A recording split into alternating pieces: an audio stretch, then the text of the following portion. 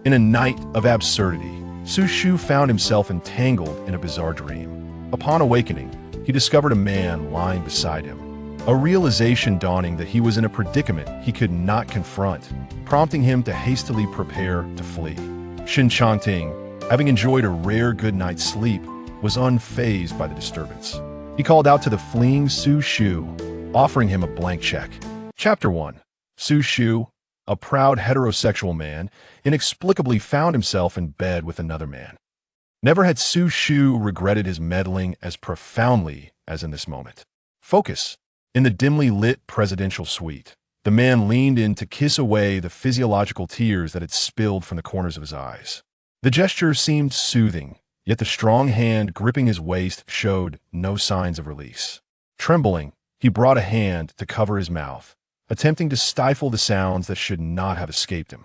Yet, this barrier proved futile. Muffled sounds seeped through his fingers, and his mind was swiftly engulfed in a void. Just before losing consciousness, memories flooded back to him.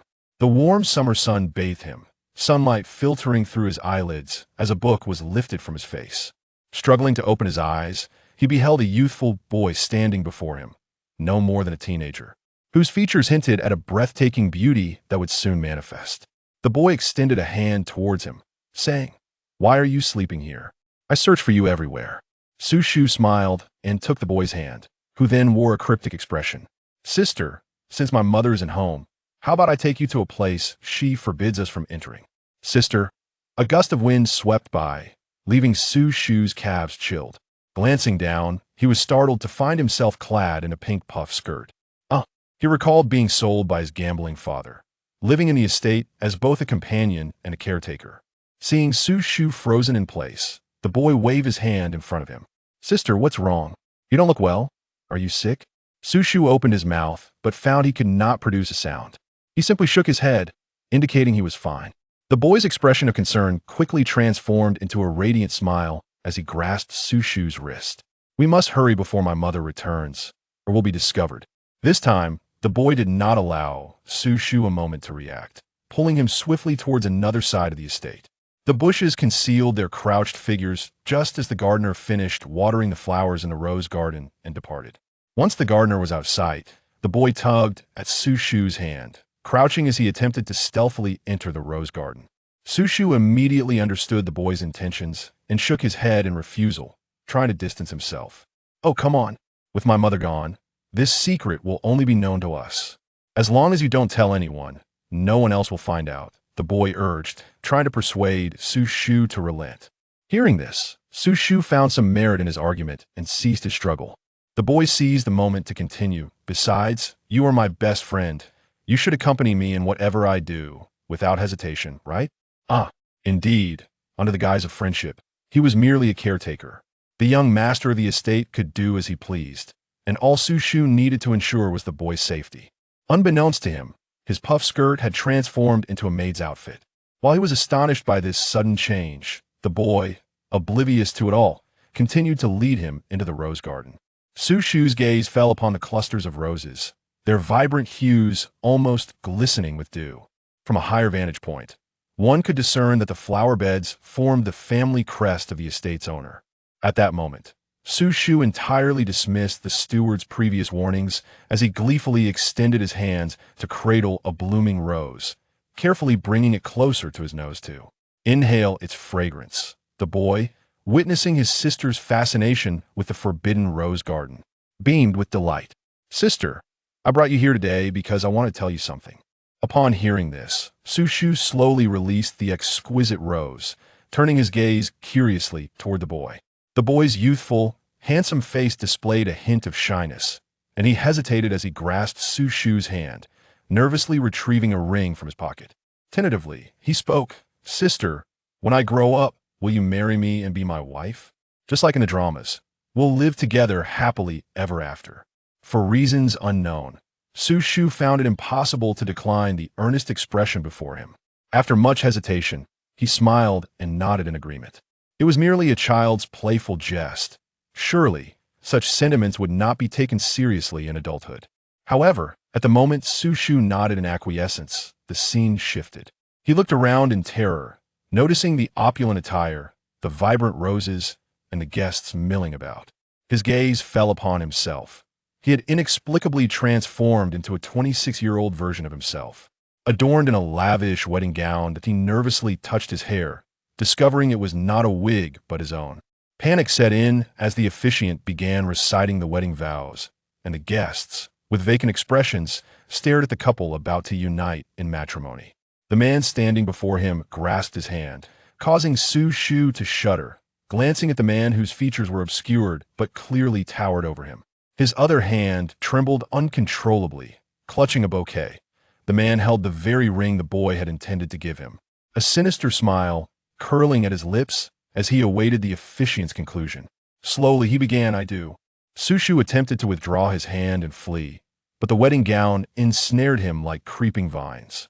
No matter how he struggled, he remained motionless, helplessly watching the ring slide onto his ring finger.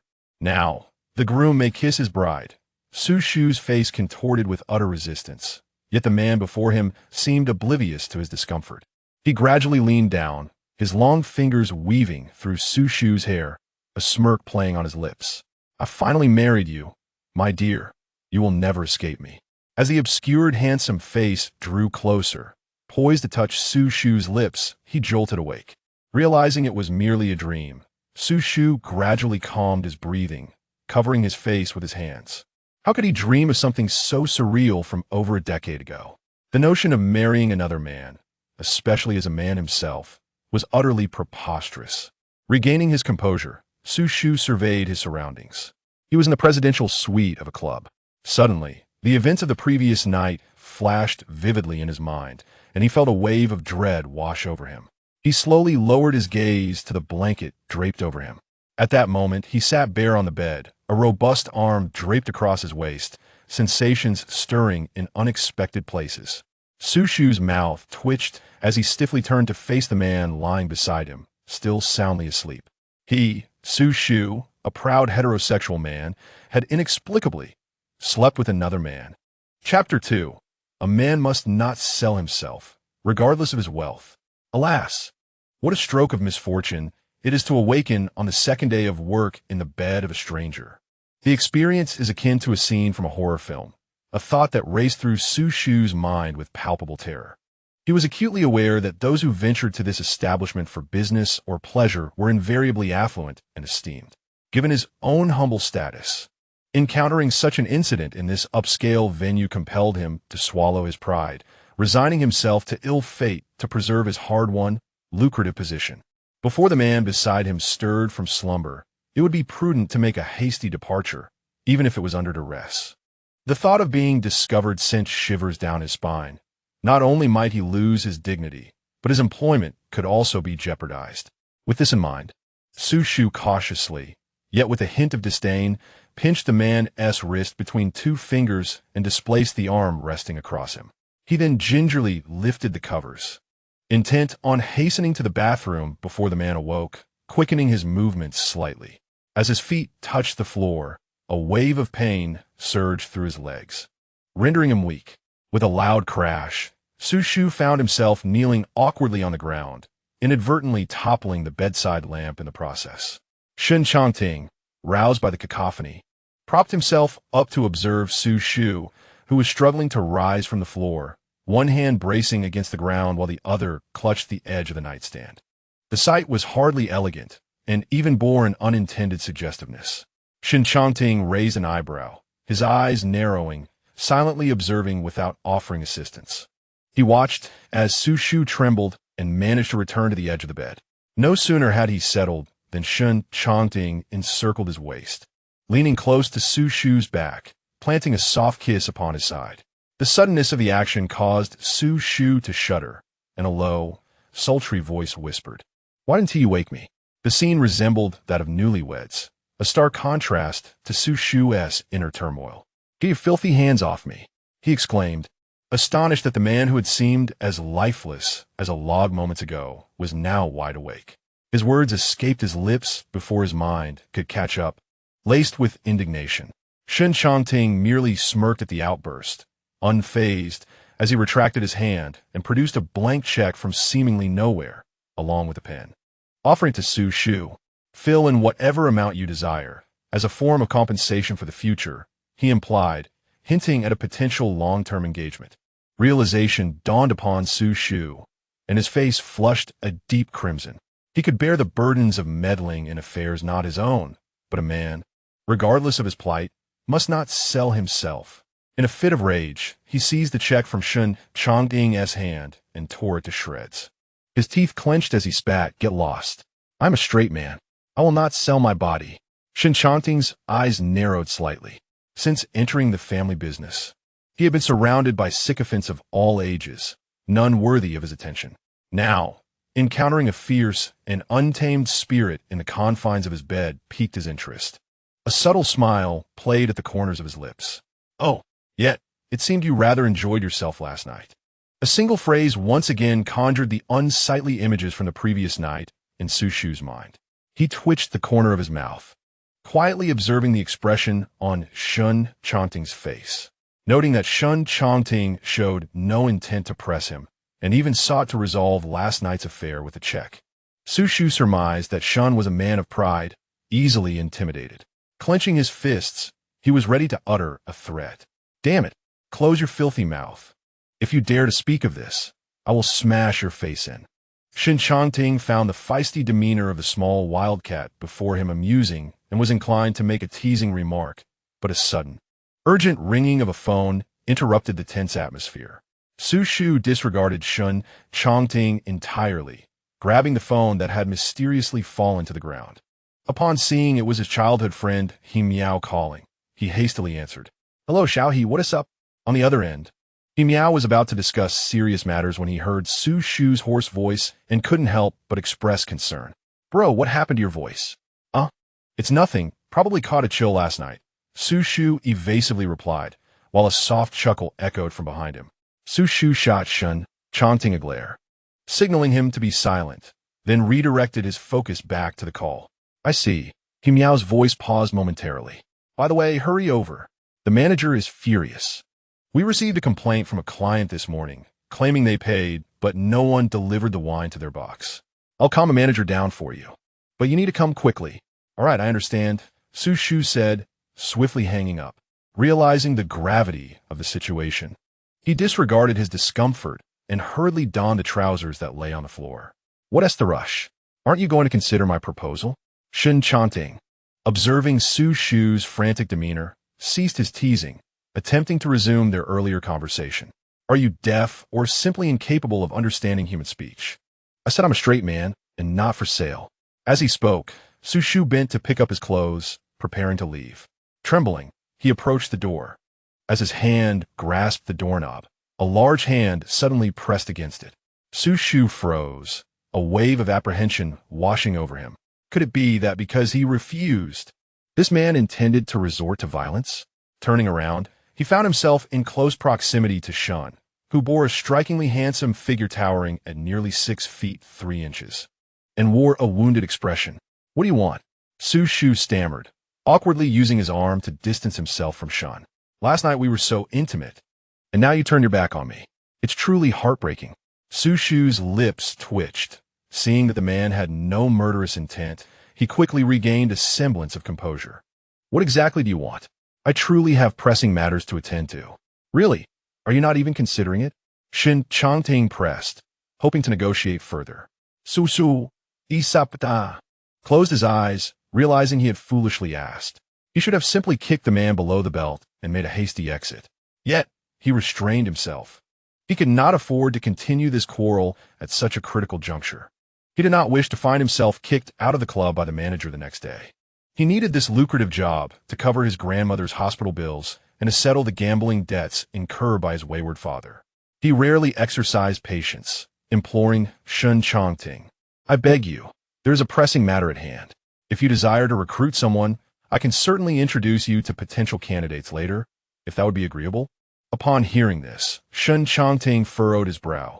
He was not one to entertain just anyone. Leaning closer to Xu Shu's ear, he advised, "Do not be so hasty in your rejection. I believe you will find this useful in due course." With that, Shen Changting discreetly tucked an exquisitely crafted business card into Xu Shu's waistband. The card, neither too high nor too low, lodged itself firmly against Xu Shu's side. Overwhelmed by an unprecedented sense of humiliation, Xu Shu forcefully shoved the man away, crumpling the card in his hand, exclaiming, "If I were to seek your assistance, I would be a fool." Chapter 3. A complete change of attitude, Xu Shu yanked the door open and stormed out, slamming it shut with a resounding bang. The corridor of the establishment lacked a trash bin, compelling him to shove the crumpled card into his pocket as he hurried downstairs. Meanwhile, inside, Shen Changting wore the expression of a predator who had just discovered an intriguing prey. A subtle smile graced his lips. He retrieved his phone and called Secretary Wang, instructing, "Please make your way to the club." Xu Shu, gritting his teeth, arrived in the lobby of the club, only to find the manager berating him. Young He stood nearby, attempting to defend Xu Shu. "Manager, Xu Gu certainly did not mean it intentionally. I just spoke with him and sensed he was not quite himself. Besides, it's his first day, and he needs time to adjust." "Adjust to what? We are all here to earn a living. If he cannot even manage simple tasks like serving tea, he might as well pack his bags." The manager showed no leniency towards Young He. "Manager," Young He began, eager to say more, but was cut short by Xu Shu's voice. Their eyes met, and Xu Shu subtly shook his head at Young He, prompting him to discreetly withdraw. Faced with the negligent party, the manager seized the opportunity to vent his frustration. "Xu Shu, do you have any idea how your actions last night offended a long-standing patron of the club? Do you comprehend the substantial losses this could incur for us? Can you compensate for that? Were it not for your decent appearance, do you think I would have hired a 26-year-old to perform such menial work?" "Manager, I did not intend to offend. It was merely that a customer appeared unwell last night, and as I happened to pass by, he insisted that I escort him to the presidential suite upstairs for some rest." Xu Shu recognized that he should refrain from further explanations at this moment. While it was indeed his oversight not to deliver the drinks to the private room, it was not his intention to neglect his duties. "Do you dare to speak back?" The manager clearly did not expect to encounter such a defiant employee. Offending a long-term customer would inevitably reach the ears of the proprietor. And despite the manager's attempts to defend him, Xu Shu might not retain his position. Seeing the situation, Xu Shu ceased to argue, gritting his teeth in silence. He had sought this job for a considerable time, having pleaded with various intermediaries just to be introduced to Young He. If he were to throw a punch, it ought to land on the perverse man who had slipped him the card. With this thought in mind, Xu Shu clenched his fist as Secretary Wang, summoned by Shen Changting, approached Young He from a distance. Xiao He possesses remarkable perceptiveness. He immediately discerned that Secretary Wang sought the foreman for a matter of importance. He hurriedly approached and called out to the foreman, who was still reprimanding Xu Shu. "Foreman, Secretary Wang wishes to speak with you." Xiao He did not stray far. Fully aware of Xu Shu's temperament and concerned that a confrontation might ensue. At that moment, he was in desperate need of an excuse to pull Xu Shu away, and this opportunity had just presented itself. Upon seeing Secretary Wang, the foreman swiftly abandoned his scolding, replacing his stern demeanor with a sycophantic smile as he approached the secretary. "Secretary Wang, what an unexpected pleasure. Is there something that young Master Shen requires?" The mention of young Master Shen caused Xu Shu, who was on the verge of stealthily slipping away with Xiao He, to pause and glance at the conversation between the foreman and Secretary Wang. It was evident that this young Master Shen held a prestigious status, as even the foreman of the establishment was eager to appease his secretary. "Brother, stop staring. Let's make our exit quickly," Xiao He urged, tugging at Xu Shu's sleeve. Unbeknownst to them, the foreman and Secretary Wang were nearly at the door when they were called back. "Xu Shu, come here." Had they known better, they would have heeded Xiao He's advice to flee. With a deep breath, Xu Shu approached the foreman, bracing himself for another reprimand. However, the foreman's tone had softened considerably. "Xu Shu, considering this is your first offense, I shall let it slide this time. Do your best moving forward. Moreover, Xiao He mentioned you were unwell. I can hear that your voice is hoarse.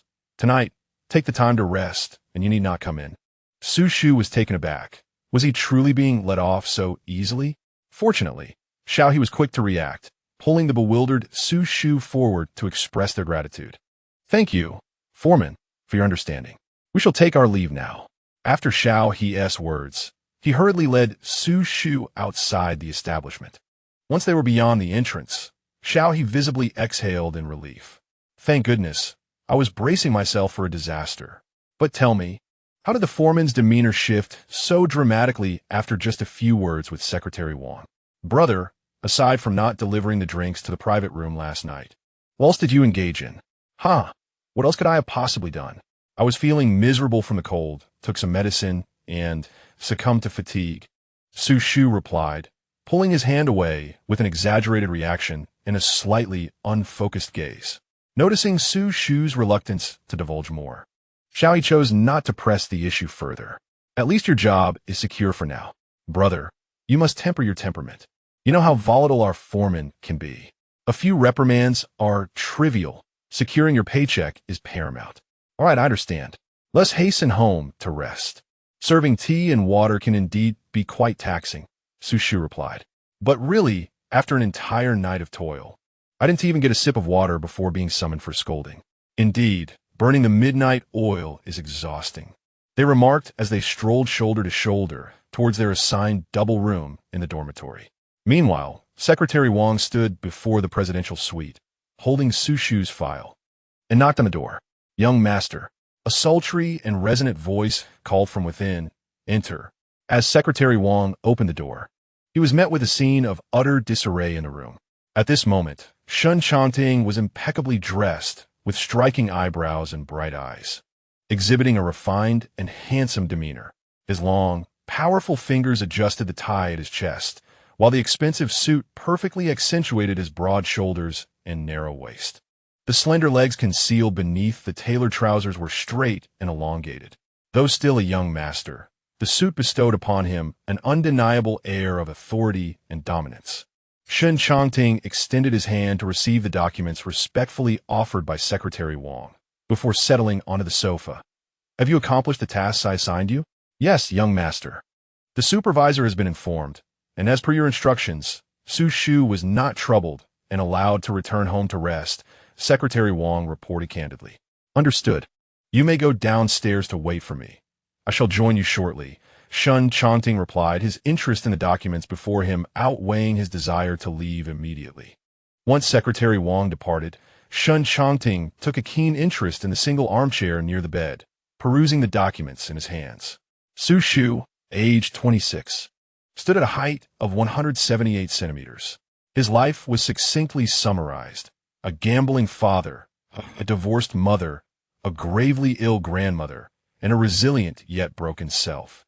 Since the age of 16, he had depended solely on his grandmother, devoid of any romantic entanglements. Shen Changting's gaze lingered on the years between 14 and 16, a period in Xu Shu's life that appeared utterly blank. Even the name of the school he attended was absent from the records. Recalling the events of the previous evening, a smile involuntarily graced Shen Changting's lips. Despite such a tragic background, Xu Shu had the audacity to reject the conditions he had proposed, having enjoyed an unprecedentedly restful night. Shen Changting rose, feeling remarkably at ease. He stood, brushed off non-existent dust from his sleeves, and conceived a plan known only to himself. Chapter 4. Consider whom you may have offended recently. Following the previous incident, Xu Shu had become markedly more compliant and proactive, his temper considerably subdued. The supervisor noted these changes and had since adopted a more favorable attitude towards him. He was aware of Xu Shu's predicament.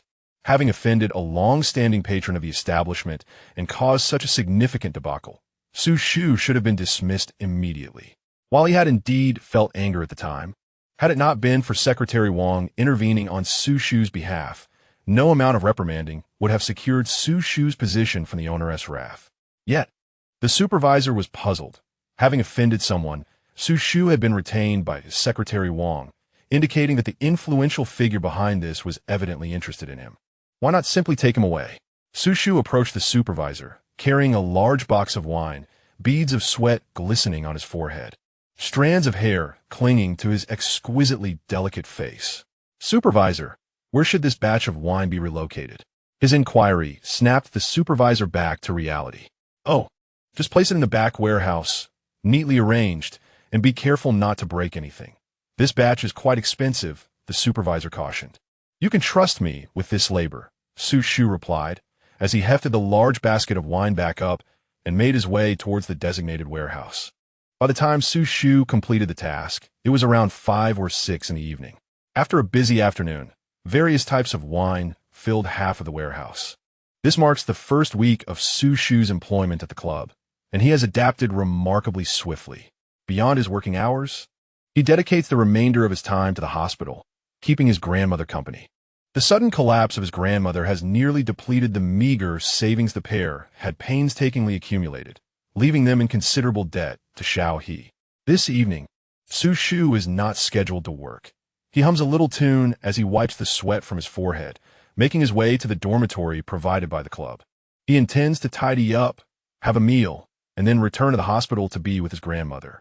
After taking a shower and drying his hair, he relishes a rare moment of respite. Just as he settles on the edge of his bed, the phone rings. The call is from an unfamiliar number. After a brief hesitation, Xu Shu answers. Before he can utter a word, a gruff voice erupts from the receiver. Xu Shu, you have some nerve. Not only have you changed your number, but you've also gone into hiding. You really made it hard for us to find you. Upon hearing this voice, which has cast a long shadow over his childhood, Xu Shu freezes in place. The caller, sensing Xu Shu's silence, grows increasingly impatient. What's the matter? Lost your voice? Can't even recognize your grandfather's voice? Don't think that pretending not to hear will absolve you of your father's debts.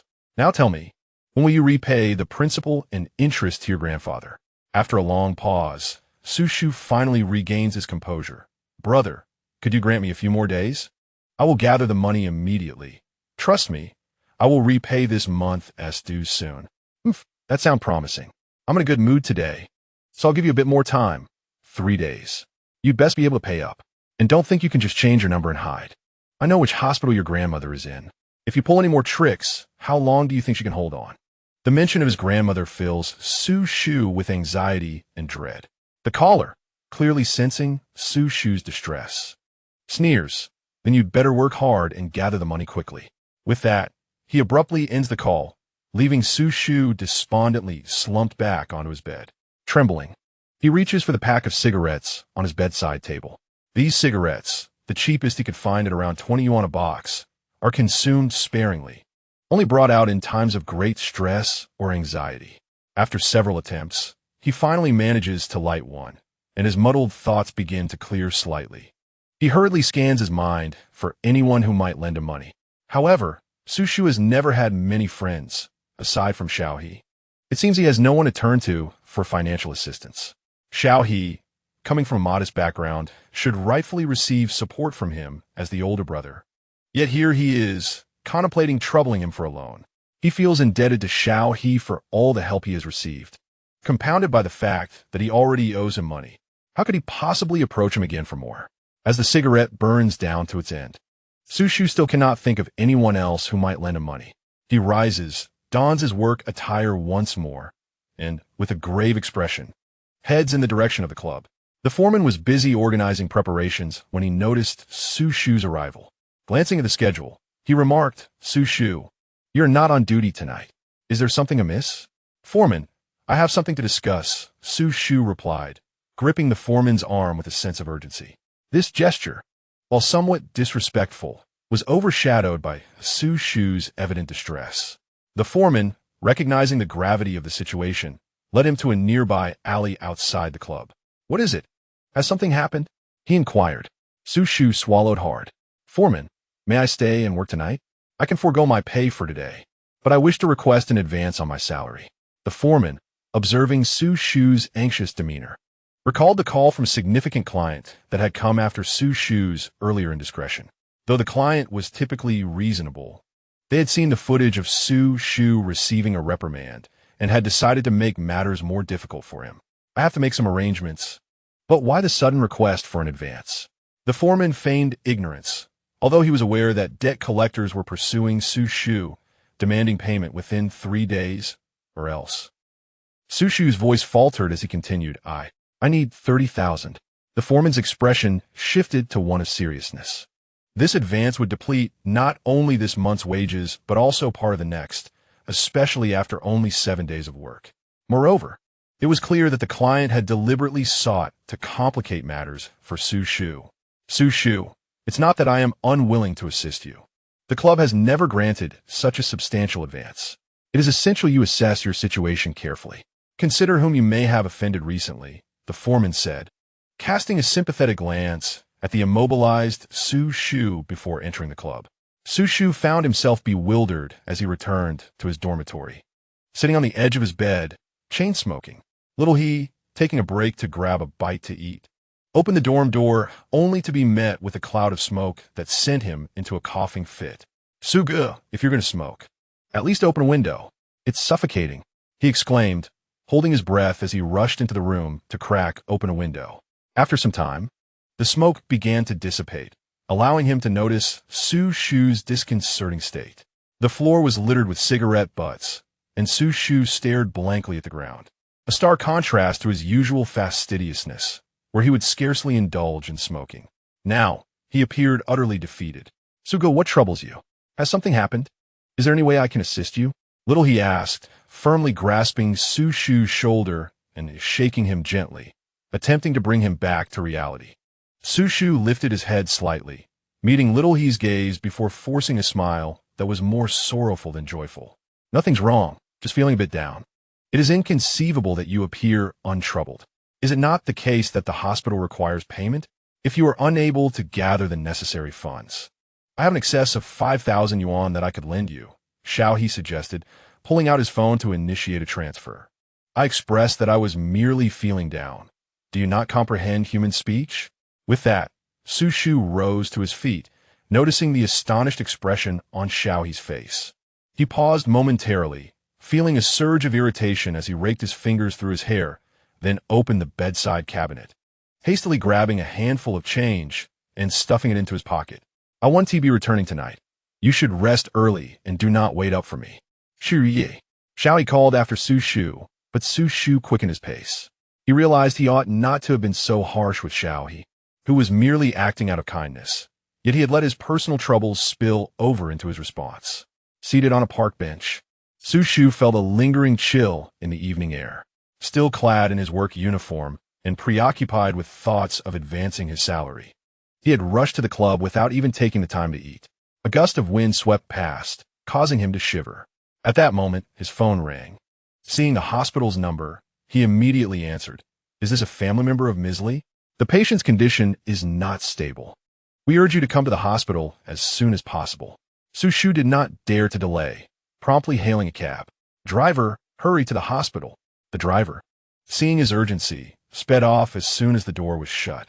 In just over 20 minutes, they arrived at the hospital, and Xu Shu, ignoring the pain of parting with his money, directly transferred the fare to the driver and dashed towards the inpatient department.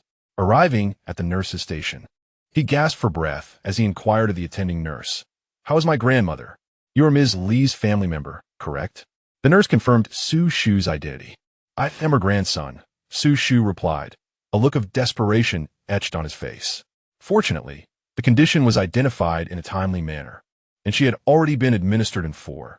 Her situation had stabilized for the moment, and she was now resting, the nurse informed him, calling for the on-duty doctor.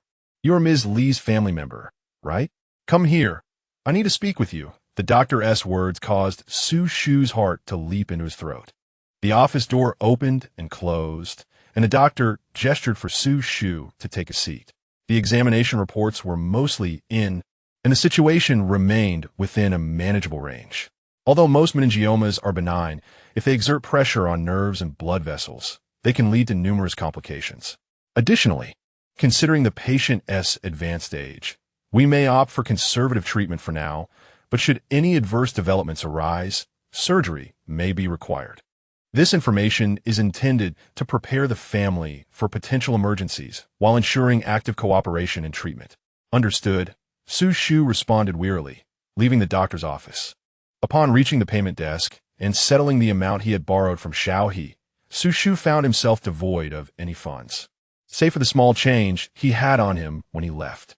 He entered his grandmother's hospital room, adjusting the blanket around her before stepping back out, where he unexpectedly encountered a young intern nurse.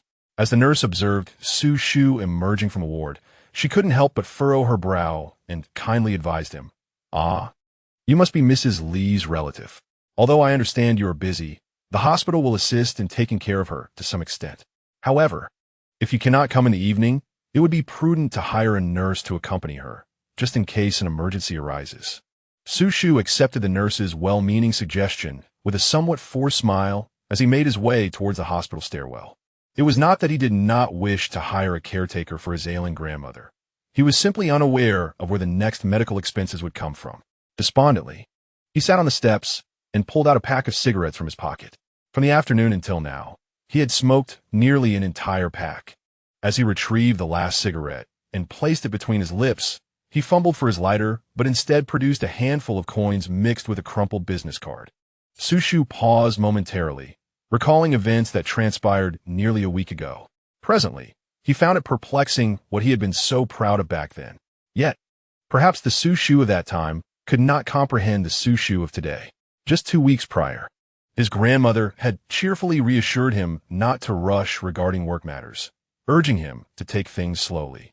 At that moment, he believed that with a bit more effort, he would eventually be able to provide a comfortable life for her. Excitedly, he had returned home after securing a job that paid around 10,000 yuan a month, eager to share the news with his grandmother. However, upon pushing open the old wooden door, he found her collapsed on the floor, unconscious. At that time, the medical reports had yet to be released, and in an attempt to soothe the family's anxiety, the hospital staff claimed that her fainting was merely temporary and that further tests were necessary to determine the cause. Thus, a week ago, he had still clung to the pride of being a man, believing that money and debts could be resolved as long as one remained alive. He had thought that his grandmother's collapse was merely due to fatigue, as she had always appeared robust. Clearly, Xu Shu had misjudged the situation. Now, he felt that his dignity and physical well-being paled in comparison to the stability of life and the medical expenses for his grandmother.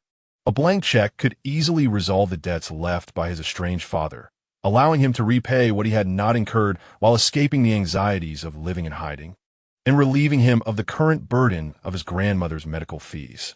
Yet, why was fate so unjust towards him?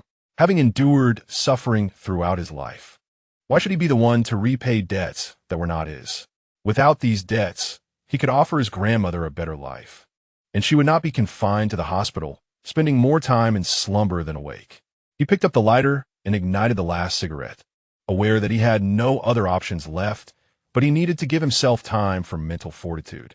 The cigarette quickly burned down, and his fingers caressed the crumpled business card, illuminated by the dim light filtering through the corridor into the stairwell, finally confronting this card that others might covet in vain. The light was too dim, and Xu Shu squinted at the inscription. Shen Changting? Xu Shu was convinced he was hallucinating.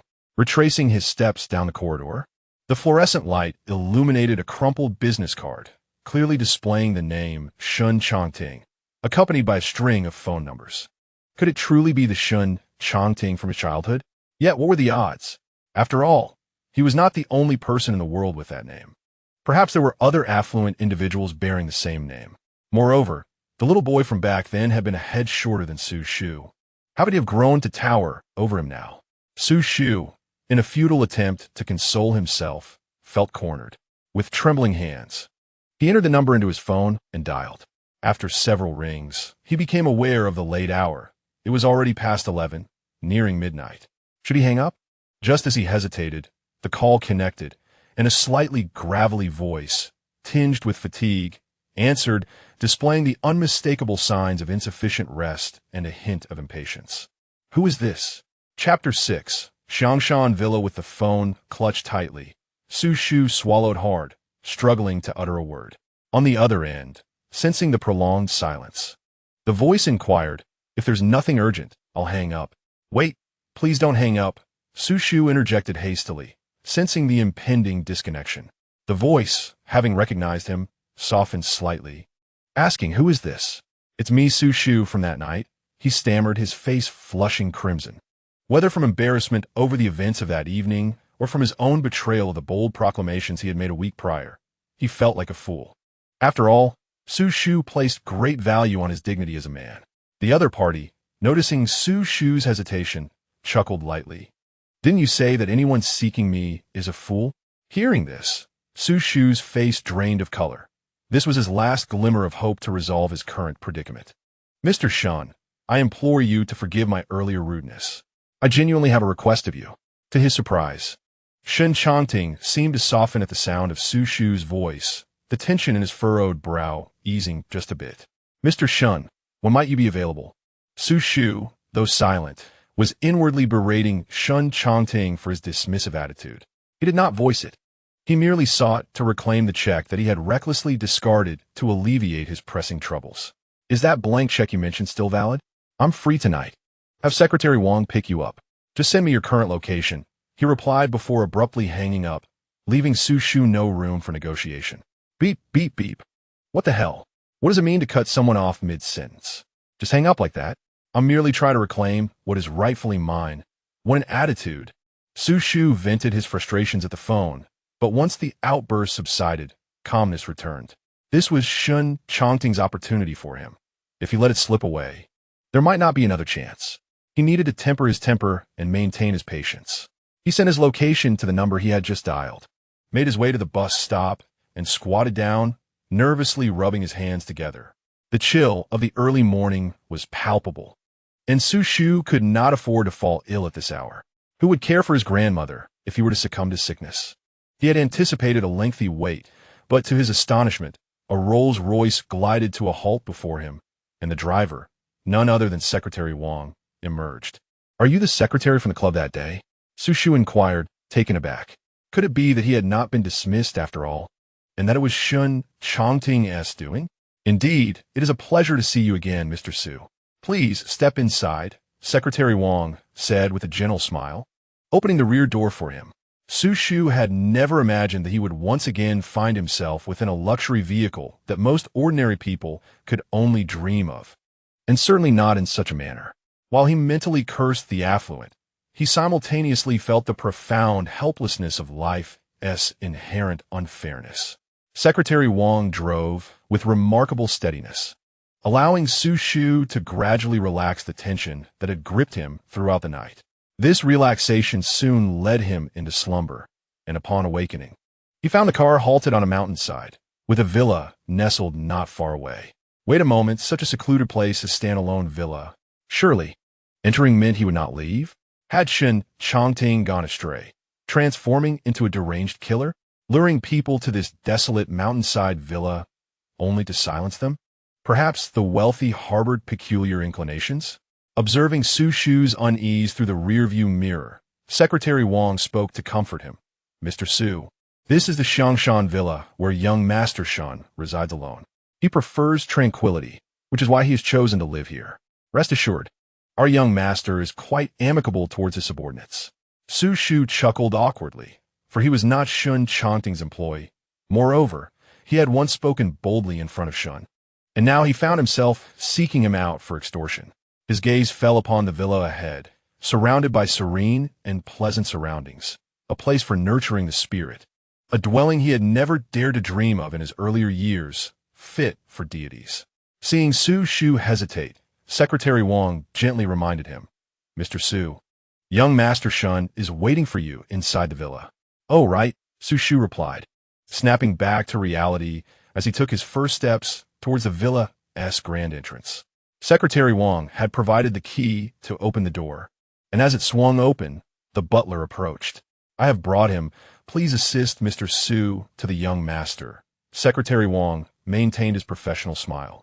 Certainly, Secretary Wang. The hour is late. You should return to rest. I will take care of the rest, the butler replied after a brief exchange, leading Xu Shu into the villa. Mr.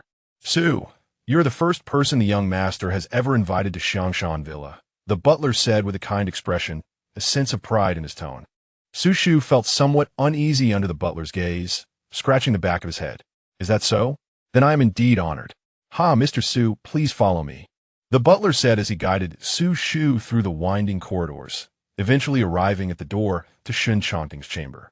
This room boasts the finest lighting and views in the entire Xiangshan Villa, offering a breathtaking panorama of verdant mountains and shimmering waters. As dawn breaks, the first rays of sunlight stream through the floor-to-ceiling windows, Xu Shu hesitated for a moment, casting a glance at the butler, who smiled reassuringly and gently rapped on the door. "Young master, Mr. Su has arrived." Upon receiving consent, the butler stepped aside, gesturing for Xu Shu to enter. Swallowing hard, Xu Shu placed his hand on the doorknob. Ever since he learned that the person inside might be the mischievous child from his youth, he found himself at a loss for how to face him. Yet, the call had been his own, and his change of heart was undeniable, for the sake of money. He had to step into this room. As he pushed the door open, Xu Shu's gaze fell upon Shen Changting, reclining on the sofa in a loosely fitted bathrobe, the collar casually unfastened. His strong, straight legs rested on the small coffee table before him, a laptop open as he seemed to be engrossed in some important document. Xu Shu's eyes eventually settled on Shen Changting's face, making a concerted effort to recall the innocent visage of his childhood. Gradually, the face from his memories began to merge with the handsome, yet infuriating one before him. He stood frozen in place, overwhelmed with thoughts, words caught in his throat. "You're here? What prompted you to call me so suddenly?" Shen Changting, noticing Xu Shu's arrival, adjusted his glasses perched on his nose, closed his laptop, and focused his gaze on the motionless Xu Shu. After what felt like an eternity, Xu Shu finally regained his voice. "Mr. Shen, I didn't intend to disturb you at such a late hour, but the situation has changed abruptly. Regarding the matter you mentioned previously, is it still valid?" Chapter 7. You seek my favor, yet wish to bargain? Shen Changting's lips curled into a subtle smirk. "Of course, Mr. Su. Please have a seat." Xu Shu was aware of the Shen family's considerable wealth, yet he was taken aback to discover that Shen Changting had moved out to live alone. Feeling somewhat awkward, he made his way to a single armchair, unable to resist admiring the room's decor. It was larger than an average person's living room, with a dedicated workspace and a small walk-in closet, complemented by a sunlit balcony. The 2-meter-wide bed appeared incredibly soft and inviting, promising slumber within moments of lying down. As he surveyed the surroundings, Xu Shu's gaze landed on an entire wall filled with fine wines, each bottle worth a fortune. Noticing Xu Shu's interest in the wine cabinet, Shen Changting raised an eyebrow. "Would you care for a glass?" His sonorous, alluring voice pulled Xu Shu back to reality. "Ah, no thank you, young Master Shen. I merely wish to inquire if the check you promised me still stands." Having expected Mr. Su to possess more resolve, Shen Changting took a sip from the glass of red wine resting on the coffee table, his gaze fixed on Xu Shu's tightly clenched, then relaxed fists. Xu Shu's train of thought faltered here. He did not wish to reveal his vulnerabilities to so many, especially not to the boy who once followed him around. "I can agree to provide you with the funds, but I have since changed my mind. You will have to accompany me to bed." Shen Changting's eyes narrowed slightly, revealing a sly, fox-like smile. Initially, he merely found Xu Shu intriguing, wishing to keep him close for amusement, intending to release him once his interest waned. However, ever since that rare night of restful slumber, Shen Changting could no longer tolerate the sensation of sleeplessness that plagued him. Xu Shu was momentarily rendered speechless. Caught between the dignity of a man and the grave condition of his grandmother, alongside an insurmountable debt, he felt his once straight posture begin to falter. While he could negotiate his grandmother's medical expenses with the foreman, the debt collectors were already threatening his grandmother's life.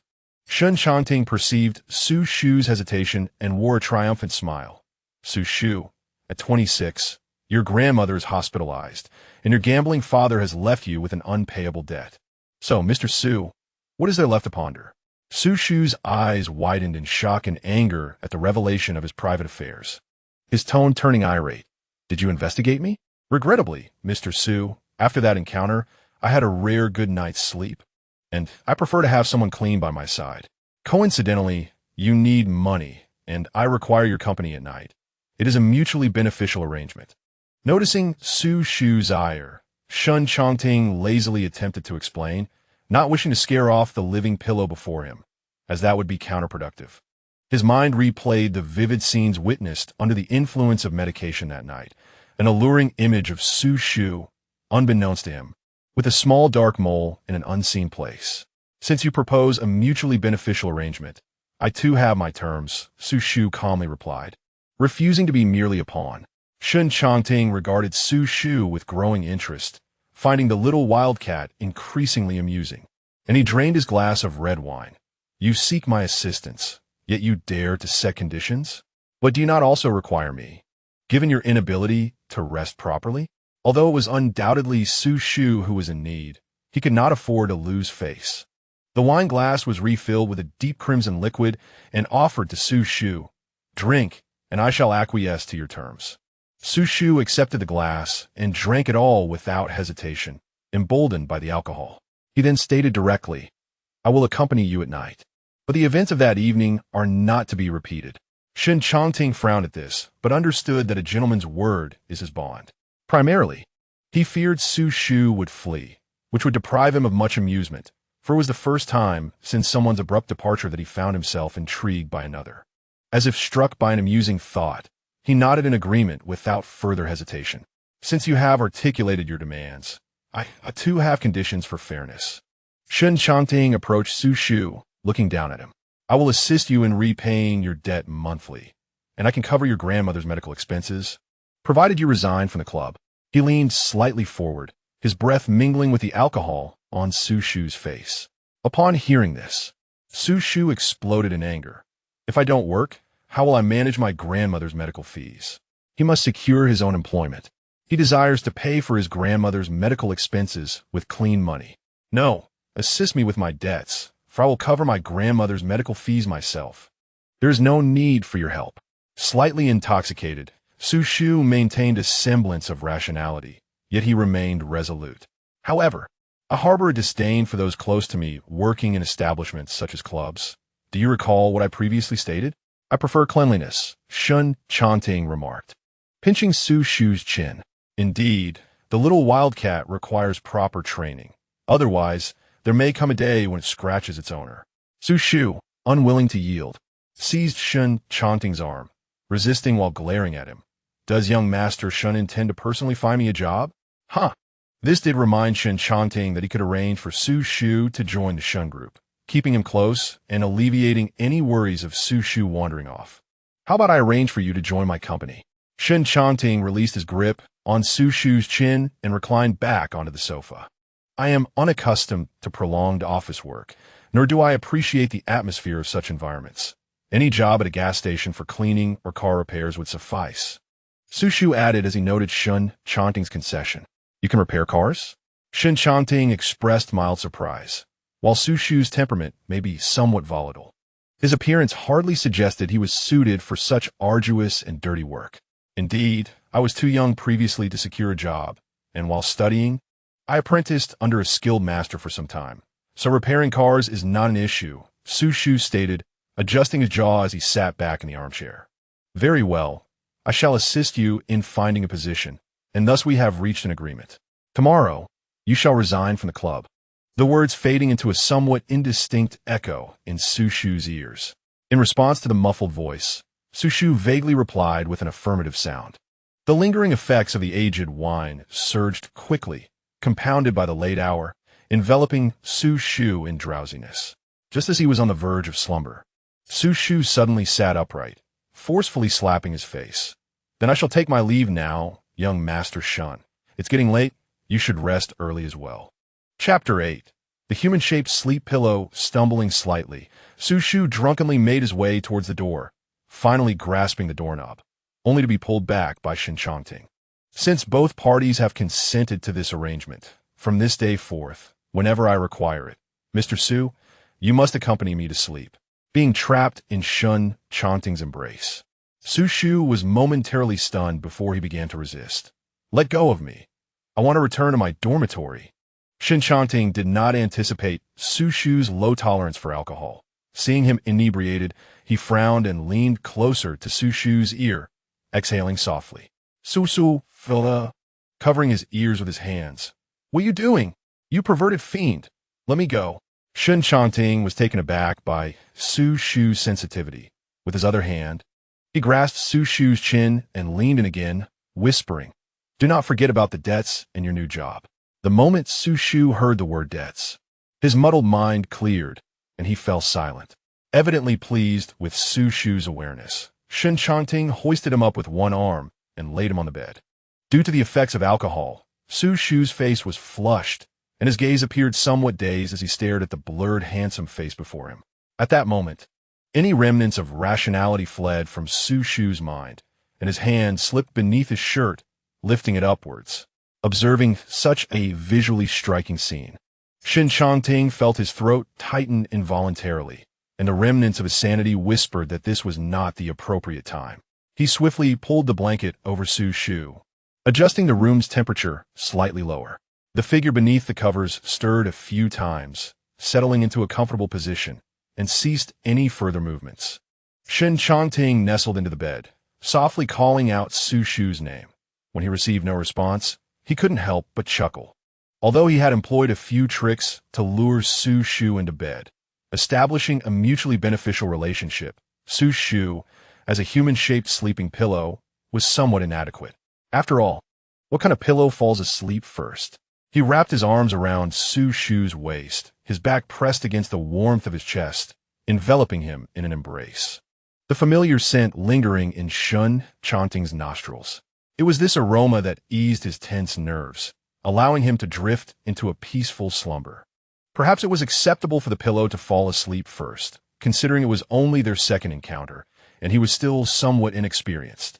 Moreover, wasn't it true that the pillow had fallen asleep first during their initial meeting, coupled with the influence of alcohol? And nestled in the soft comfort of the large bed, Xu Shu's already excellent sleep quality reached new heights. After a restful sleep, Xu Shu stretched and opened his eyes, his gaze sharpening to reveal a firm, well-defined chest. Instinctively, he recoiled, a look of distaste crossing his face. Realizing whose embrace he was in, Xu Shu sprang from the bed with a start. What the hell? Shen Changting was stirred awake by Xu Shu's commotion, rubbing his eyes as he blinked into consciousness. What is wrong? Xu Shu's heart raced as he retreated to the sofa. Didn't I say I was going back to the dormitory? How'd I end up waking up in your bed? Is this right? His chest heaved violently. Hearing this, Shen Changting frowned in dissatisfaction, puzzled by the sudden turn of events. What's the matter? Did Mr. Xu forget what was agreed upon last night? If memory serves, you hadn't even been drinking then, had you? How did you end up so muddled? Shen Changting's expression darkened as he slowly rose, standing above Xu Shu, who was still grappling with the reality of the situation. Ha ha ha, I remember now. I remember, young Master Shen. Look at me, I'm completely inebriated, ha ha. Xu Shu awkwardly scratched his head, attempting to alleviate the tension with humor. Just then, his phone began to ring in his pocket. Oh, thank goodness for this call. Xu Shu silently exclaimed, wishing he could kneel in gratitude to the person on the other end. Master Shen, I need to take this call, he said hurriedly, pulling out his phone and striding to the balcony to answer it, his peripheral vision darting towards Shen Changting, who was walking toward the cloakroom. Xu Shu, do you even want to know what time it is? Do you still want this job? There are countless people who are desperate for it. So if you don't want to continue, just leave. The voice of the foreman roared from the other end.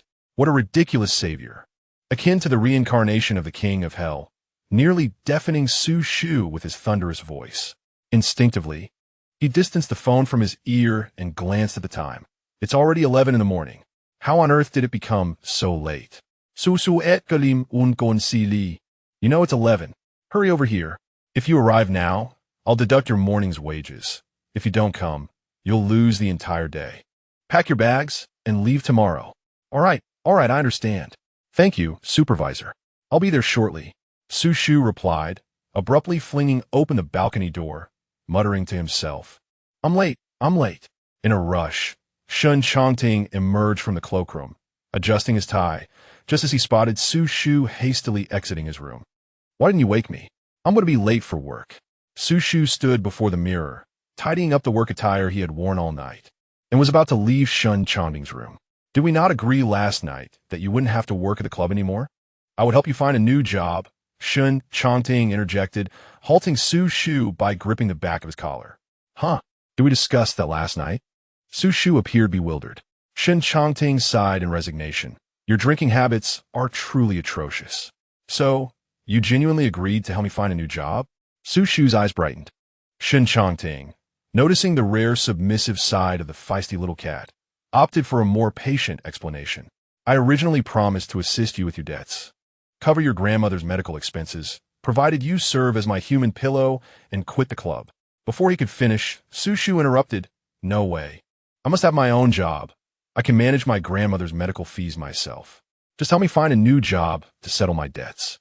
It seems he merely drank himself into a stupor, not completely losing his wits, as he could still articulate thoughts akin to those from the previous night. Shen Changting couldn't resist teasing Xu Shu, who said I drank myself into oblivion. I have a good tolerance for alcohol. Xu Shu's pride surged. While he might be deemed thoughtless, he refused to be labeled as weak. Shen Changting smirked, not only untamed but also particularly prideful. I've stumbled upon an amusing little trinket. Are you awake now? Change out of those clothes. If you're resigning, why wear that tattered work uniform? Shen Changting took the clothes handed to him by the butler and presented them to Xu Shu, his gaze half skeptical, fearing Xu Shu might backtrack. Fine, I'll change. Xu Shu replied, snatching the clothes and heading into the cloakroom. After changing, he emerged to assure Shen Changting, a man's word is his bond. Besides, I've long found that supervisor unbearable. Xu Shu declared, rolling up his sleeves, ready for action. Chapter 9. Supporting you in style to think you would only curse. Yet you are quite cultured, Shen Changting remarked, stepping forward to follow Xu Shu. What do you mean by that? Although I might be a bit hot-headed. I did complete high school, Xu Shu retorted, stepping out of the Xiangshan villa. Before Shen Changting could respond, Xu Shu gazed at the winding mountain road ahead, struck dumb. After a night of deep slumber in the car, he only knew the villa was halfway up the mountain, not realizing it was situated at such a lofty height. Secretary Wang is absent. Are we truly expected to proceed without him? Xu Shu, feeling agitated, raked his fingers through the back of his head. He was anxious to finalize his resignation and settle his wages, as well as repay a portion of the debt owed to Xiao He. Who told you that I only possess a single Rolls-Royce? Shen Changting turned and entered the Xiangshan villa, prompting Xu Shu to hastily follow in his wake. Where are we headed? Are we not going to the club to resign? In the underground garage, Shen Changting pressed the elevator button, and Xu Shu's astonished voice echoed behind him. Goodness, your hillside villa even has a garage. Xu Shu had wandered through the villa with the butler the previous night, too engrossed in admiring the lavishness of the wealthy to notice the lower level in the elevator. Compose yourself.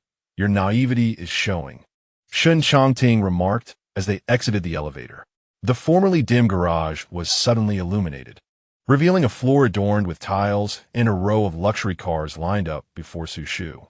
His mouth fell agape as he rubbed his eyes, uncertain if this was indeed the garage he had previously encountered. One could practically set up a bed in this underground garage and move in immediately. Xu Shu felt overwhelmed, as if his eyes could hardly keep pace with the spectacle before him.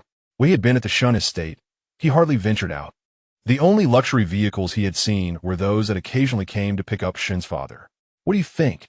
Do you fancy any of them?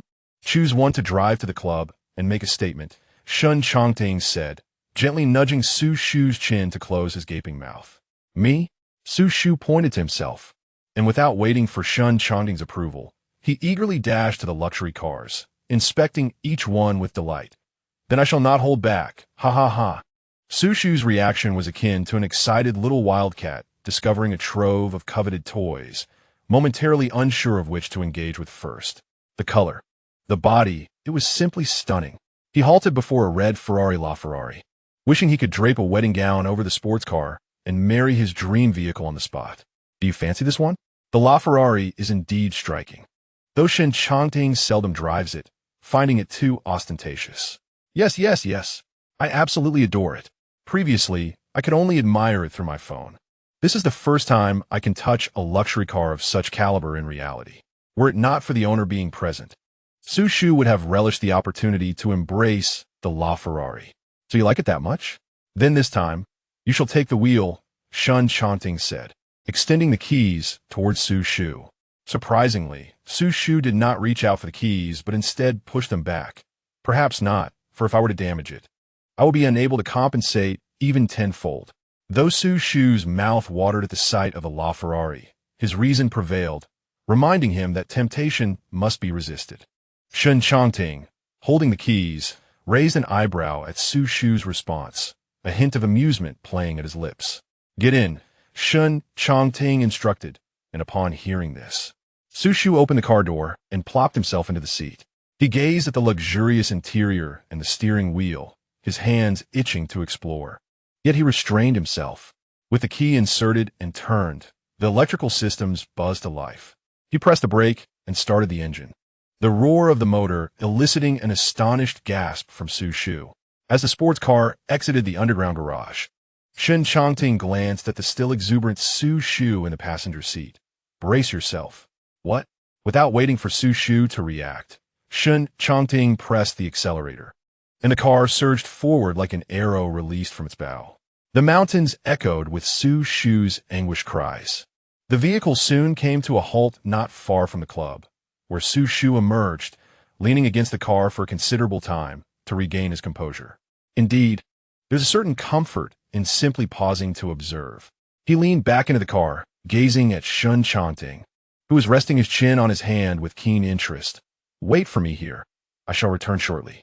The striking LaFerrari parked nearby attracted the attention of many passers-by, who couldn't help but steal glances at Xu Shu as he disembarked. However, Xu Shu paid little mind to their stares. His only desire was to resign and hasten towards a brighter future. At that moment, the door of the club swung open, and the manager stepped out, instantly donning a displeased expression upon seeing Xu Shu at the entrance. "You requested an advance of 30,000 yesterday, and now you arrive at noon? Do you think this club is your home, where you can come and go as you please? I've tolerated you long enough, if it weren't for the high salary. Who in their right mind would want to work in this dreadful place? I'm quitting. Just calculate my wages for the week." "What? Quit? And still expect your salary? Dream on," the manager retorted, unyielding as they exchanged heated words. Colleagues inside the club, hearing the commotion, couldn't resist peeking out. Witnessing someone finally standing up to the manager was immensely satisfying. "Hurry up and pay me my wages, or you'll experience the weight of my fist. Since you started here, you've only caused trouble, offending loyal customers. Even if you worked here for half a year, it wouldn't cover the damages. And now you want to strike me? Go ahead. Take your best shot and see if the boss doesn't have you dealt with."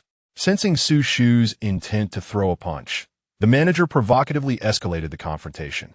At the moment Xu Shu's fist was about to descend, a voice emerged from behind him.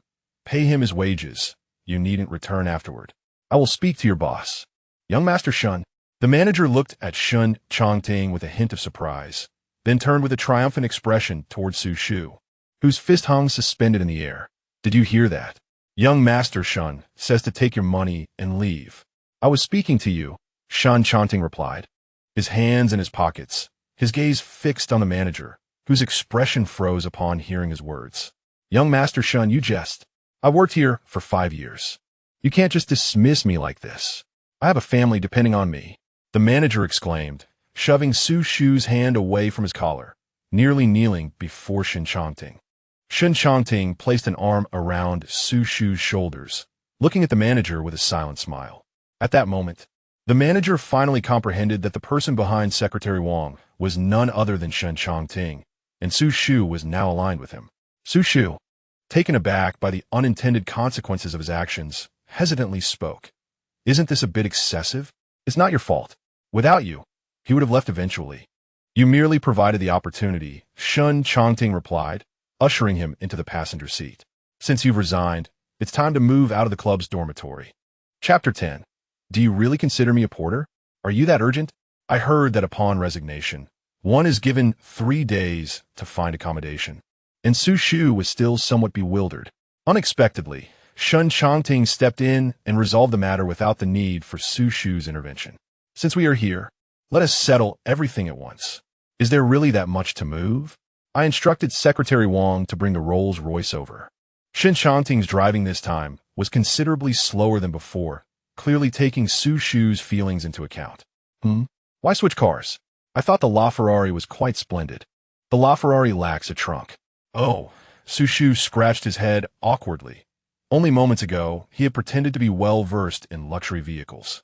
Yet he was utterly oblivious to the fact that the LaFerrari had no trunk. How embarrassing. The car halted beneath the dormitory, and Xu Shu quickly exited, striding up the stairs. He needed to pack swiftly. It was unfortunate that the foreman had been dismissed because of him. Even if he could remain, he wouldn't be able to maintain a good rapport with his colleagues. As the dormitory door swung open, Xiaohe was organizing his work attire. Upon seeing Xu Shu return, a mixture of joy and concern crossed his face. "Brother Xu, where did you go last night? I sent you numerous messages, but you didn't reply. I called the hospital, and they said you left in the early morning." Xu Shu felt a pang of guilt as he scratched his head. "I'm sorry, Xiaohe. I shouldn't have spoken to you that way yesterday. You have helped me so much." "Oh, Brother Xu, you don't need to dwell on that. We're good brothers. It's only natural for us to help each other." Xiaohe clearly bore no ill will regarding Xu Shu's words from the previous night. After all, given the numerous troublesome events they encountered, his poor mood was understandable. Having arranged his bow tie, Xiaohe turned off the light and drew back the curtains, his gaze landing on the tall man leaning against the LaFerrari, engrossed in a phone call. How could someone park a luxury car beneath our dormitory? Xiaohe murmured to himself, but his attention was soon captured by Xu Shu's forthcoming words. "Xiaohe, there is something I need to discuss with you. I have resigned from the club." A hint of guilt shadowed Xu Shu's expression, for it was Xiaohe who had introduced him. Xu Shu had intended to stay long-term, even enduring the foreman's oppression. However, certain matters had escalated to a critical point, compelling Xu Shu to disregard Xiaohe's goodwill and focus on resolving his immediate predicaments first. "What? Why the sudden resignation? Has something happened?" Xiaohe inquired. Concern etched across his face. "Brother Xu, if you've resigned, what will happen to Grandma's medical expenses? Have you found a new job?" Xu Shu shook his head. "Not yet. I have troubled you too much during this time. I will transfer the money to you shortly." As he tidied his bed, he explained to Xiaohe, "Brother Xu, are you hiding something from me?" Xiaohe grasped Xu Shu's arm, his face reflecting an emotion Xu Shu could not decipher, an inexplicable concern. He had somewhat overheard colleagues discussing Xu Shu's debts, but as Xu Shu remained silent, he too refrained from prying, respecting Xu Shu's privacy while offering help as best he could. What could possibly be wrong? "Don't worry, I've been fine up until now. I'm not missing any limbs, so you can rest assured," Xu Shu smiled, attempting to alleviate Xiaohe's worries.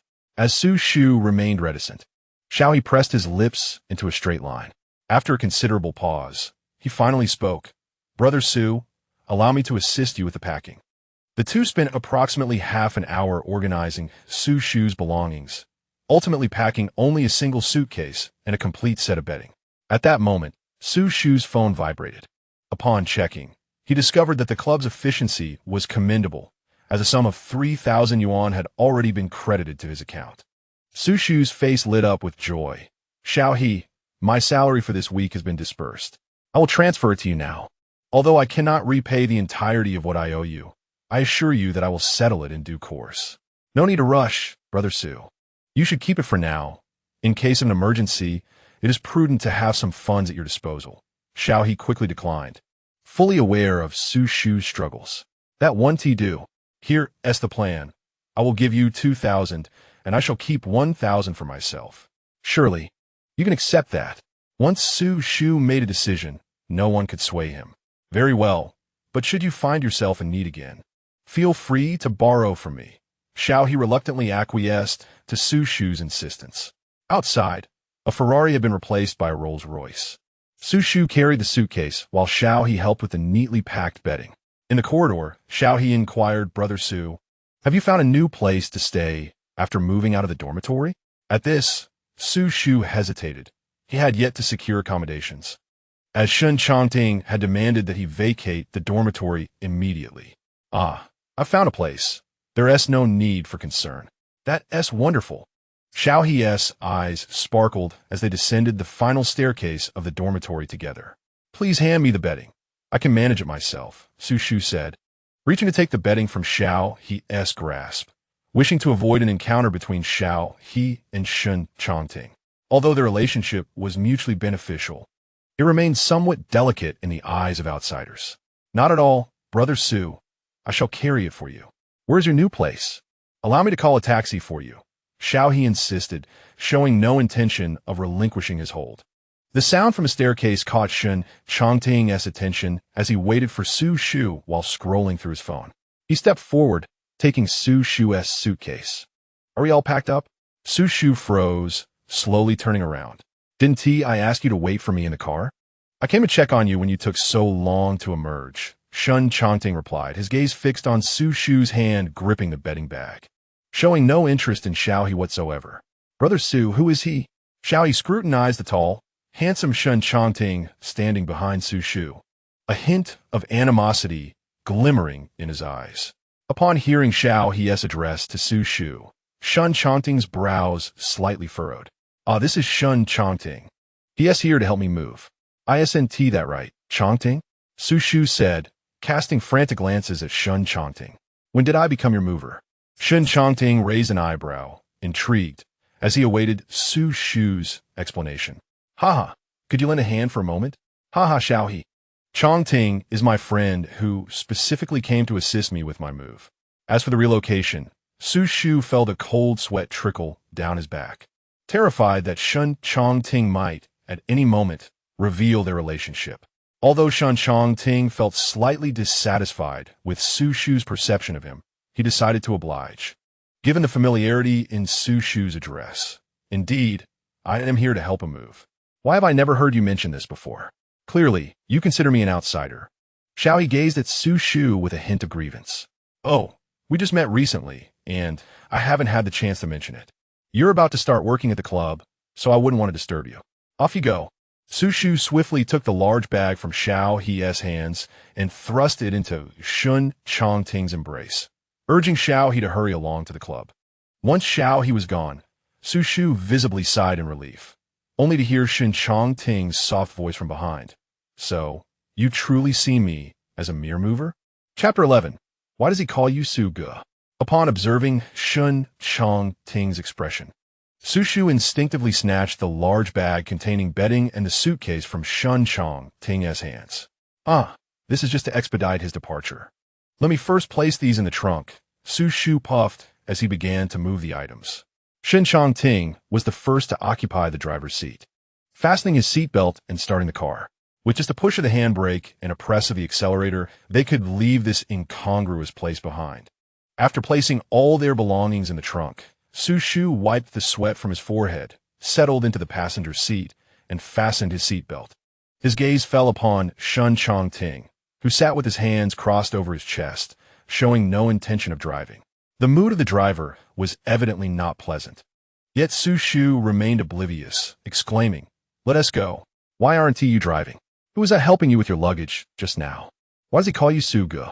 Shen Changting's hands rested on the steering wheel, his knuckles lightly tapping it as he scrutinized Xu Shu with narrowed eyes. "Oh, you mean Xiaohe? We have known each other since we were young. I've been searching for work here for quite a while, and it was purely by chance that I encountered him, allowing me to briefly settle at the club. He also assisted me with my grandmother's hospitalization." Unfazed by the inquiry about Xiaohe, the oblivious Xu Shu continued, failing to notice the shift in Shen Changting's expression, which grew darker with each word.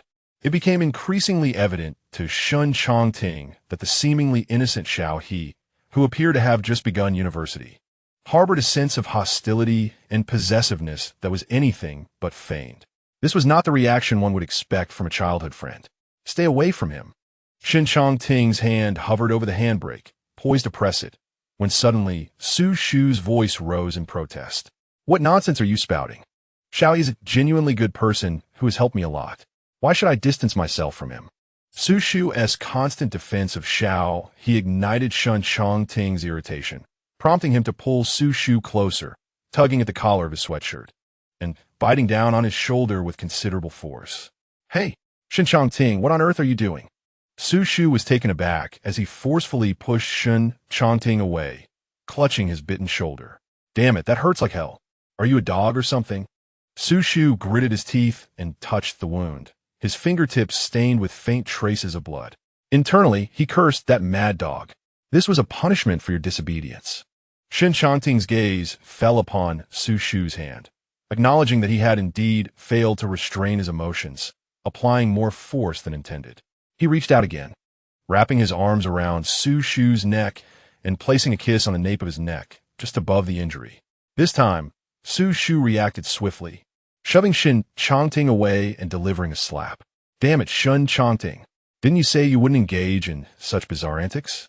Shen Changting's unexpected action left Xu Shu completely flustered. Had it not been for all his belongings stowed away in the trunk, he might have leaped out of the window in a fit of frustration. Shen Changting playfully nudged his cheek, which had just been slapped, a smile gracing his face. He never explicitly stated how far we couldn't go.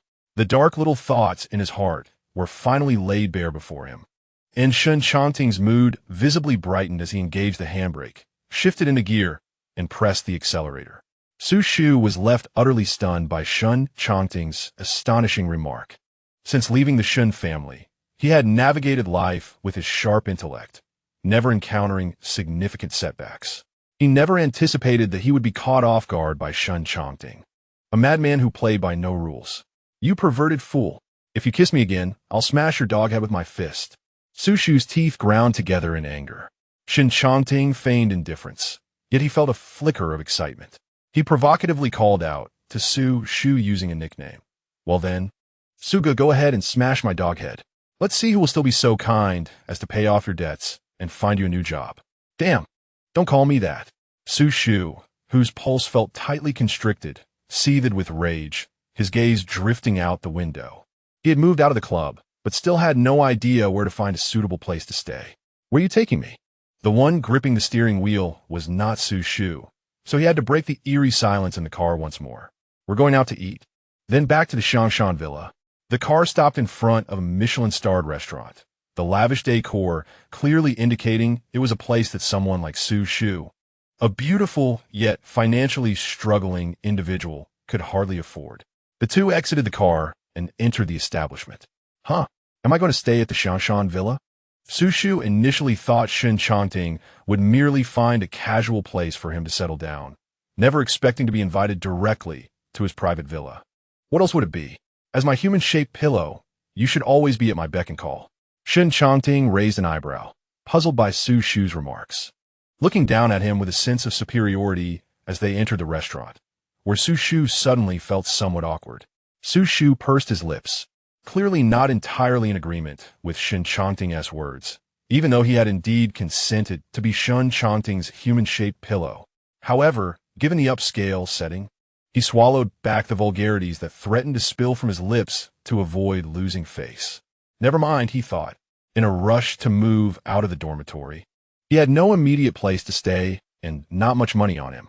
Having access to such a luxurious private villa perched on the mountainside was, in any case, a stroke of fortune for Xu Shu. Xu Shu quickly consoled himself, remarkably refraining from uttering any expletives in rebuttal. Shen Changting observed Xu Shu with keen interest, noting the subtle shifts in his expressions. How intriguing. Without any apparent incentive, Xu Shu had managed to cheer himself up, a rare occurrence indeed. Shen Changting found himself unknowingly smiling faintly at the corners of his mouth. Xu Shu possessed such charisma that simply witnessing his joy elicited a smile from Shen Changting as well. After the server confirmed Shen Changting's identity, he led the way to their reserved private room. Xu Shu followed closely behind, and, as they entered, the restaurant was relatively empty in the afternoon, allowing their dishes to arrive promptly. Faced with the exquisitely plated food before him, and with hunger gnawing at him, Xu Shu disregarded all decorum and grabbed his chopsticks to dig in. Yet, each dish contained only a few bites, and before he could truly savor the flavors, he had already swallowed it down. How could it be gone after just 2 bites? I can't even taste anything, Xu Shu mused, trying to recall the flavors of the food he had hastily consumed. Shen Changting, witnessing this ravenous display of dining at a Michelin establishment for the first time, could only helplessly rub his forehead. It was akin to a gluttonous Zhu Beiji devouring ginseng fruits. Xu Shu's gaze fell upon the untouched Australian steak in front of Shen Changting. Are you going to eat that? Chapter 12. How could Michelin compare to my top choice of fried noodles? Shen Changting, at a loss for words, pressed his lips into a straight line and pushed the untouched steak towards Xu Shu. You go ahead. Thank you, but I couldn't even discern the flavor, Xu Shu replied, displaying rare politeness, though his gratitude was more directed toward the opportunity to indulge in the Australian steak. After finishing, Xu Shu still felt merely half-satisfied, smacking his lips and offering his critique of the Michelin experience. So dull, the portions are so small, I'm still hungry, all style with no substance. To this, Shen Changting remarked, a mountain pig cannot savor fine grains. Who are you calling a mountain pig? Xu Shu dito indi ganti. Michelin simply has small portions. What's wrong with that? The Michelin staff, exhibiting exceptional professionalism, chose to overlook Xu Shu's behavior and presented the bill to Shen Changting. Mr. Shen, here is your bill for today. As a member, you receive a 10% discount. Upon learning of Shen Changting's membership, Xu Shu found himself curious about the exorbitant cost of this meal that had left him unsated. Craning his neck to sneak a glance at the bill, Shen Changting, unperturbed, paid the amount openly, revealing a staggering sum. Thousands? Xu Shu exclaimed in astonishment, his mouth agape. Once the server had departed, he could only express his shock. I can't believe it. I felt like I hardly ate. Yet it cost over several tens of thousands. I must admit, I truly am a mountain pig unable to appreciate fine grains. I anticipated this meal would be expensive, but I never imagined it would be this steep. If only I had savored it slowly and relished each bite. Thus, it would not resemble Zhu Beiji's experience with the ginseng fruit, where he hastily swallowed it whole without savoring its flavor. Perhaps this would be the last opportunity to indulge. Reflecting upon this, Xu Shu's face was filled with sorrow. Shen Changting, evidently sensing Xu Shu's inner turmoil, chuckled and remarked, "What is this? Just moments ago, you claimed the portions were insufficient and the dishes ostentatious. Now you appear reluctant to depart. Who said that? If it weren't for Shen Changting, Xu Shu would never have had the chance to taste such exquisite ingredients, even if he couldn't discern any notable difference. He regretted not knowing when he might have another opportunity to outshine Shen Changting. If you fancy it, I shall bring you again next time," Shen Changting stated, putting away his phone and wiping his hands with a branded wet towel provided by the restaurant. Really? If I can come again, I shall order much more. Until I'm thoroughly satisfied. Xu Shu's expression transformed entirely, shedding his earlier demeanor of indifference towards Michelin cuisine. As they exited the restaurant and entered the car, despite seeing the long string of digits on the bill, Xu Shu realized he had not truly eaten his fill. Feeling a bit shy, he admitted, "Young Master Shen, to be honest, I'm still hungry." Upon hearing this, Shen Changting raised an eyebrow and offered a portion of his meal to Xu Shu, even ordering extra. Yet Xu Shu still felt unsatisfied. However, money was not a concern for Shen Changting. As long as Xu Shu desired to eat, he could have the Michelin restaurant prepare a meal and deliver it to Xiangshan Villa. Yet, Shen Changting frequently dined at Michelin establishments and held little interest in them, opting for them primarily for their relative health benefits. As he drove, he inquired, "What else do you wish to eat? Speak freely." Though Xu Shu had a hearty appetite, Shen Changting could certainly accommodate him. "Anything is fine?" Xu Shu's eyes sparkled at the prospect of additional food, resembling a stray kitten receiving a boon. Naturally, Shen Changting parked the car by the roadside, activated the hazard lights, and firmly pressed the handbrake. "In that case, I want fried noodles." Xu Shu's lips curled into a cheerful smile. Upon hearing Xu Shu's request, Shen Changting could not help but laugh. Noting Shen Changting's reaction, Xu Shu queried, "What are you laughing at? Is fried noodles so amusing? I assumed that after tasting Michelin cuisine, your palate would become discerning, desiring something more refined. I never expected you would only want fried noodles. It seems you are far easier to please than I imagined." A mere Michelin meal cannot compare to the fried noodles that hold the top spot in my heart. How could someone like you, a privileged young master, ever appreciate the delight of fried noodles, especially those adorned with eggs, sausage, and greens? They are truly a culinary masterpiece, Xu Shu remarked with a look of disdain, as if he were gazing upon a peasant. Having this little fellow by my side is quite entertaining, Shen Changting said, a look of fondness gracing his features. "All right, tell me the address. I shall take you to enjoy fried noodles." Shen Changting released the handbrake and restarted the engine. The car wound its way through a bustling food street, filled with various snacks and delicacies, the air rich with the aromas of spices. The Rolls-Royce parked in such a location appeared rather incongruous. However, the locals here were generally unacquainted with luxury vehicles and were indifferent to whether their patrons were scions of wealth or laborers from construction sites. Ah, Xu Shu, you brought your friend to enjoy some fried noodles. The elderly woman at the stall exuded warmth and friendliness. Indeed, Annie, I would like to add 2 eggs. Xu Shu raised a brilliant smile. Oh, young man, just received your salary. I see. 2 eggs this time. The woman chuckled as she cracked 2 eggs into the pan, generously adding extra noodles for Xu Shu. Yes, it is payday, but today the young master is treating us, ha ha ha. Xu Shu scratched his head, feeling a bit sheepish. Oh, no wonder you're so handsome, dressed in a suit and tie. Young gentleman, would you care for a portion of fried noodles as well? The woman's smile lit up her face. This was Shen Changting's first visit to such a place. The ground was littered with refuse, and his finely tailored suit was sullied by the unkempt surface, tarnishing his expensive leather shoes. No, thank you. Auntie, I've already eaten. Although the environment did not sit well with Shen Changting, his upbringing instilled in him the decorum to refrain from expressing excessive personal emotions in front of strangers. Oh, what a pity. Annie's culinary skills have won Xu Shu's approval, but perhaps next time you can come and try them.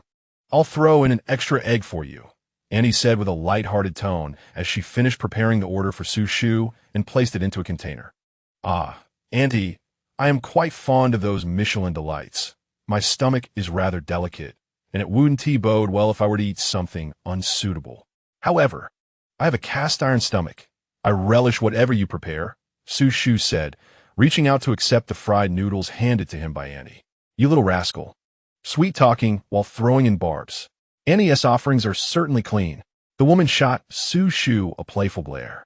Oh, I'm merely complimenting you, Auntie. We'll take our leave now, Xu Shu said as he tugged at Shen Changting's arm, fearing that Auntie might insist on preparing another serving for Shen Changting, warning him about an upset stomach if he were to indulge. Very well, do remember to come often. Annie did not hold a grudge against Xu Shu and welcomed the next customer, as Shen Changting observed Auntie pouring copious amounts of oil into the frying pan. He furrowed his brow, scrutinizing the greasy dish in Xu Shu's hands. What is so delectable about this oily concoction that costs merely 20 yuan? Chapter 13. We shall coexist harmoniously for a long time. It has been said that you, a young master, are oblivious to the joys of ordinary people. While it may not be particularly healthy, it is undeniably delicious, affordable, and quite filling. Xu Shu joyfully opened the car door and plopped himself inside, fastening his seatbelt, cradling the fried noodles as if they were a rare treasure. He gazed at the dish, swallowing hard from time to time, for during his time at the club, he had subsisted on rather simple fare and was reluctant to splurge on fried noodles, especially since a plain serving costs 18 yuan. 18 yuan. If he were to be frugal, it could barely sustain him for an entire day. After the car had traveled some distance, the aroma of the fried noodles was rather at odds with the opulence of the vehicle. Even the cabin fragrance could not mask the delightful scent of the dish. After swallowing yet again, Xu Shu could no longer contain himself and inquired of Shen Changting, "When shall we arrive at your villa on the hillside? I can hardly wait to indulge in those fried noodles. How is it that you exhibit such impatience when indulging in Michelin cuisine?" Shen Changting cast a sidelong glance at the fried noodles in Xu Shu's hands. The sugary concoction was nothing short of a nemesis to health, a mere detritus of food. Were it not for your invitation, I might never have the opportunity to savor Michelin dining in my lifetime. If it weren't for the fact that this expenditure is not on my account, I wouldn't even set foot within the threshold of a Michelin restaurant.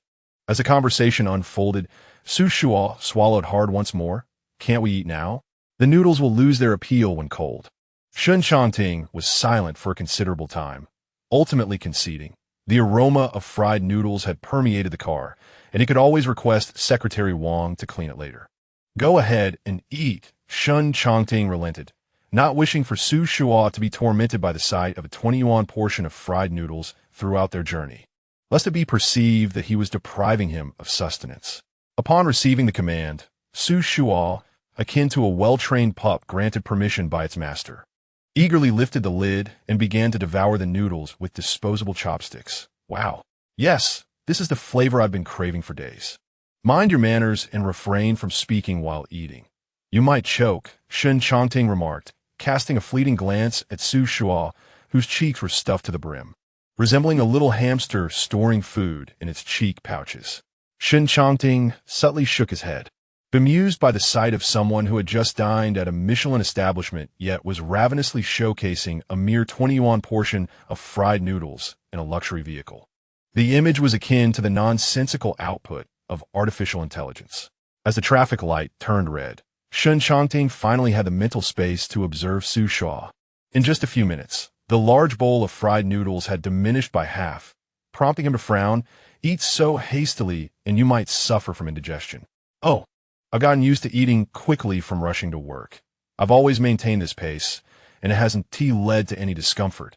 Besides, if I eat slowly, I risk reprimand from my superiors, not to mention potential salary deductions. Xu Shu spoke as if recounting someone else's tale, and an unacknowledged pang of sympathy flickered in Shen Changting's eyes, landing on Xu Shu's oil-smeared lips. He took a tissue from the front of the car and offered it to Xu Shu. How did you manage to get it all over your mouth? Due to Shen Changting's earlier actions, Xu Shu instinctively flinched, prompting Shen Changting to furrow his brow, his mood evidently not buoyant. Realizing that Shen Changting had no intention of punishing him as he had that morning, Xu Shu sheepishly accepted the tissue. Oh, ha ha ha. I can manage on my own, he said, his gaze inadvertently falling upon the countdown of the traffic light. The red light is about to end. Focus on driving. What is this? You treated me like a porter this morning, and now you've assigned me the role of your full-time chauffeur? Perhaps I should relinquish the title of young master to you, the young master who adores fried noodles? Upon hearing Shen Changting's remark, Xu Shu nearly choked on his noodles, sputtering cough. Cough, cough. I have no desire to be called a young master. It's merely a small portion of food, and you calling me young master is too much for me to bear. A cold chuckle emanated from the driver's seat. But you seem quite adept at commanding me. Upon hearing those words, Xu Shu fell silent, instinctively observing the expression on Shen Changting's face, an ingrained habit from his childhood. As a mute child, Xu Shu was unable to articulate his thoughts and was often restricted in his actions. However, Shen Changting, being the young master of the estate, allowed Xu Shu to express himself through writing, and together they engaged in various activities upon receiving his consent. This dynamic was merely a reflection of their established rapport. Xu Shu thought, feeling a twinge of guilt.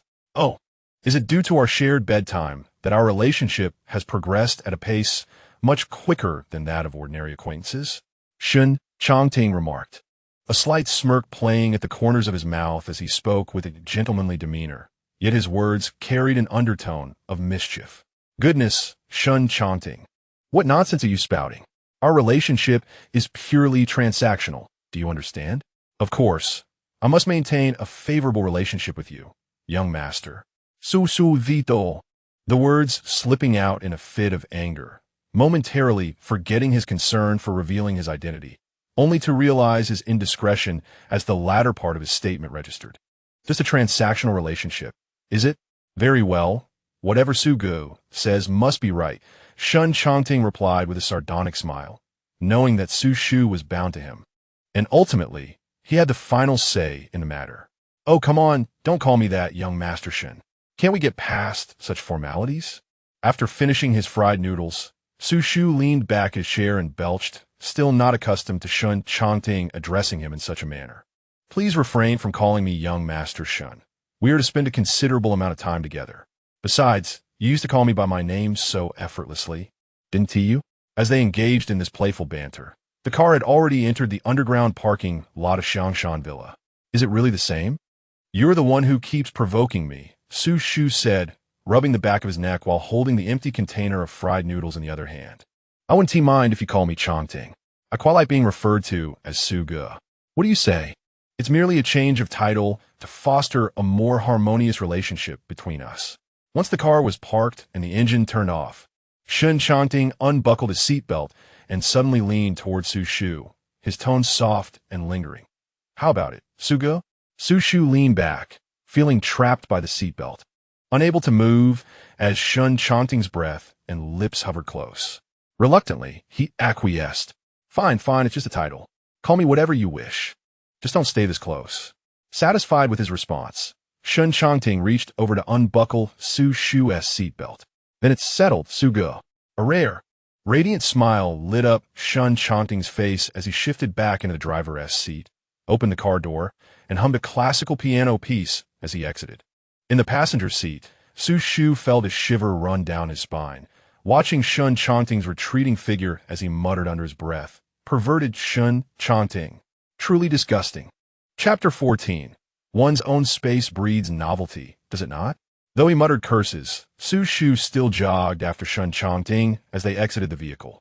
He felt a surreal sense of disbelief, realizing he was residing in a villa he had never dared to dream of, especially one equipped with an underground parking facility nestled on the mountainside.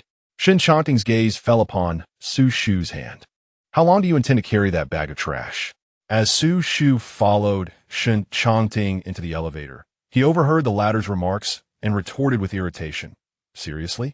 This parking lot is so vast, yet there isn't a single trash bin. Am I expected to toss my garbage onto your car?" "There is no need for a trash bin, as I don't eat in the car. It would emit an unpleasant odor," Shen Changting replied, pressing the button for the second floor and crossing his arms. "Wow, the aroma of fried noodles is delightful. What's wrong with a little scent?"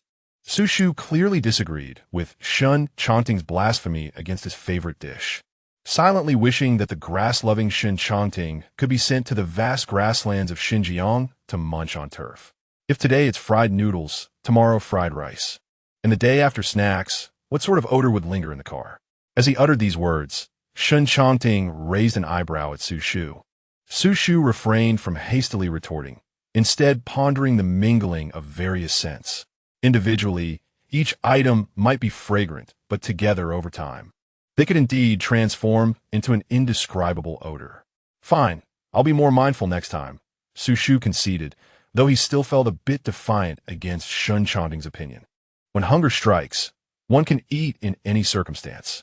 In his previous job, he had been so famished that to avoid detection while sneaking a bite, he had concealed himself in the restroom, enduring the foul stench while consuming pickled vegetables wrapped in steamed buns for several days.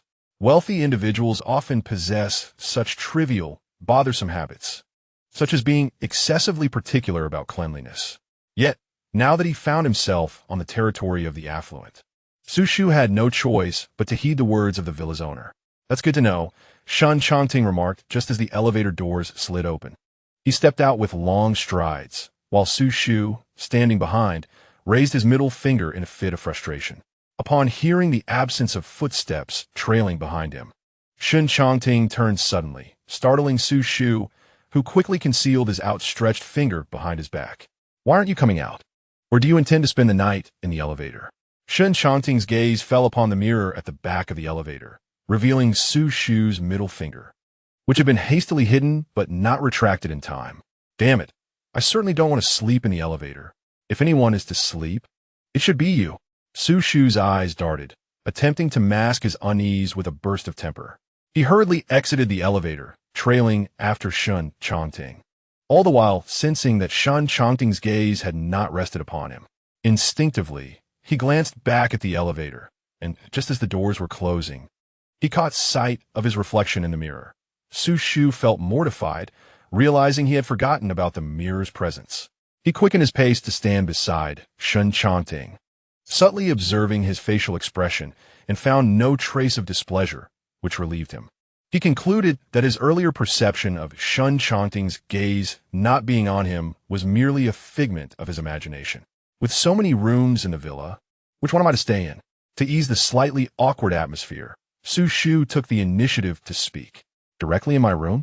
Shen Changting's eyes twinkled at the suggestion, appearing to offer Xu Shu a choice, but in reality, it was more of a notification. However, Xu Shu failed to grasp the underlying implication. "Seriously? What kind of scenario is it for two grown men to share a room? 2 beds would suffice. But there's only one," Xu Shu blurted out, immediately wishing to smack his own mouth for the slip. What on earth is happening? The tongue often outruns the mind. Having promised to be a human-shaped pillow, he would utter such words. As expected, Xu Shu's statement instantly darkened Shen Changting's expression. Sensing the precarious situation, he hastily began to clarify, "That is not what I meant. What I intended to convey is that even if we share a bed, we should maintain our own space, as this will preserve the elements of mystery and novelty between us. Don't you agree?" In a moment of panic, Xu Shu's mind raced beyond control, and after uttering that ambiguous remark, he wished fervently to seal his lips and embrace silence for eternity. Evidently, Shen Changting was appeased by Xu Shu's subsequent words. "Indeed, we must allow each other some space to ensure that our relationship remains stable and enduring. Wouldn't you agree, Suga?" With his eyes slightly narrowed, he resembled a cunning fox, having gained an advantage. The mere utterance of Suga sent shivers down Xu Shu's spine. Yet he found solace in the favorable outcome. He would have his own room. If he had to endure a little discomfort, so be it. "What room will I be in?" Xu Shu inquired, rubbing his arms. "The one next to mine. It's the largest room besides a master suite and is fully equipped." "How splendid.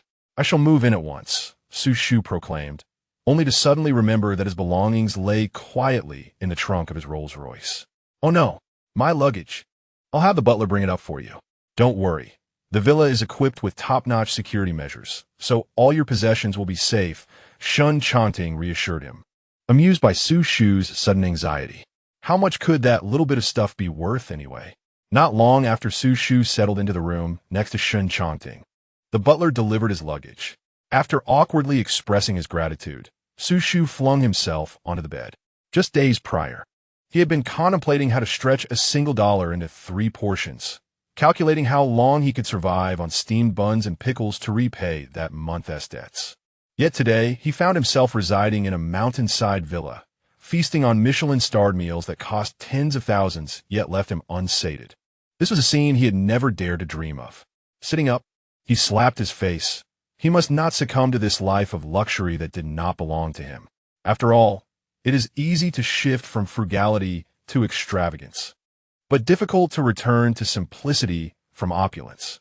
He needed to maintain the mindset of modest living to more swiftly extricate himself from this lavish existence. Lost in thought, a knock sounded at the door. "Mr. Su, the young master instructed me to bring you a bathrobe, but we currently lack your size. I will send someone to purchase one tomorrow, so for now, you will have to make do with the young master's." Upon hearing the butler's voice, Xu Shu sprang from the bed and hurried to open the door. "Ah, there's no need for such trouble. I can wear anything." As he spoke, Xu Shu accepted the bathrobe from the butler, which was noticeably oversized, and thanked him. "No need for formality. These are the young master's instructions. We are merely following protocol.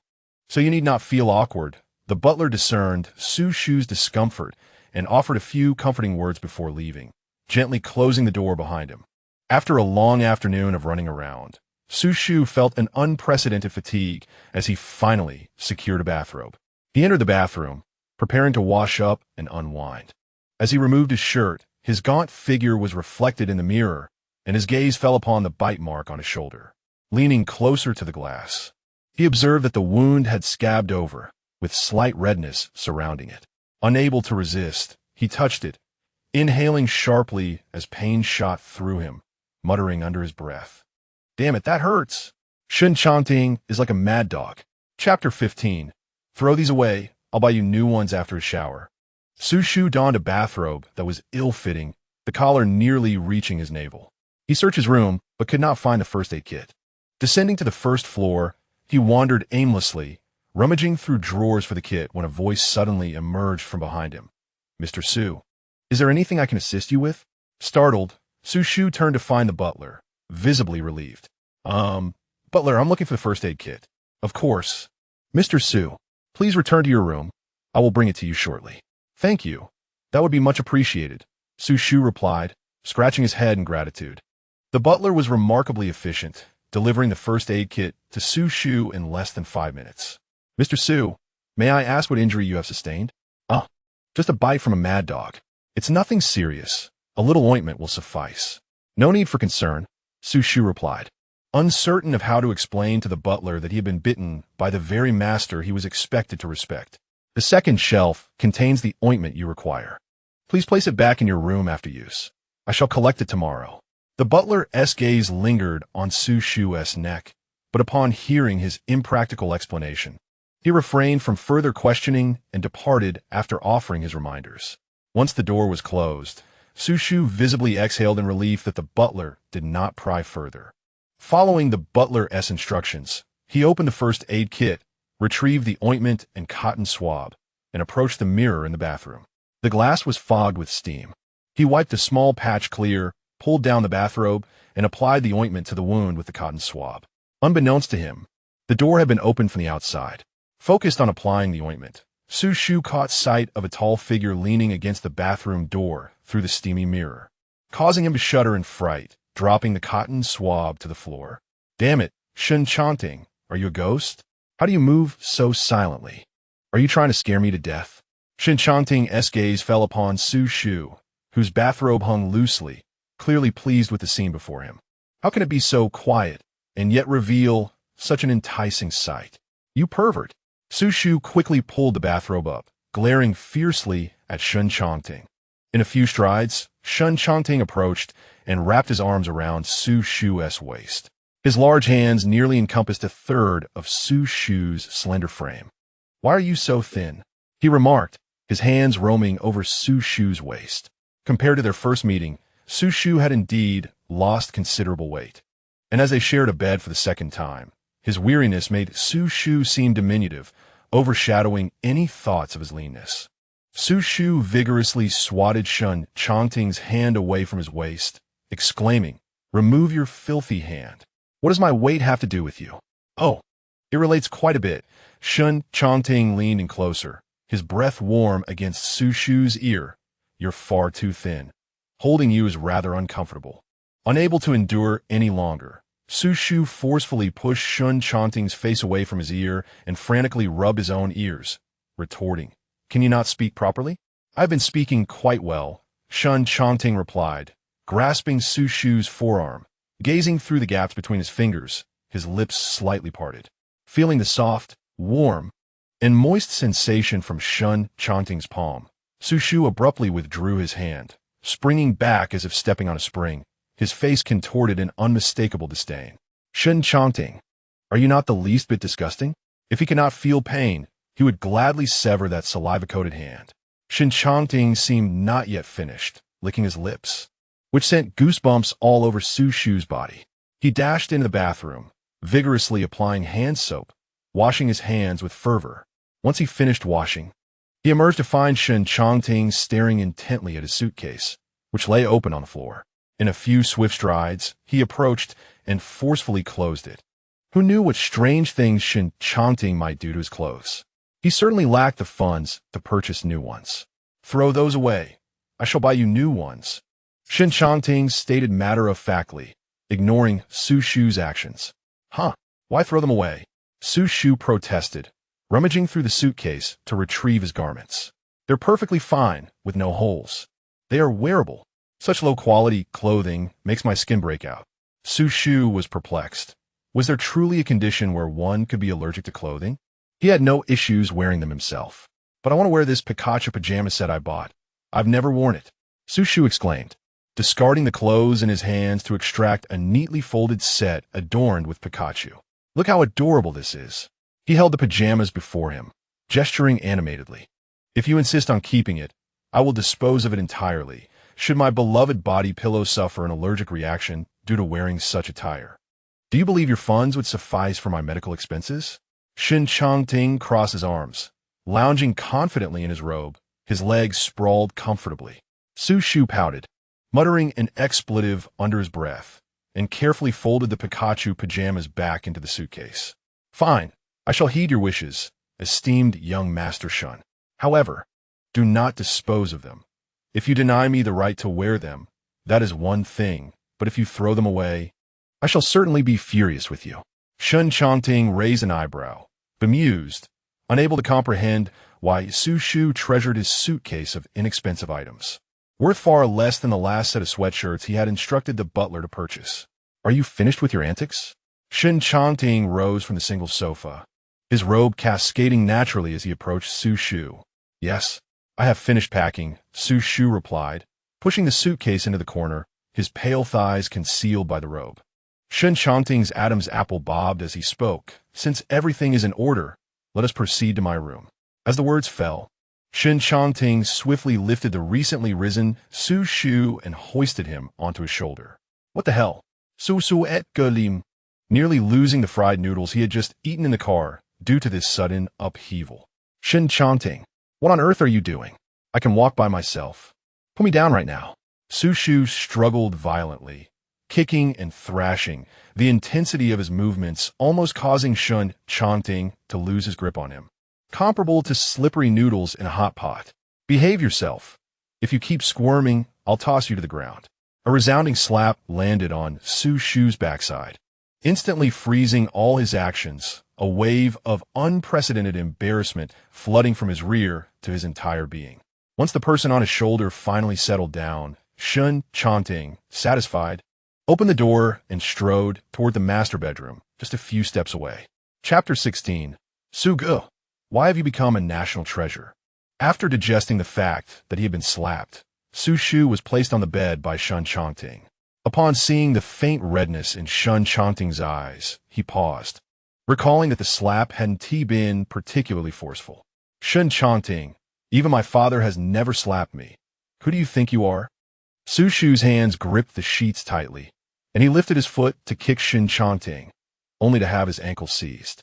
Never having encountered this side of Xu Shu, Shen Changting, for once, softened his tone in an attempt to console him. I was wrong, Xu Ge. How about I give you a massage?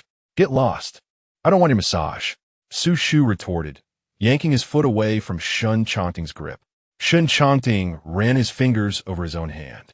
He could easily encircle Xu Shu's ankle, though in reality, Xu Shu's frame was not small. Shen Changting sat beside Xu Shu and leaned closer. What is the matter? Are you angry? Who said I'm angry? Xu Shu stubbornly suppressed the tears threatening to spill from his eyes, turning his head away from the approaching Shen Changting. Xu Ge, I promise I won't do it again. Please forgive me this once, Shen Changting said, resting his head on Xu Shu's shoulder and nuzzling against him. Xu Shu, feeling somewhat uncomfortable, gently moved Shen Changting's head away. I forgive you, but if you do this again next time, you know my fists are not to be trifled with. Having received forgiveness, Shen Changting's eyes sparkled with delight. Ignoring Xu Shu's protests, he wrapped his arms around his waist. Since Xu Ge has forgiven me, and it's getting late, let us go to sleep. The tall figure of 1.90 meters, desperate to coax the alert Xu Shu into sleeping beside him, employed every tactic possible, even feigning tenderness. Upon hearing the word sleep, Xu Shu stiffened, removing Shen Changting's arm from around his waist. I'm not really that tired. If you're sleepy, you can lie down first. Upon hearing this, Shen Changting's expression visibly darkened, but he realized he couldn't rush things. He needed to give Xu Shu some time to mentally prepare, especially since it was the first time he was acting as a living pillow while fully awake. So he lay on the bed, watching as Xu Shu alternated between restlessness and pacing.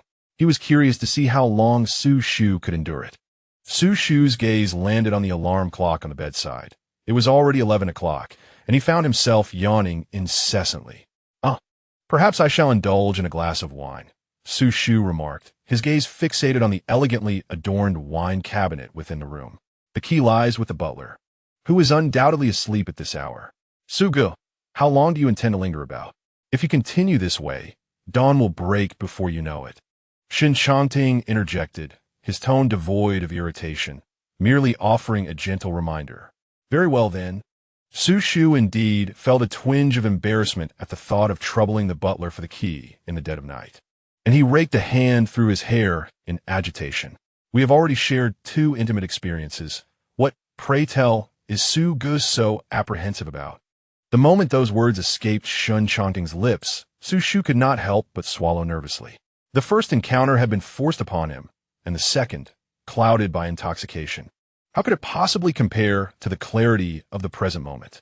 Rest assured, I shall adhere to our agreement and refrain from any peculiar actions towards you. Do come to bed. Shen Changting ultimately yielded, hoping Xu Shu would exhibit some understanding. Xu Shu was initially reluctant to believe Shen Changting's whimsical assurances. Yet fatigue gripped him fiercely. After all, it was you who claimed there would be no strange occurrences. As the covers were drawn back, Xu Shu once again found himself nestled in the soft, inviting bed, though his state of mind was entirely different from before. No sooner had he lain down, with the quilt scarcely settled, than Shen Changting's robust arm encircled his waist, startling Xu Shu and chasing away his drowsiness. "Hey, Shen Changting, did you not promise you would not engage in any odd behavior?" Xu Shu protested, pushing against Shen Changting's chest in an attempt to create distance. The comforting scent enveloping him lulled Shen Changting into relaxation, his tone turning languid. "I am merely holding you, nothing more."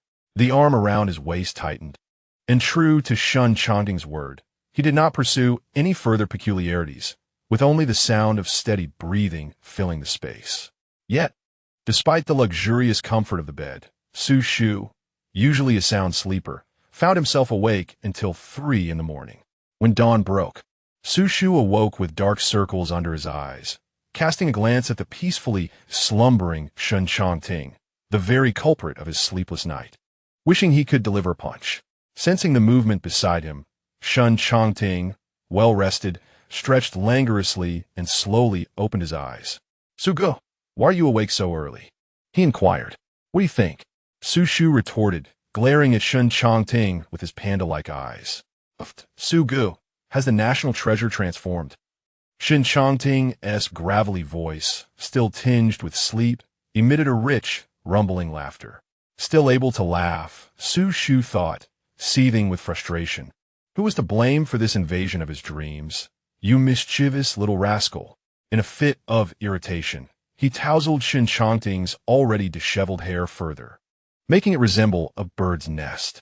The loosely draped sleepwear hung precariously on his shoulders, revealing an unintentional glimpse of his chest to Shen Changting's gaze. Shen Changting's expression darkened momentarily, and as he reached out to embrace Xu Shu's waist, Xu Shu had already vacated the bed, eliciting an annoyed click of Shen Changting's tongue. "I must return to my room to change. You should also rise swiftly." Xu Shu, evidently more irritable than usual due to his lack of sleep, declared. "I had the butler wash and dry your sweatshirt from yesterday. You may wear that." "Very well. Do you have work today?" "I mentioned yesterday that I would take you shopping for some clothes. Have you forgotten?" Shen Changting rose from his bed, the blanket slipping away gently, revealing his well-defined and muscular chest and abdomen exposed to the cool air. Xu Shu, who was about to open the door, caught sight of Shen Changting's physique and felt his already sour mood worsen. He internally lamented, "Damn, not only is he tall, handsome, and wealthy, but he also possesses such an enviable physique. If only I had a body like that." Glancing down at his own flat stomach, he felt a wave of discontent wash over him. Frustrated, he slammed the door behind him, startling Shen Changting in the process. Once dressed, Xu Shu made his way to the kitchen on the first floor, where the chef had prepared a sumptuous breakfast. The butler led Xu Shu to the table, and upon seeing the variety of dishes, he swallowed hard. Observing Xu Shu's reaction, the butler smiled and said, "Mr. Xu, the young master has instructed that if you are ready, you may eat without waiting for him." Grateful for the permission, Xu Shu eagerly grabbed a succulent bun from the table and took a bite, unable to restrain his praise for the chef's skills. "My goodness, this is even better than the meat buns I've had at my decade-old favorite restaurant. If you enjoy it, I shall ask the chef to prepare again," came a voice from above. Dressed impeccably in formal attire, Shen Changting descended the staircase and took a seat at the table, wiping his hands with a towel before using chopsticks to pick up a bun. Observing Shen Changting, Xu Shu silently mocked, wearing a suit on a day off. What a show-off. Chapter 17. Return my Nokia. After a simple yet lavish breakfast, Secretary Wang arrived, parking the Rolls-Royce at the entrance of the Shangshan Villa. Since Shen Changting had insisted on buying clothes for Xu Shu, he accepted the offer with a sense of satisfaction, as it was not his own money being spent. He obediently followed Shen Changting into the back seat of the luxurious car. As soon as they were seated, Shen Changting produced his foldable phone. beginning to sort through information and documents related to the Shen group. Bored, Xu Shu noticed the thick device and was about to tease Shen Changting for using such a bulky phone despite his wealth when Shen Changting unfolded it, revealing a screen almost the size of a tablet. Wow, Shen Changting, your phone is amazing. Xu Shu couldn't help but lean closer, curiously examining the expensive device worth several thousand. Do you like it? Noticing Xu Shu's inquisitive expression, Shen Changting playfully poked his cheek.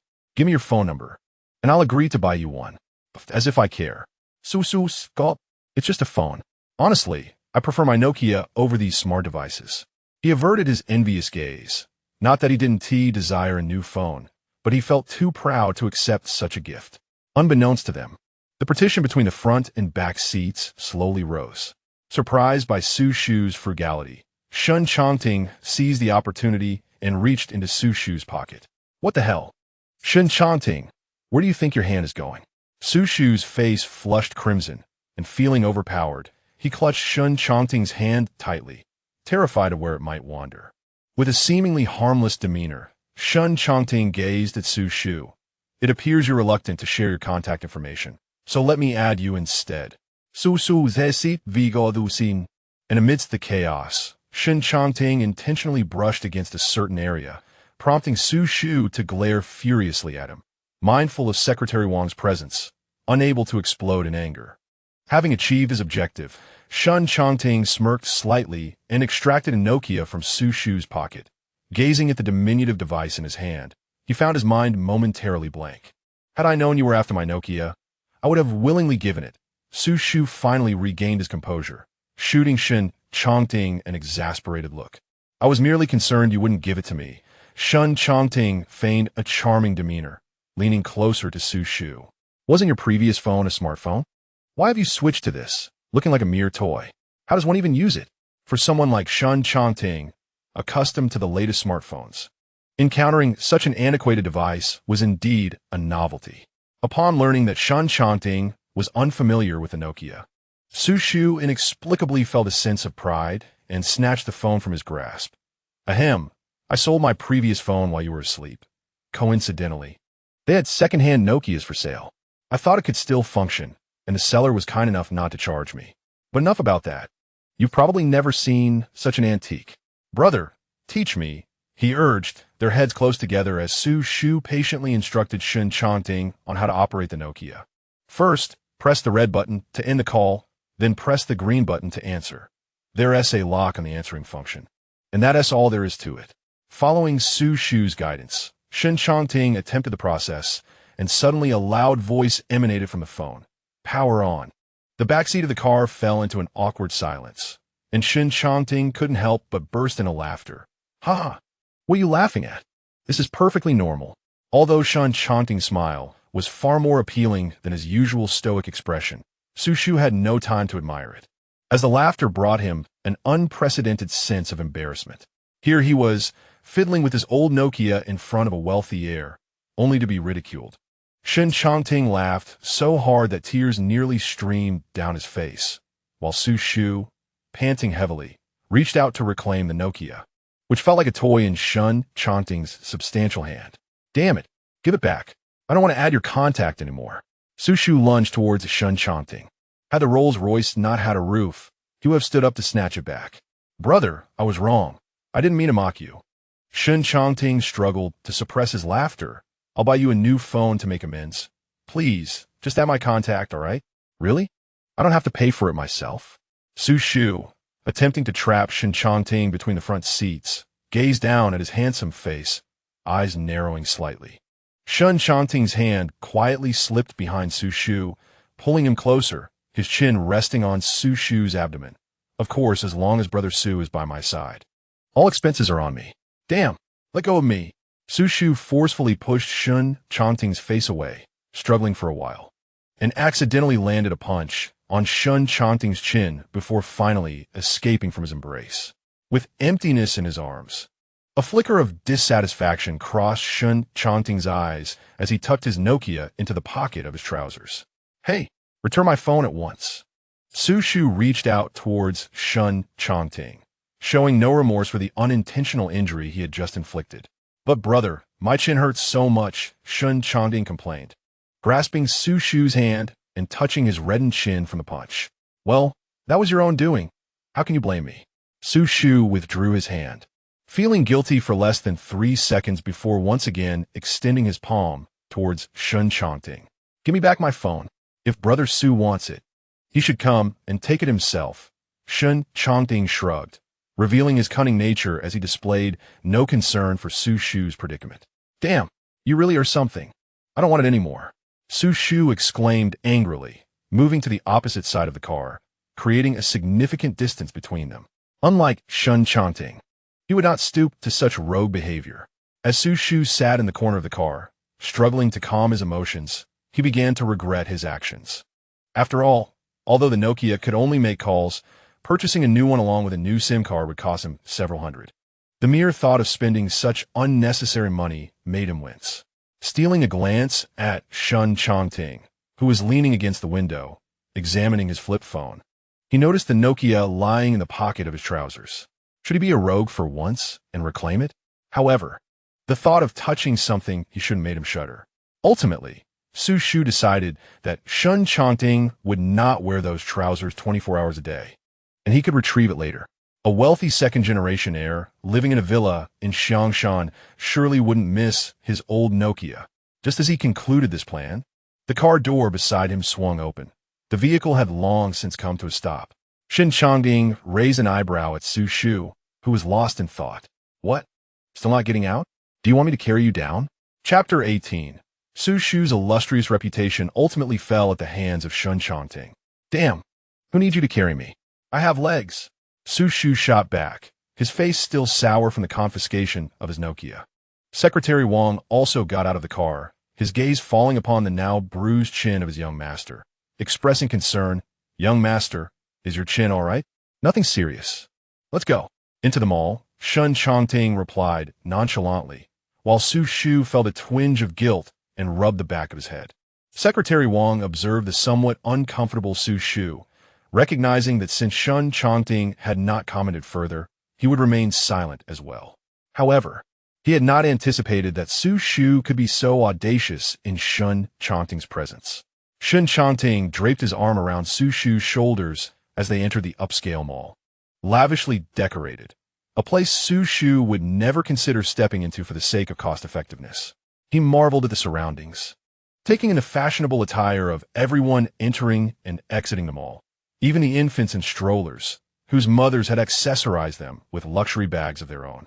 Xu Shu lowered his gaze to inspect his attire, relieved to find himself clad in the sweatshirt that Shen Changting had previously prepared for him, rather than donning the polyester garments from Shen's suitcase.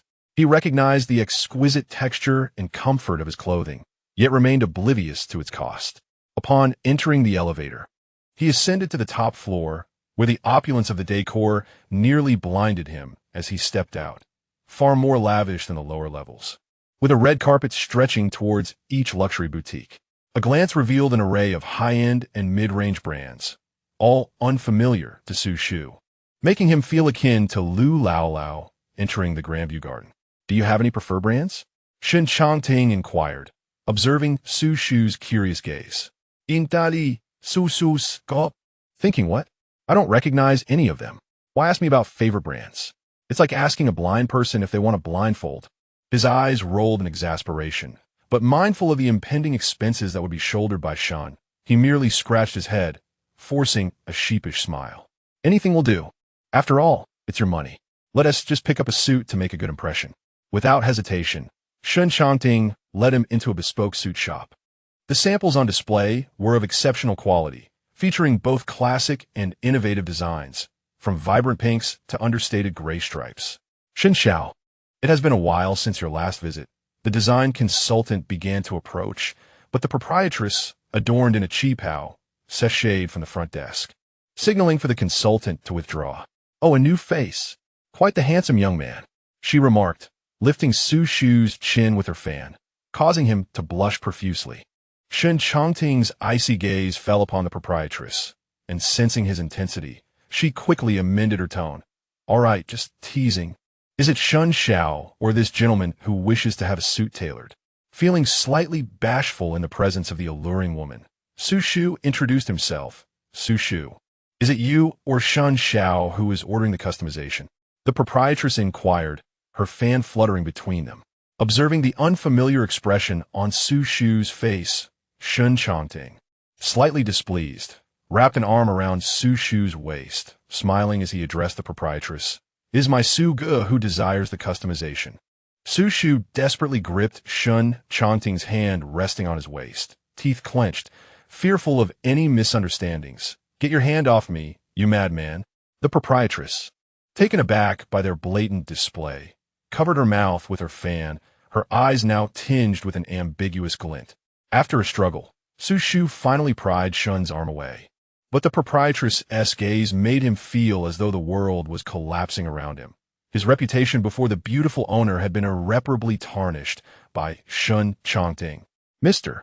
Xu, please follow me to take your measurements, the proprietress instructed, calling upon several design consultants to assist.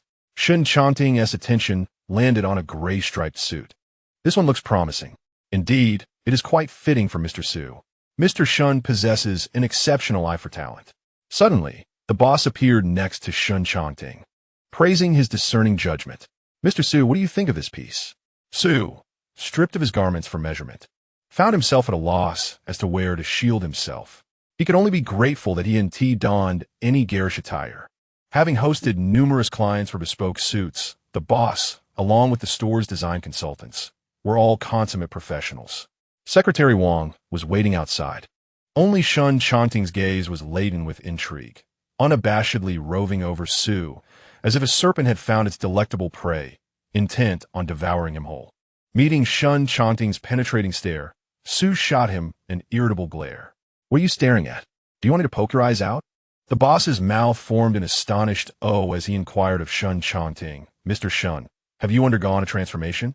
Aren't you the least bit perturbed?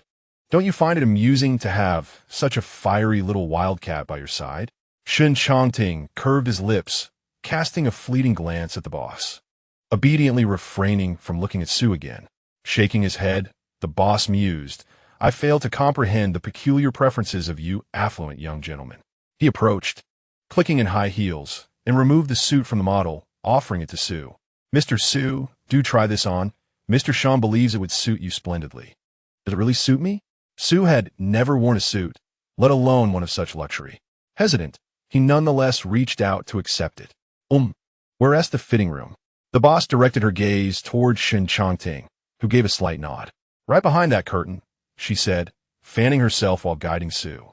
Xu draped the suit over his arm, hastily snatching his own clothes from a nearby spot, and darted into the fitting room like the wind.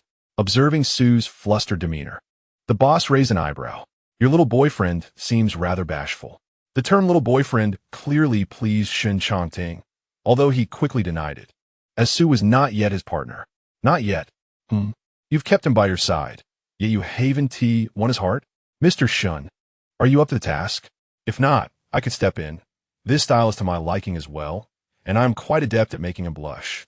Upon hearing this, the smile on Shen Changting's face instantly vanished. Try it if you dare. Let us see if I want to demolish your shop. Oh dear, it was merely a jest, Mr. Shen. No need to take offense. The boss quickly softened her tone, fully aware that Shen Changting could indeed carry out such a threat. However, seeing you bring him here for a custom suit indicates your relationship is rather intriguing. Wouldn't you agree? After uttering this, the boss leaned in closer to Shen Changting, a knowing smile in her eyes. So, have you two been intimate? Chapter 19. Are you wholesale shopping in a luxury store? Does the boss have a penchant for prying into others' privacy? Shen Changting cast a disapproving look at the boss from his elevated position. All right. I won't pry any further. But Mr. Shen, do put in some effort. After all, your future little boyfriend appears to lean toward the straight side. The boss remarked before hastily retreating, wary of Shen Changting's potential response. Shen Changting did not press the matter with the boss, but instead settled into a chair in the store, crossing his legs as he awaited Xu's emergence from the fitting room. In stark contrast, the anxious boss inquired about Xu Shu in the changing room, for she was genuinely eager to see such a striking individual don the suit designed by her establishment. Mr. Xu, have you finished changing? Almost there. Xu Shu hurriedly slipped on the suit jacket, his tie a chaotic mess, and emerged from the changing room. Upon hearing his voice, both Shen Changting and the boss's gaze fell upon the curtain of the changing room. Upon seeing the disheveled Xu Shu, who appeared to have battled with his tie, the boss could not contain her laughter, exclaiming, "Mr. Xu, you are truly adorable," embarrassed by the beautiful boss's teasing. Xu Shu's face turned crimson as he lowered his head, instinctively reaching for the hem of his attire. However, upon realizing he was clad in an expensive custom suit, he restrained himself. Suddenly, a tall figure enveloped Xu Shu, and he felt the light before him dim. Before he could compose himself, a magnetic voice commanded from above, "Look up." Reacting instinctively, Xu Shu raised his gaze to find a man before him, a gentle smile playing on his lips. As he extended his slender fingers to untangle Xu Shu's disarrayed tie and retie it with precision. "Brother Xu, don't mind her. This suit looks splendid on you," he said, his fingers brushing the nape of Xu Shu's neck, tenderly soothing him. Young Master Shen, I had no intention of mocking Mr. Xu. I was merely complimenting his charm." "How delightful." The beautiful boss feigned indignation, her demeanor undeniably captivating. "Does it truly suit me? I have never worn a suit before." Xu Shu ponde alao.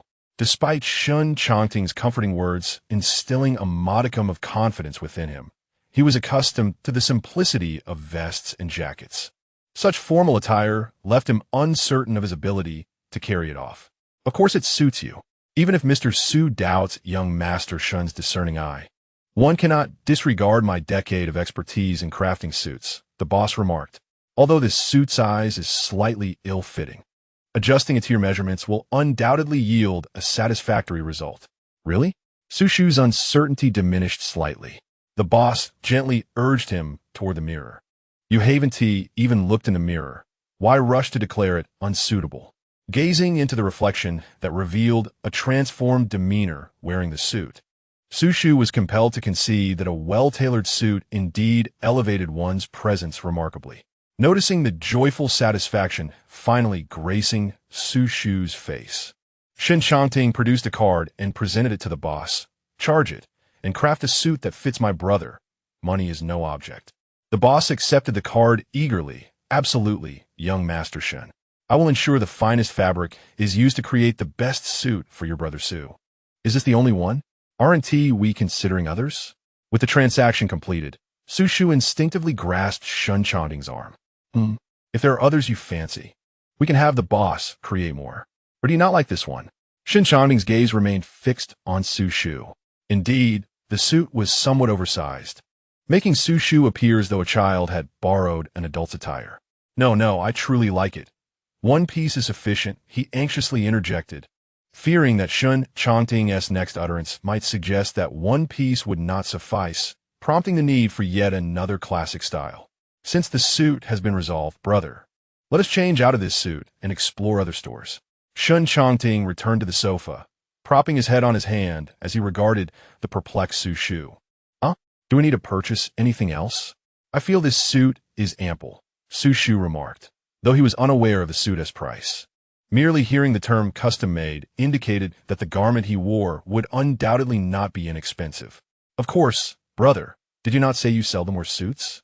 You should buy a few outfits for everyday wear." Upon hearing Shen Changting's words, the shopkeeper set aside his phone, which had just received a transfer notification of 600,000, and urged Xu Shu toward the fitting room. "Oh, Mr. Xu, while young Master Shen is indeed generous, he does not squander his wealth indiscriminately. Seize this opportunity wisely, take advantage of him, and you shall profit immensely. In this day and age, how many men are willing to spend money on other men or even women?" However, Xu Shu's gaze lingered on Shen Changting, as he wished to express more. But the shopkeeper promptly drew the curtain shut. The shopkeeper sat down beside Shen Changting with a hint of irritation. "Young Master Shen, you are indeed fortunate. Not only are you affluent, but you have also found a darling whose thoughts revolve solely around your finances." As she spoke, her gaze fell upon Shen Changting's chin.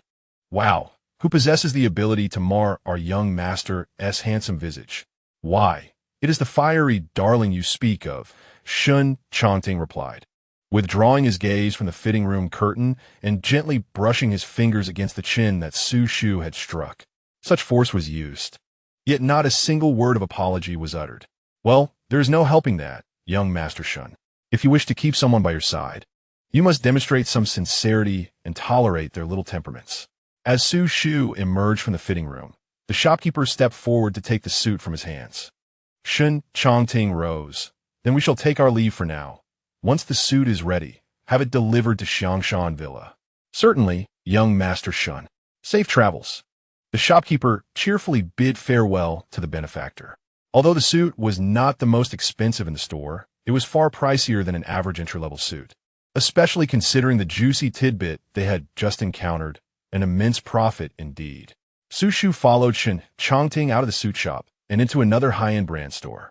Upon entering, a dedicated luxury consultant approached them, leading the trio into the VIP room. "Young Master Shen, welcome.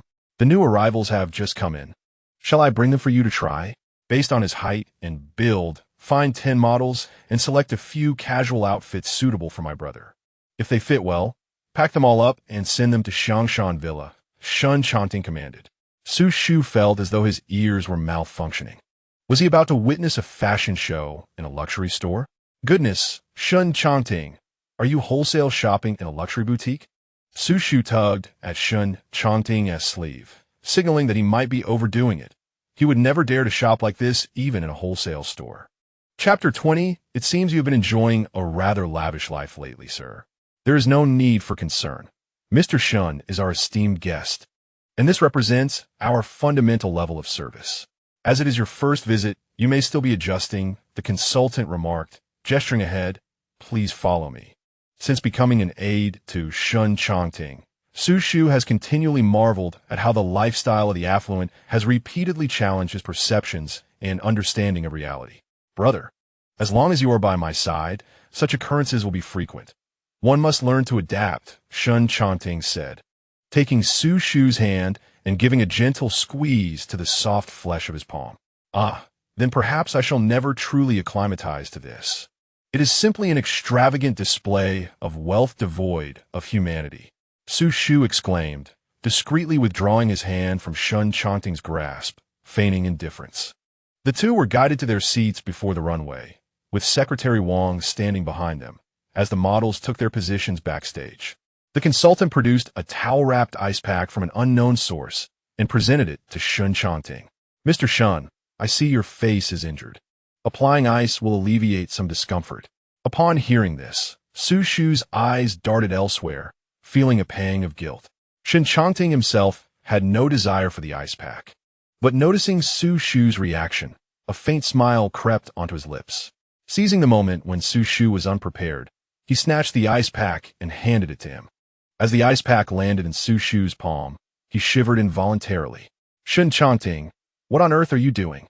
he exclaimed, once again swearing inappropriately for the occasion. "Brother, it is your fist that has bruised my chin. You must take responsibility." Shen Changting leaned in closer, resting his now bruised chin against the ice pack in Xu Shu's hand. "You've merely bruised your chin, not broken your hand. Why must I assist you with this?" Xu Shu protested, attempting to retract his hand, only to find his wrist firmly held by Shen Changting. "It is essential to discipline this disobedient little wildcat. He has been far too unruly in recent days." "Mr. Shen, the models are ready. Shall we commence?" the consultant inquired with a smile, having received a response through the intercom. "Then let us begin." As Shen Changting's gaze shifted to the consultant, Xu Shu seized the opportunity to free himself from Shen Changting's hold, placing the ice pack on the seat while rubbing his reddened wrist. Suddenly, Shen Changting's hand reached for Xu Shu's neck, pulling him close, his ear brushing against Xu Shu's. From a distance, it appeared as though the two were engaged in an intimate whisper. The models were poised to make their entrance, and within a minute, they would begin to arrive one after another. "Suga, if you wish to avoid me stealing a kiss in this setting, it would be wise to obediently apply the ice," Shen Changting whispered. At these words, Xu Shu froze, unable to move, turning his head slightly to glance at Shen Changting. Shen Changting's gaze lingered on his lips like a serpent's flicking tongue, And in that moment, Xu Shu truly believed that Shen Changting would disregard the presence of others and press him down onto the chair, fervently kissing him. Overwhelmed with dread, Xu Shu seized the ice pack resting on the armrest, gritting his teeth and muttering a curse. "Fine, I will apply the ice for you, but do not act recklessly." He cautiously placed the ice pack against the bruise on Shen Changting's handsome face. At least he understood when to yield and when to assert himself. He was indeed trainable. Achieving his desires, Shen Changting reverted to his characteristically gentle demeanor, his brows and eyes curving slightly with a smile. "I knew Brother Xu still cares for me," he mused. "Damn, what a pervert." Xu Shu silently cursed within. The runway presented a rather peculiar tableau. Secretary Wang stood behind Shen Changting's seat with hands clasped behind his back, while models emerged one after another onto the stage, and a luxury consultant was introducing new products to the two. Xu Shu held an ice pack, applying it to Shen Changting, who was slightly turned to the side. The 10 models had collectively changed into at least 4 or 5 outfits, leaving Xu Shu's eyes nearly overwhelmed. Shen Changting tilted his head towards Xu Shu, inquiring, "What do you think, brother? Is there anything you like?" "Goodness, my eyes are about to go blind. How can there be so many?" Xu Shu complained, rubbing his eyes in discontent. "What if we buy them all and let you choose later?" Shen Changting suggested, taking the ice pack from Xu Shu's hands and placing it on the tray brought by the luxury consultant. "Wow, with so many, I can't possibly be in multiple places at once. Why do I need so many clothes? If I like them, I'll wear them. If not, I'll discard them. Why fuss over such things? The Shen family certainly isn't lacking in funds, but we shouldn't waste so much. Don't you know how hard it is to earn money?" Xu Shu in seat. Seeing Xu Shu's determination, Shen Changting refrained from further argument and simply presented his card to the consultant. "Select casual wear suitable for work or exercise, and pack everything to be sent to Xiangshan Villa." "Understood, young Master Shen," the consultant replied, taking the card and returning it after processing. "The staff is already packaging your selections and will dispatch a dedicated driver to deliver them to Xiangshan Villa." "All right, let us depart." Shen Changting rose, and the consultant smiled, guiding them out. As they exited the store, the consultant beamed at them, prompting Xu Shu to shyly smile back while jogging to catch up with Shen Changting. However, Shen Changting seemed disinclined to leave the mall just yet, leading Xu Shu towards the second floor where the mobile phone store was located. "Having purchased clothes, are we returning? What if they arrive before we do?" Xu Shu walked alongside Shen Changting, gazing up at him. "What? Just moments ago, you were criticizing my lavish spending, and now you can't wait to try on new clothes?" Shen Changting remarked, draping an arm around Xu Shu's shoulder. "Not quite. What if the delivery arrives when we're not here?" Xu Shu expressed his concern. "Don't worry, the butler is present, and he knows the driver. There is no need to fret about the driver arriving in vain." Before Xu Shu could respond further, Shen Changting pulled him into the mobile phone store. Upon seeing the array of phones, Xu Shu, a self-proclaimed electronic novice, curiously examined the devices. "See if there is anything you fancy. Or I could buy you the same model in a foldable version," Shen Changting suggested, leaning against the counter, observing Xu Shu as he inspected various models. "How may I assist you too? We have a plethora of phone models here. I'm sure we have something that will satisfy both of you," a cheerful salesperson approached.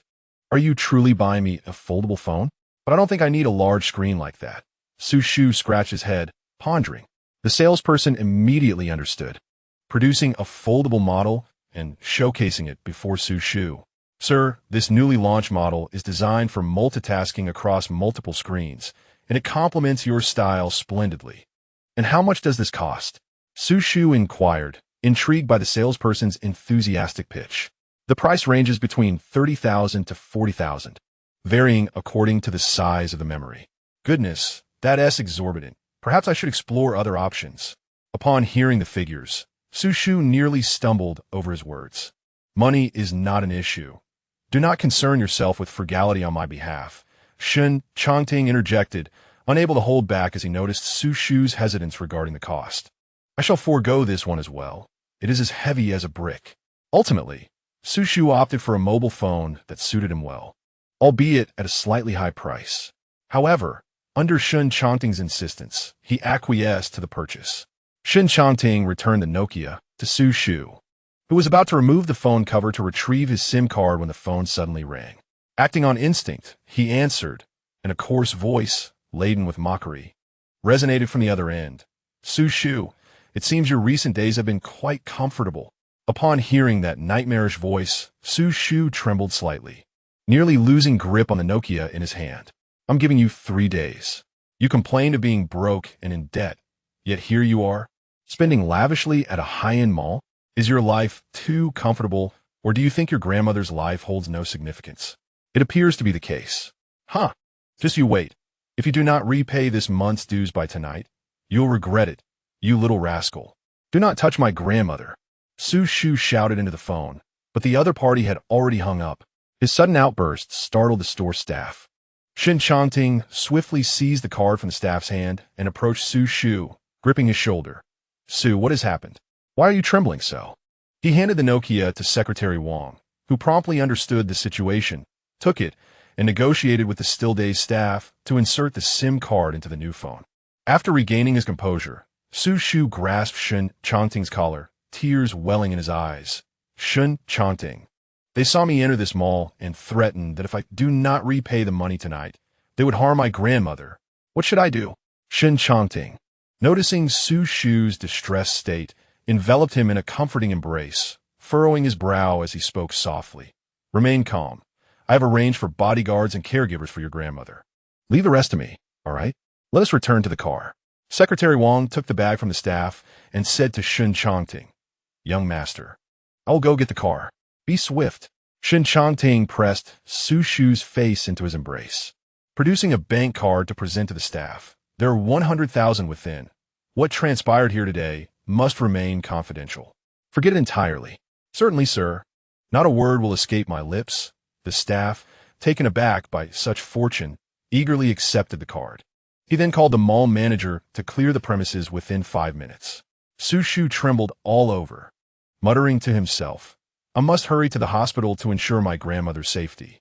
As he murmured, he broke free from Shen Changting's embrace, but Shen Changting, quick to react, grasped Xu Shu's arm. Xu, remain calm. Your grandmother will be fine, I assure you.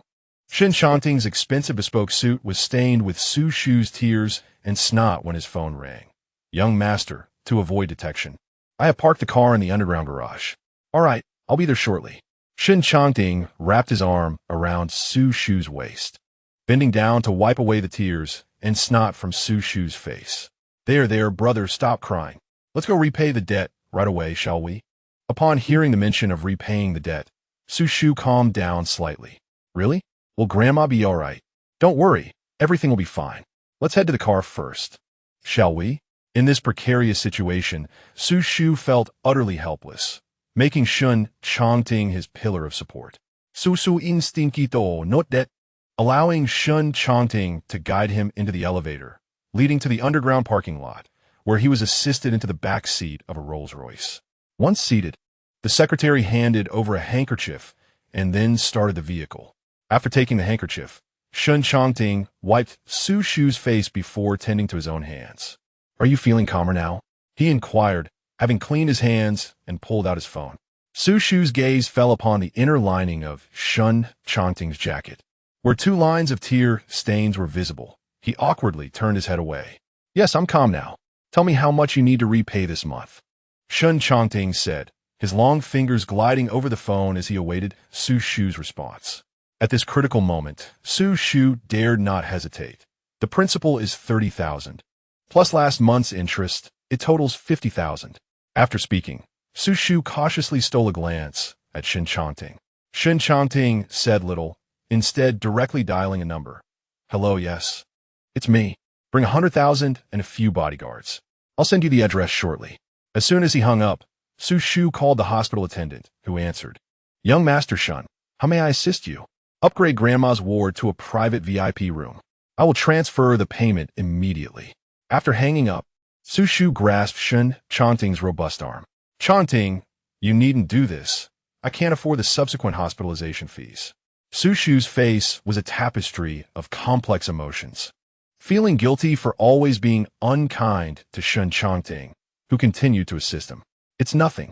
If you insist on covering your medical expenses alone, we can calculate it based on a regular ward. I'll cover the rest. Shen Changting replied with a slight smile. You all must be repaying offline, right? Send me the address, and I'll have the bodyguards follow us. Ready for anything, Shen Changting said, playfully pinching Xu Shu's cheek. You're too thin. You need to take better care of yourself. Xu Shu instinctively swatted Shen Changting's hand away, momentarily taken aback by his own reaction, then feigned annoyance like a small cat. Don't think that by doing this, I'll accept your strange behavior. Although he said this, he still snatched the phone from Xu Shu and entered the address into the chat. Getting you to accept me right now isn't my goal. I'm merely fulfilling our agreement, ensuring you face no difficulties. Shen Changting's deep-set eyes reflected his dissatisfaction with Xu Shu's attitude. However, given the exceptional circumstances and the fact that Xu Shu had only recently come into his life, he knew that even with constant proximity, a moment's lapse could frighten him away. Seeing Shen Changting's words, Xu Shu remained silent, yet a sense of guilt enveloped him. Shen Changting had always treated him with kindness. Throughout his childhood, and even now, perhaps he would never be able to repay this kindness in his lifetime. You really needn't go to such lengths, Xu Shu murmured, his gaze cast downward, his voice barely above a whisper. Brother, what'd you just say? Shen Changting noticed Xu Shu's muttering and pressed him against the door. What are you doing? I said nothing, Xu Shu exclaimed in a panic, pushing Shen Changting away as he inquired closer. This is the Xu Shu I know. A smile of satisfaction graced Shen Changting's face. Once we arrive, adopt your usual demeanor toward me. Throw the money in their faces and leave the rest to me. Can we really do that? Xu Shu's eyes widened in surprise, momentarily forgetting to refuse Shen Changting. As the other man nodded, an inexplicable excitement surged within Xu Shu. He had always been the one to bow and scrape, even when his indebted father discreetly vanished, leaving him alone at home while a mob burst in to wreak havoc and seize his valuables. He had to send them off with utmost efforts.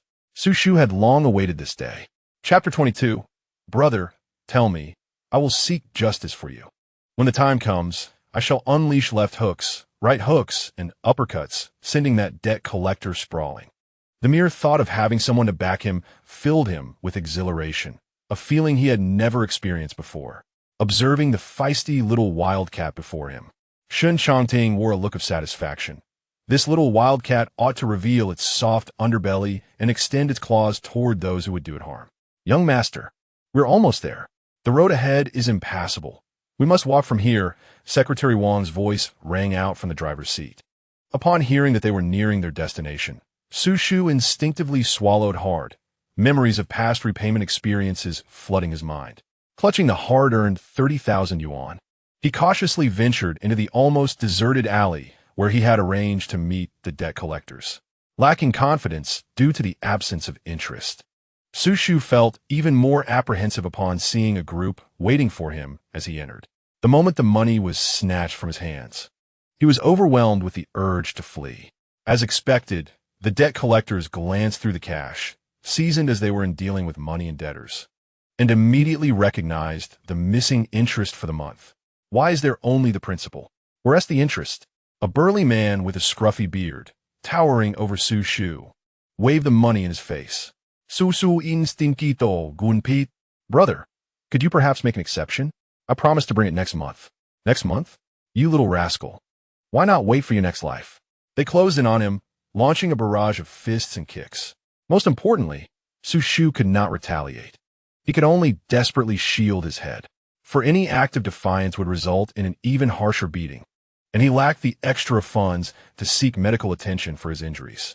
Curled up on the ground, trembling uncontrollably, Xu Shu weakly pleaded, Brother, I assure you, I will repay this month's interest next month. Very well, the man with a beard replied, seated comfortably on a worn-out sofa not far away. If you kneel and bow your head 3 times, I might consider granting you an extension of 1 month.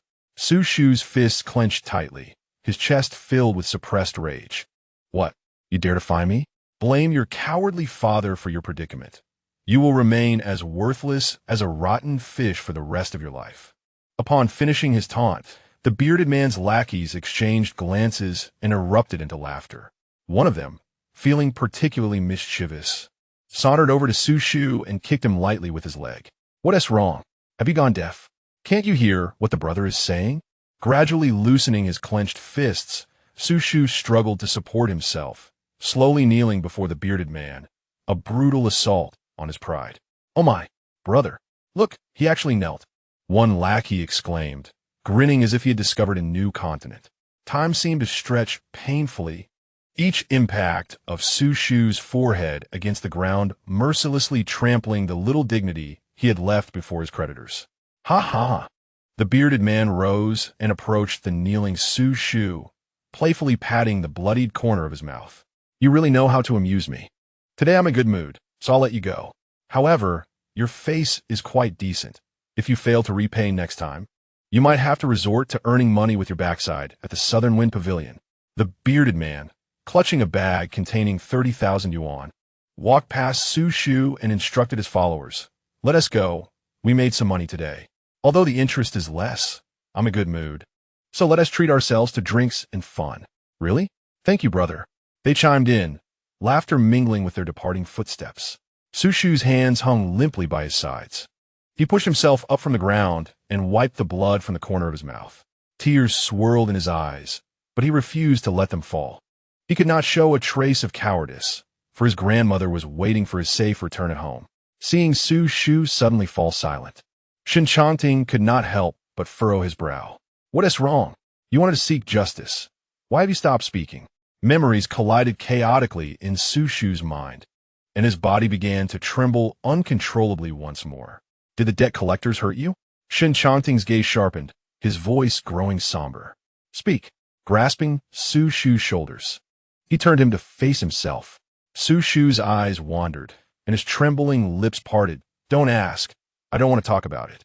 Xu Shu was unwilling to expose his humiliating past before Shen Changting. Taking a deep breath, Shen Changting restrained his emotions and softened his tone.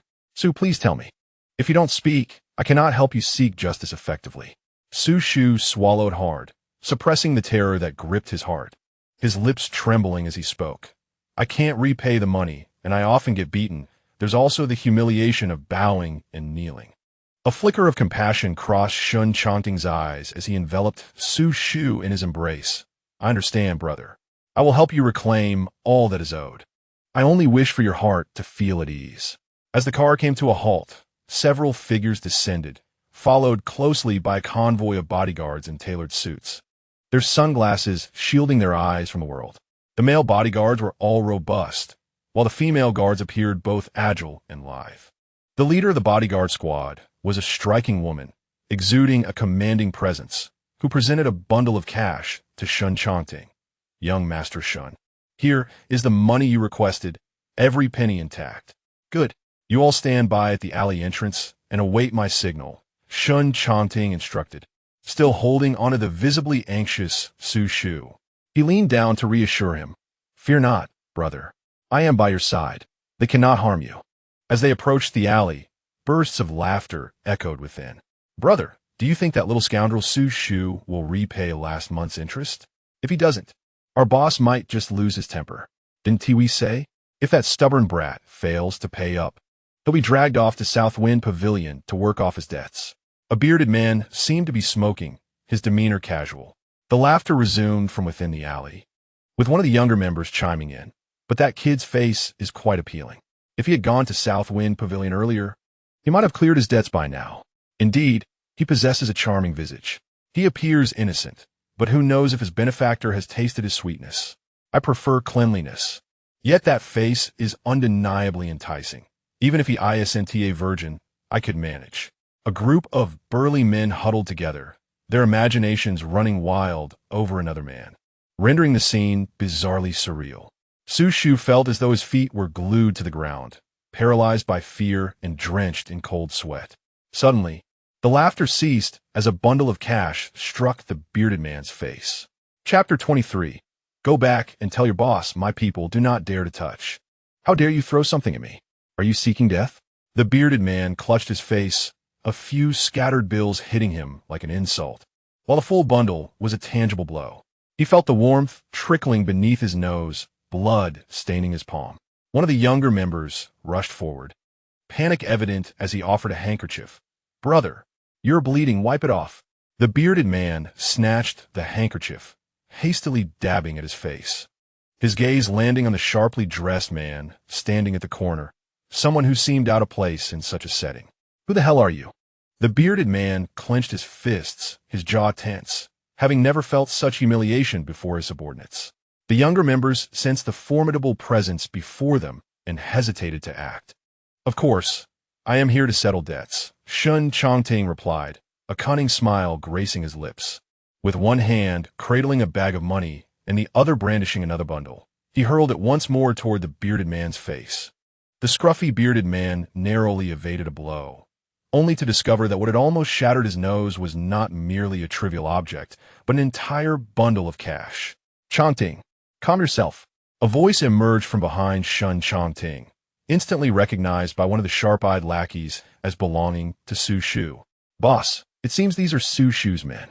They are rather audacious. Do they wish to meet their end?" The lackey cautiously whispered the current situation to the scruffy bearded man. Upon realizing that the man before him was brought by Xu Shu, the scruffy beard chuckled derisively. He too had his backers and could easily call for assistance should matters escalate. He delivered a punch to the lackey's face, exclaiming, "Why are you just standing there? Get in there now." Before the lackeys could react, 7 or 8 bodyguards, who had been lurking in a blind spot, emerged. The female bodyguards stood tall at around 175 centimeters, exuding agility, while the male bodyguards were approximately 185 centimeters, each capable of delivering a punch strong enough to send a person flying. The lackeys were left dumbfounded, their gazes fixated on the scruffy bearded man. "Boss, what should we do now?" Seeing the precarious situation, the scruffy bearded man glared fiercely at Xu Shu, who was nestled under Shen Changting's arm. "You little brat, how dare you bring people to threaten a debt collector? Who told you to call me with threats?" Xu Shu's voice quivered, lacking confidence. Although he was ostensibly in the right, the moment his father accrued debts, his claims to righteousness dissipated. Upon receiving the command, the bodyguards sprang into action. Except for the captain, the rest charged forward with precision, swiftly bringing the assailants to the ground. The lackeys writhed on the ground, howling in pain. "Damn, it hurts. Let go." The louder they cried, the tighter their hands were pinned behind their backs. The more they struggled, the more they were met with additional blows to their faces, rendering them entirely subdued. The scruffy bearded man was astonished by this turn of events, finding himself in no better condition than the lackeys, as he was forced to kneel before Shen Changting. At Shen Changting's signal, the captain delivered a swift kick to the scruffy bearded man's knee, causing him to grunt in pain and drop to the ground, defiant yet trembling as he looked up. "How dare you strike me? Do you know who I am connected to?" Xu Shu had naively assumed that Shen Changting had merely summoned more people for intimidation, never anticipating that direct violence would ensue. Upon hearing the scruffy bearded man's words, Xu Shu shuddered. He was genuinely fearful that the powerful individuals behind the scruffy beard would not spare him, especially since he had been visited by this man for debt collection since the tender age of 7 or 8. "I've heard that you have a penchant for extracting excessive interest from debtors. What is the matter? Is your boss withholding your wages?" As Shen Changting spoke, Xu Shu was momentarily taken aback. He had thought that his failure to pay interest consistently, and occasionally even the principal, was merely compounding his debts. "What nonsense are you spouting?" The scruffy bearded man instinctively felt a pang of guilt, yet was reluctant to lose face in front of his lackeys. "Exactly. Our boss has always collected money according to the rules. If we were to collect more from debtors, it would violate the principles of this business. You shall not slander our boss." The lackeys, pinned and unable to move, still attempted to defend the scruffy bearded man, though their fate was inevitably sealed with more blows.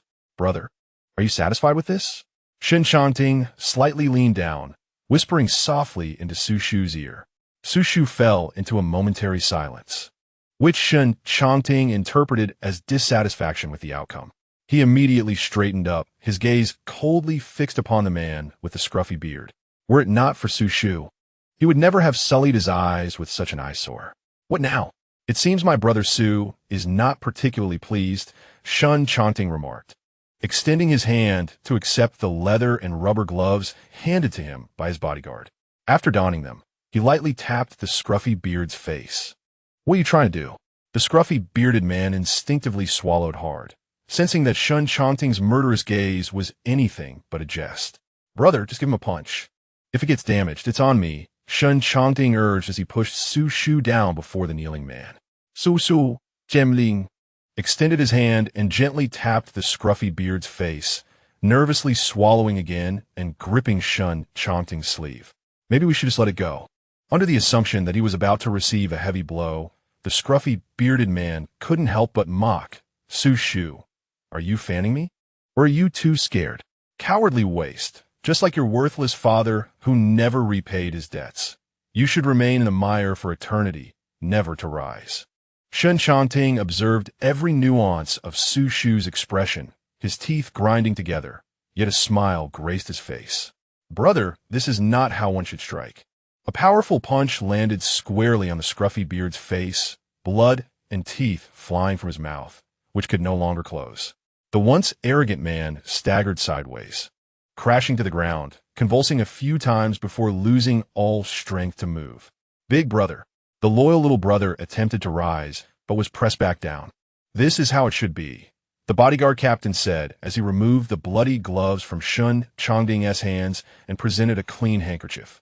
Having always been the one to stand up for others, Xu Shu had never anticipated that someone would rise to his defense simply because of his helpless pleas. "Brother." "He is unconscious," Shen Changting noted as he leaned closer to Xu Shu, observing his slight trembling and mistakenly assuming he was afraid. Just as he was about to comfort him, Xu Shu suddenly strode over to the unconscious scruffy beard and delivered several kicks to his abdomen. "Take that. You keep hitting me," he exclaimed, landing a few more kicks. At that moment, Xu Shu exuded a complete facade of bravado. Shen Changting smirked, having thought his brother was frightened, only to discover this charming side of him. Once Xu Shu had vented enough, Shen Changting took the bag filled with money from the bodyguard captain and placed it beside the scruffy beard. He crouched down, aware that though his punch had rendered the man immobile, he could still hear him speak. "The money in the bag and on the ground totals 100,000. Take it. It covers both principal and interest, with the excess for medical expenses. Go back and tell your boss that my people are off limits." Chapter 24. Do you think I'll accurate? Shen Changting rose, grasping the still excited Xu Shu as they made their way toward the alley's exit. Upon seeing their employer preparing to leave, the bodyguards relaxed their grip and followed them out of the narrow passageway. "This matter does not fall within your professional purview. I shall transfer funds from my personal account to you, designated as this month's bonus." After Xu Shu settled into the rear seat of the Rolls-Royce, Shen Changting rested his hand on the door and turned to address the head of his security team. "Very well, young Master Shen." The captain of the bodyguards replied with a respectful bow. "There is nothing else. You may return now." With that, Shen Changting entered the vehicle, and the captain, displaying keen awareness, closed the door behind him. Once the door was shut, the Rolls-Royce promptly departed. The captain observed the retreating vehicle, his thoughts abruptly interrupted by a subordinate. "Sister Qian, what is going on with young Master Shen? Did he summon us solely to defend a man?" "Silence. Have you forgotten the third rule of employee conduct? It is forbidden to discuss the personal lives of our employers in private. We are merely here to fulfill our duties and ensure that our tasks are executed properly," the captain admonished as he strode toward the passenger seat. Yes, yes. Forgive my folly," he replied, a towering figure of 6 feet tall, bowing before Sister Qian, then scampering to open the driver's door. Inside the Rolls-Royce, the partition slowly ascended. Shen Changting cornered Xu Shu. "Brother Xu, did today provide you with satisfaction? Indeed, your bodyguards are quite formidable, delivering blow after blow. Alas, I was so frightened at the time that I scarcely took note of the expression on Xu Shu's face, which was filled with regret. Furthermore, the punch you delivered to the bearded man was the most gratifying. I must say, your strength is remarkable. You knocked him unconscious with a single strike. It seems employing bodyguards is redundant." Although Xu Shu had not received professional combat training, he considered himself reasonably adept at fighting. At least he landed solid punches. However, After witnessing Shen Changting's prowess, he felt a genuine admiration.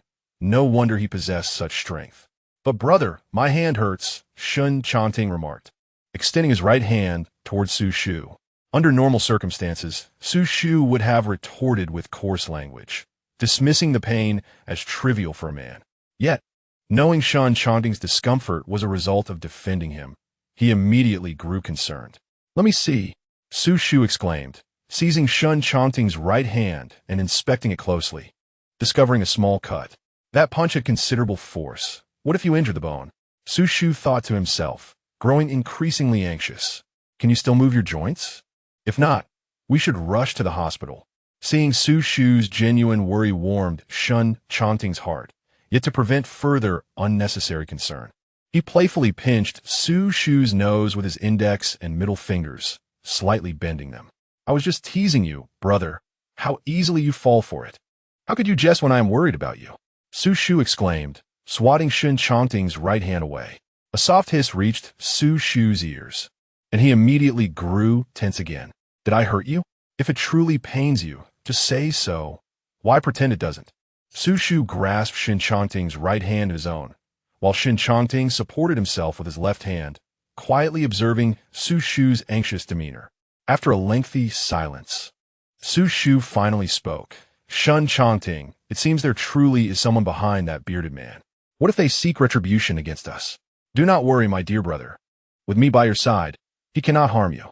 Shen Changting rested his head against Xu Shu's shoulder, the height difference rendering the position somewhat awkward. Noticing Xu Shu's persistent despondency, he wished to offer words of comfort, but was interrupted as Xu Shu spoke again. Do you think I lack backbone? Even with your support, I still cannot muster the courage to strike him while that bearded man is sober. It became clear that this was the source of Xu Shu's gloom. Shen Changting's left hand began to wander, skillfully slipping through the gap between Xu Shu's waist and the back of the chair to embrace him, nuzzling against Xu Shu's neck. Not at all. In my eyes, you are the epitome of integrity. You have borne everything alone and embodied true masculinity. Upon hearing Shen Changting's sincere words, a smile finally graced Xu Shu's face as he shifted the topic. Shen Changting, I wish to visit my grandmother in the hospital. Very well, I shall heed your wishes. Shen Changting's left hand, however, continued its mischievous explorations beneath the hem of Xu Shu's shirt. Xu Shu, unable to tolerate it any longer, exclaimed, Shen Changting, do not presume that just because I appreciate your intervention, you can act with impunity. Remove your hand from my waist at once, or I shall retaliate. All right. I shall cease my antics, Shen Changting replied, though his right arm encircled Xu Shu's waist, his head continuing to nuzzle against Xu Shu's neck, his lips inadvertently brushing against his skin. Eventually, Xu Shu could withstand no more and pushed Shen Changting away, declaring, behave yourself. I shall refrain from striking you today, but you would do well to remain composed. Oh, Shen Changting pouted in discontent, leaning back against the chair as the partition slowly descended. Secretary Wang, proceed to Fuyang Hospital. Following the command, Secretary Wang turned at the next intersection, steering towards the hospital. Upon arrival, Secretary Wang purchased a fruit basket and a bouquet of flowers, and the trio made their way to the VIP single room where Shen Changting had arranged for his grandmother. Xu Shu looked up in disbelief and asked, Is this my grandmother's room? Noticing the bodyguard stationed at the door, he scratched his neck in astonishment. Enter, Shen Changting smiled encouragingly. Taking several deep breaths to compose himself, Xu Shu finally donned a smile, placed his hand on the doorknob, and pushed the door open. His grandmother, who was watching television, turned at the sound of the door and upon seeing her beloved grandson, exclaimed with joy, Ah, it's Xu. Xu Shu quickly approached and sat by her bedside. Have you been busy with work lately? His grandmother inquired. Xu Shu, feeling a bit awkward, scratched his head. Since resigning from the club, he had found himself unemployed, but he wished to spare his grandmother any worry. Everything is fine, Grandma. How are you feeling now? The doctor prescribed me some medication, and I no longer feel dizzy. I can't quite explain it, but I feel much better, his grandmother replied cheerfully, holding Xu Shu's hand, her gaze finally drifting to the two companions who had entered behind him. Oh my, what a tall and handsome young man. Is he a friend of yours? At this moment, Xu Shu realized he had been so engrossed in conversation with his grandmother that he had forgotten to introduce Shen Changting. This individual named Shen Changting is a good friend I recently made, and the other is his secretary. We encountered each other on the way and learned that my grandmother was hospitalized. He insisted on paying her a visit. Su, while expressing words of concern, met Shen Changting's slightly displeased gaze. He made a series of exaggerated gestures to Shen, fearful that he might inadvertently say something inappropriate in front of my grandmother. Chapter 25.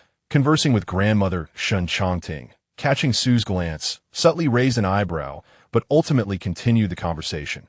Grandmother, this is a fruit basket and bouquet that I asked my secretary to purchase. They are not particularly extravagant. I hope you won't find them lacking. Oh dear, your presence is more than enough. What need is there for gifts? Ah, Su, quickly bring a chair over. It must have been a tiring drive, my grandmother said, her affection evident as she regarded the handsome and tall Shen Changting. For a guest is always welcomed. No need, grandmother. There's a sofa nearby. I can sit here, Shen Changting replied, taking a seat on the accompanying sofa. My grandmother's gaze shifted to the still-standing Secretary Wang. You should sit too, Wang. Standing must be rather exhausting. Upon hearing Su's grandmother's words, Secretary Wang's face reflected a hint of embarrassment as he instinctively glanced at Shen Changting. Please sit down. We are all here to keep grandmother company. There is no need to be so formal, as if at work, Shen Changting encouraged, granting his permission. After a moment's hesitation, Secretary Wang also took a seat. Ah, Su, I must ask, why did you suddenly move to a single patient room today? Is it going to cost a great deal? And with a caregiver and security at the entrance, it seems quite expensive, my grandmother said, tightening her grip on Su's hand. These expenses must be considerable. You work so hard for your earnings. Perhaps I should return to a standard 4-person room. My condition has stabilized significantly, and I do not require a caregiver or security. This way, you can afford to eat a bit more. I've noticed you've lost quite a bit of weight lately. My grandmother's weathered and calloused hand gently caressed Su's face. For a person in love often feels that even the slightest burden they bear becomes a strain on their beloved. Grandmother, you need not worry. I am now earning quite well. There is no need for you to concern yourself with finances. Focus on your recovery, rest well, and eat properly, Su said, tenderly adjusting her slightly disheveled hair. If it weren't for your father, that gambler, your life would not be so difficult. You wouldn't have to repay debts while also spending on my medical treatment, leaving you unable to afford college. Grandmother, a peasant who barely knows a few characters, understands how vital education is for a person. As she spoke, tears streamed down her murky eyes, falling onto the hospital bedspread. Grandmother, please do not say such things. In this world, you're all I have. When I was young, you would save every morsel of porridge for me. How could I ever abandon you? Su said, witnessing his grandmother's tears and reaching out to wipe them away. Seeing this scene, Shen Changting felt a pang of discomfort in his heart. He sensed that Su's life over these past 20 years may have been even more arduous than the words he now spoke. Upon observing Shen Changting seated in silence, Grandma managed to quell her tears and, feeling somewhat embarrassed, spoke. I apologize, Changting, for exposing you to such an unfavorable side of life. It is of no consequence, Grandma. Please do not worry. Xu Shu is currently earning quite well. Should any issues arise, I shall certainly assist him. Rest assured, Shen Changting replied, rising to address his grandmother. Grandma, you have yet to dine, and time is fleeting. Allow me to procure something for you. Changting, there is no need for you to go. I can manage myself. Xu Shu interjected, attempting to rise and accompany him. Nonsense. Stay here and keep Grandma company. I shall return shortly, Shen Changting said with a smile, gently persuading Xu Shu back to his seat before departing with Secretary Wang. Xu Shu, Grandma remarked, her gaze lingering on him as Shen Changting withdrew. Your friend appears quite affluent. How did you come to know him? Well, Grandma, as you are aware, I work at the club, so it is rather normal to encounter individuals of wealth and influence. Xu Shu chuckled, attempting to evade scrutiny. Are you concealing something from me? Though a woman of humble origins, Grandma was astute enough to know that fortune does not fall from the sky.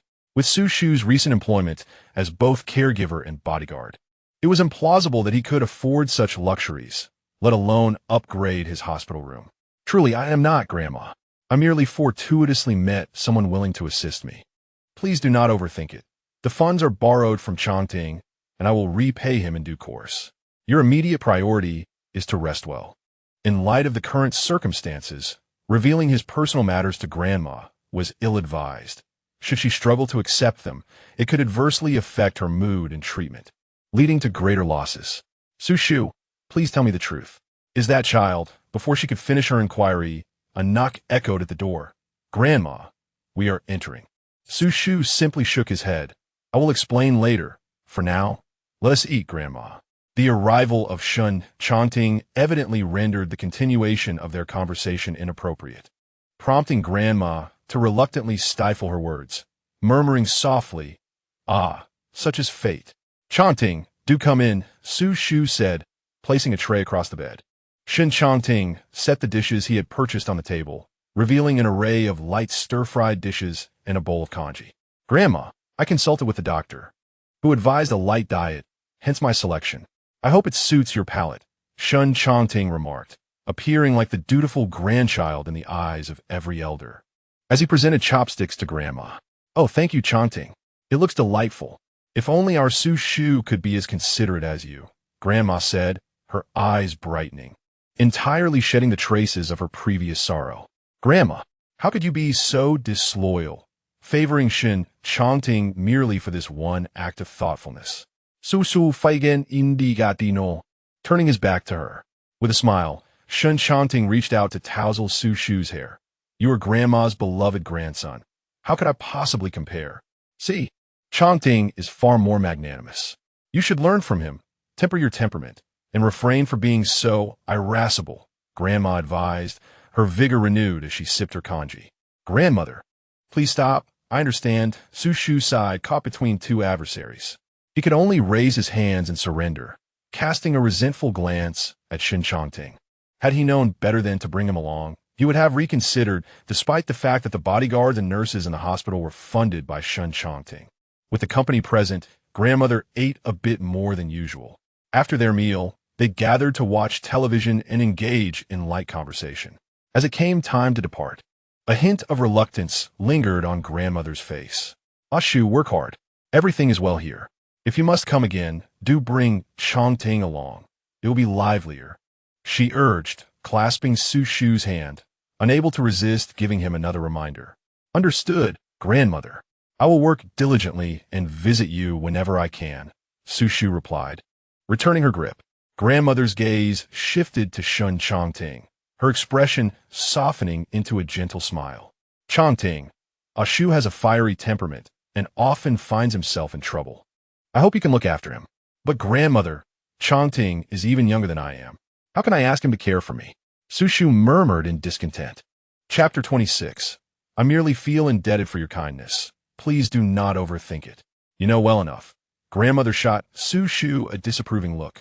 Observing the tender interaction between the two, Shen Changting smiled and assured her, Grandmother, I will take good care of Xu Go. Rest easy and focus on your recovery. After some time, I will bring him back to visit you. Very well.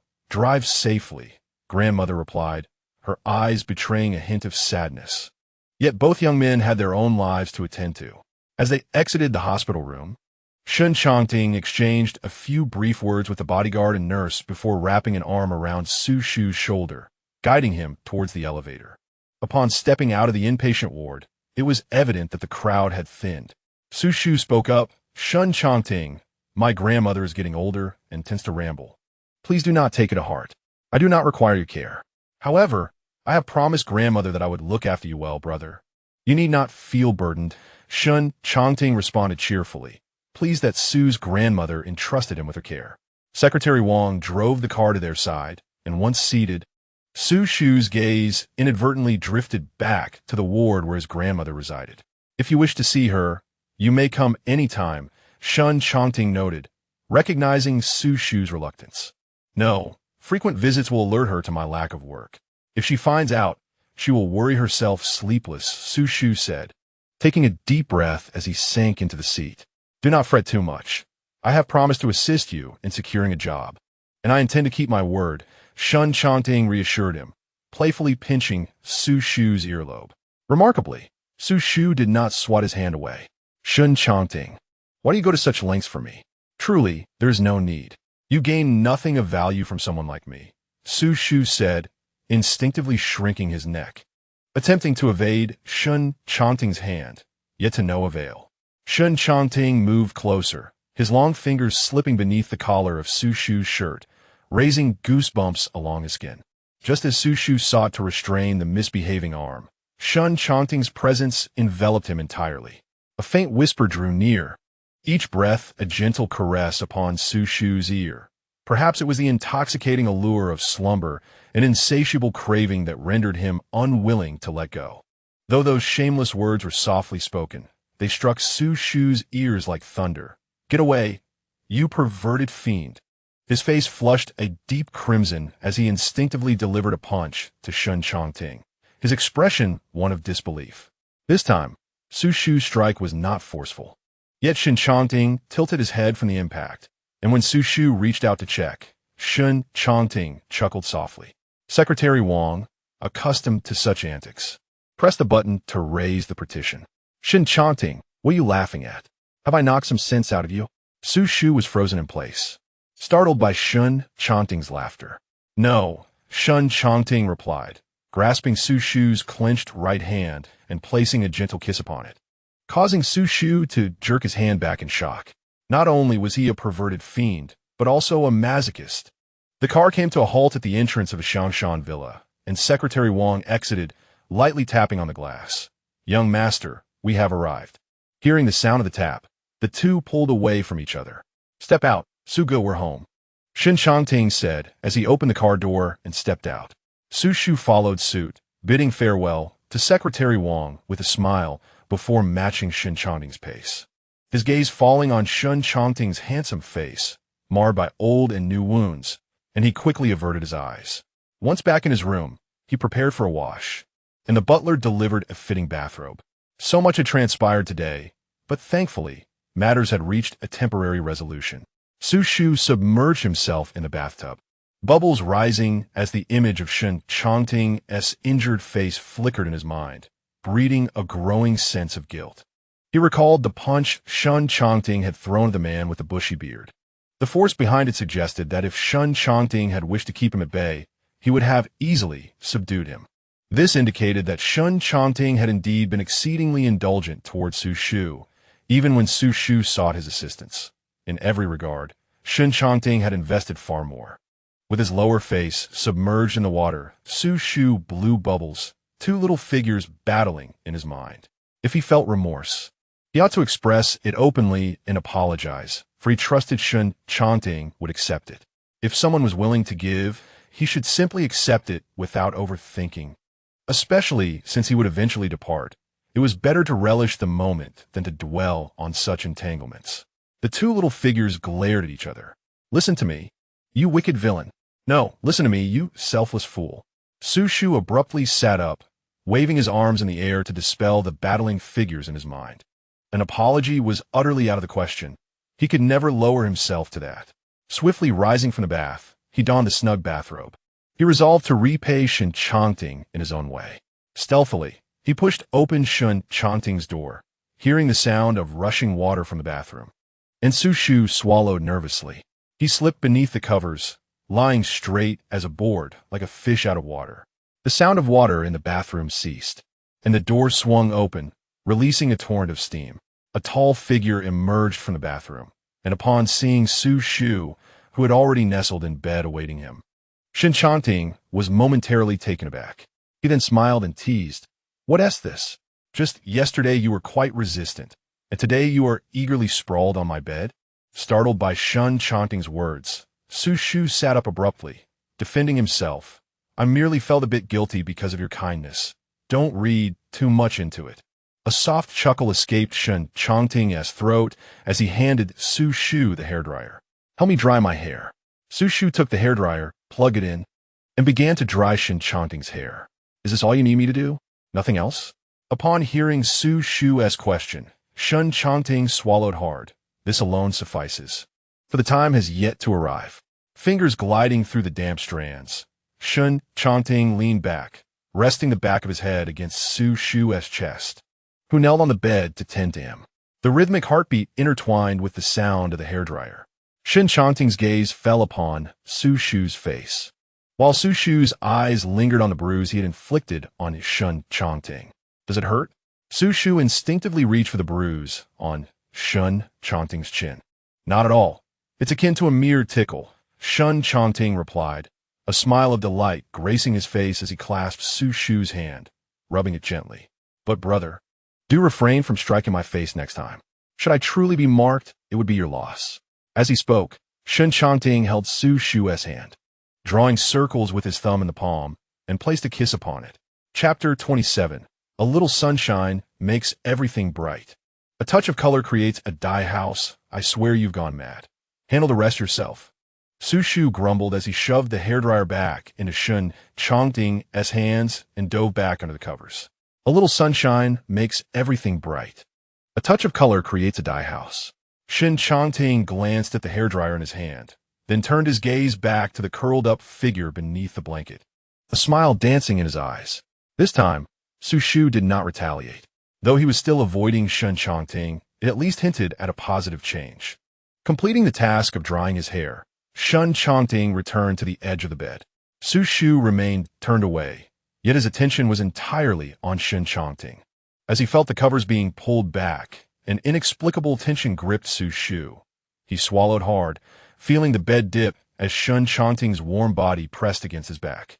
Brother, the bed is quite spacious. Don't always cling to the edge, or you might fall, Shen Changting remarked, though his lips found their way to Xu Shu's nape in a teasing manner.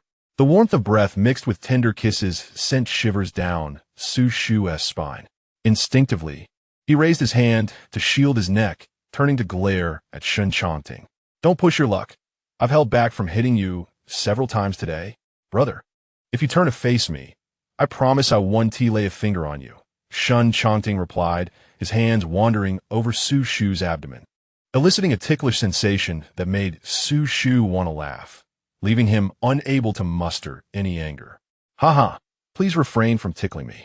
What is the purpose of two grown men sleeping face to face? It is rather peculiar, is it not? Besides, when I was turned away from you earlier, you seemed to sleep quite soundly.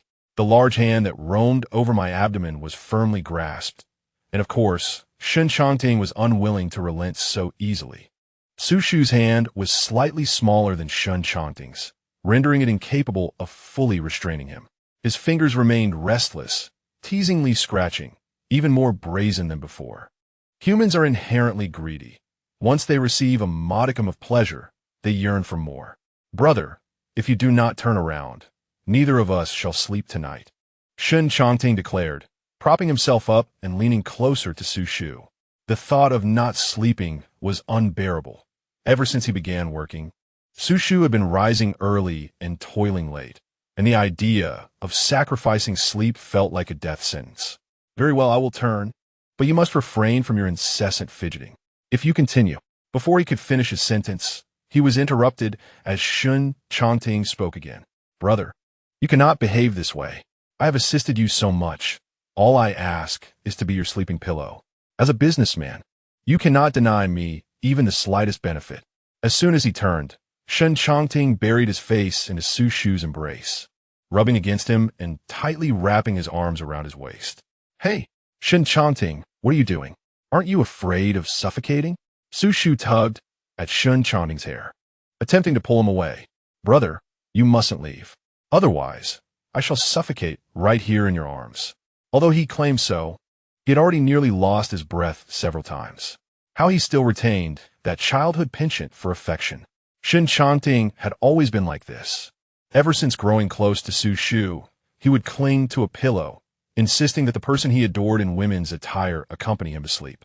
With this thought, drowsiness enveloped him, and seeing no way to push the person in his arms away, Xu Shu surrendered entirely. This night would be surrendered to Shen Changting. He needed to sleep.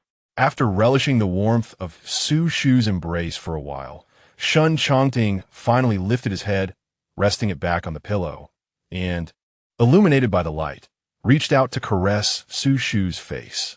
Though he was a man, he unexpectedly aligned with Shen Changting's aesthetic. He had never desired anyone as he did now. Was he truly savoring the taste of longing? His slender fingers traced the contours of Xu Shu's brows and eyes. Feeling an odd sense of familiarity, yet unable to articulate it, he recalled his childhood companion who had vanished without a word, his expression darkening. It had been ages since he thought of Xu Shu, that heartless woman who had abandoned him without uttering a single farewell. His gaze returned to the tranquil Xu Shu before him, and his expression softened considerably. He had encountered someone he cherished and would not easily let him go. A gentle kiss landed on Xu Shu's forehead as he pulled him closer, enveloped in the scent that belonged to Xu Shu. A night devoid of dreams ensued. Xu Shu awoke, rubbing his eyes and yawning, stretching languidly, yet the hands wrapped around his waist remained unyielding. A knock sounded at the door, heralded by the butler. "Young master, Mr. Xu, it is getting late. You should rise and have a bite." "Very well. Butler, I will rouse the young master immediately," came the reply from within. And outside, silence reigned. Xu Shu gently nudged Shen Changting, who was still fast asleep. "Shen Changting, it's time to get up." A grunt emerged from beside him, yet there was no indication of a desire to rise. Another knock echoed from outside, this time belonging to Secretary Wang. "Young master, it's getting late. You haven't been to the office for 2 days. I managed to keep it from Madam for now, but if she finds out, I will surely face her wrath." The urgency in the knocking intensified. "Shen Changting, do you hear me? Don't let others take the blame and suffer salary deductions. Hurry up and get out of bed." Xu Shu, having struggled to free himself from Shen Changting's arm, finally discovered the right motivation to rouse him completely. Seeing that Shen Changting remained unresponsive, Xu Shu's hand reached directly for Shen Changting's ear. The latter immediately recoiled in pain, covering his ear and sitting up abruptly. "Brother, could you be gentle next time? Is this how one wakes someone up?" His voice bore a hint of hoarseness and an unexpected touch of grievance that seemed uncharacteristic of a man standing at 6'3". Secretary Wang, too, was a working man, unlike the privileged young master born with a silver spoon. "You should explain yourself. A working man can empathize with the struggles of another."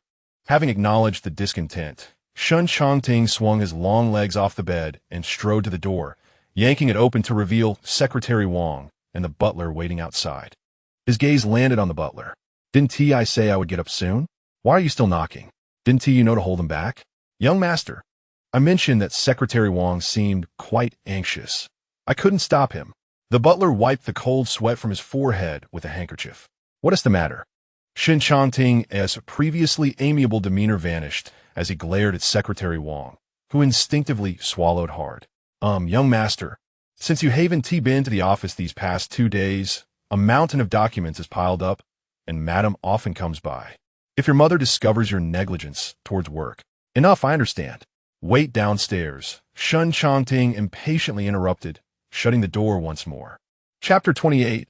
I don't want to go to work. I want to stay home with you. Both men were intimidated by Shen Changting's low pressure and descended the stairs in defeat. However, Shen Changting was relatively swift in his preparations and soon followed them down. Xu Shu, having yet to find new employment through Shen Changting, had nothing to occupy his time, so he chose to remain in his bathrobe and sat at the table. Secretary Wang regarded Xu Shu with a look that suggested he was hesitant to speak. Noticing this, Xu Shu asked, "Secretary Wang, do you have something to say?" "Mr. Xu, does the young master usually rise this late?" After a moment's hesitation, Secretary Wang finally inquired.